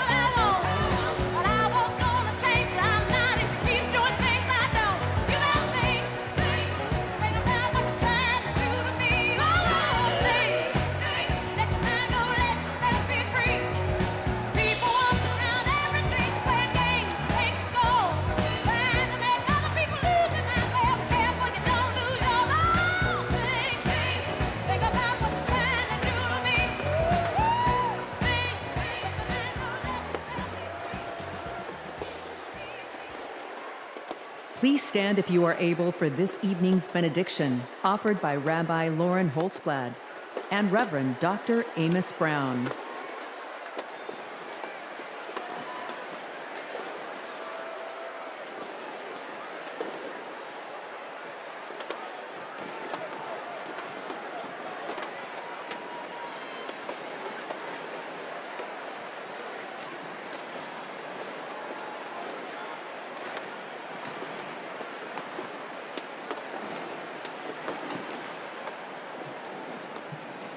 America, let us pray. God brought us out of the narrow place of oppression to freedom. Let's remember the treacherous road our ancestors traveled to freedom, their sacrifice and resolve to bring a better, more inclusive world. We stand on their shoulders to declare, we are not going back. God who notices the downtrodden, give us the courage to imagine the world as you do, where everyone has the opportunity to thrive, where diversity brings strength, not weakness, and where all have the right to make the choices for their own bodies. God of strength, guard Vice President Harris and Governor Walz with your sheltering presence as they carry on with courage and conviction to build a better future for all Americans.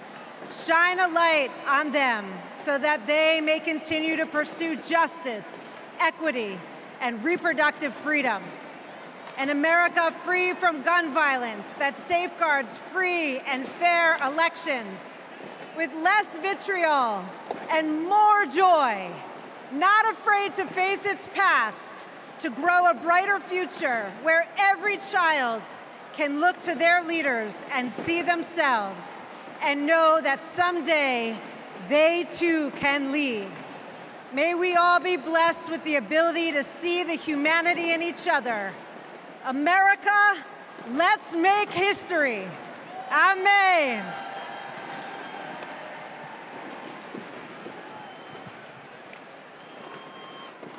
As we close this convention, we ask that the Creator bestow blessings on Vice President Harris and Governor Walz, and upon the bright future they will bring to the people of America.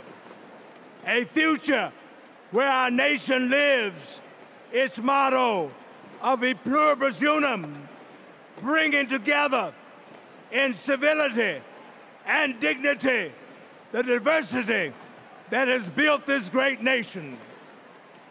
E pluribus unum, one nation that embraces us all, every race, creed, or color, regardless of sexual orientation, gender, or gender expression, rich and poor, old and young, urban and rural.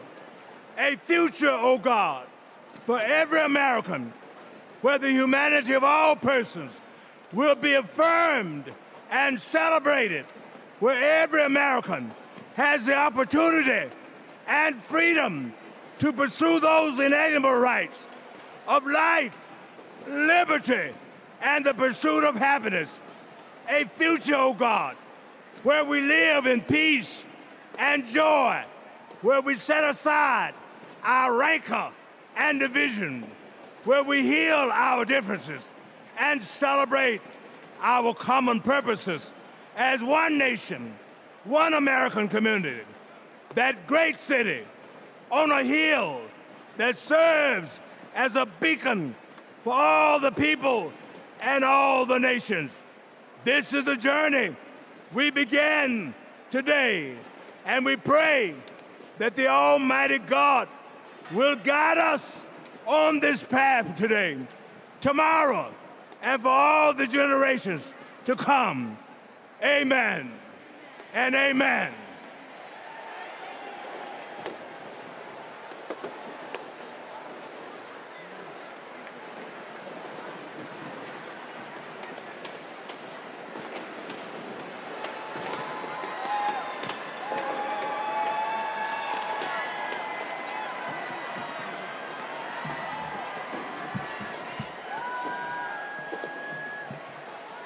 As we close, I want to thank each and every one of you for bringing your energy and your enthusiasm to the convention that will carry us through to victory in November. Look around. You're surrounded by people from every corner of the country who traveled here because they believe in our mission. We know that unity is our strength. We know that the issues we've highlighted this week are not abstract. We know what's at stake, and we bring that with us and this beginning. Over the next 75 days, we will mobilize like never before to show America what we as Democrats stand for. Together, we will fight for our rights, our freedom, and our democracy. Together, we will elect Democrats up and down the ballot. Together, we will win. Win that, as we know, we have to further business to come before the convention. I am now proud to adjourn the 49th Democratic National Convention. Thank you, Chicago.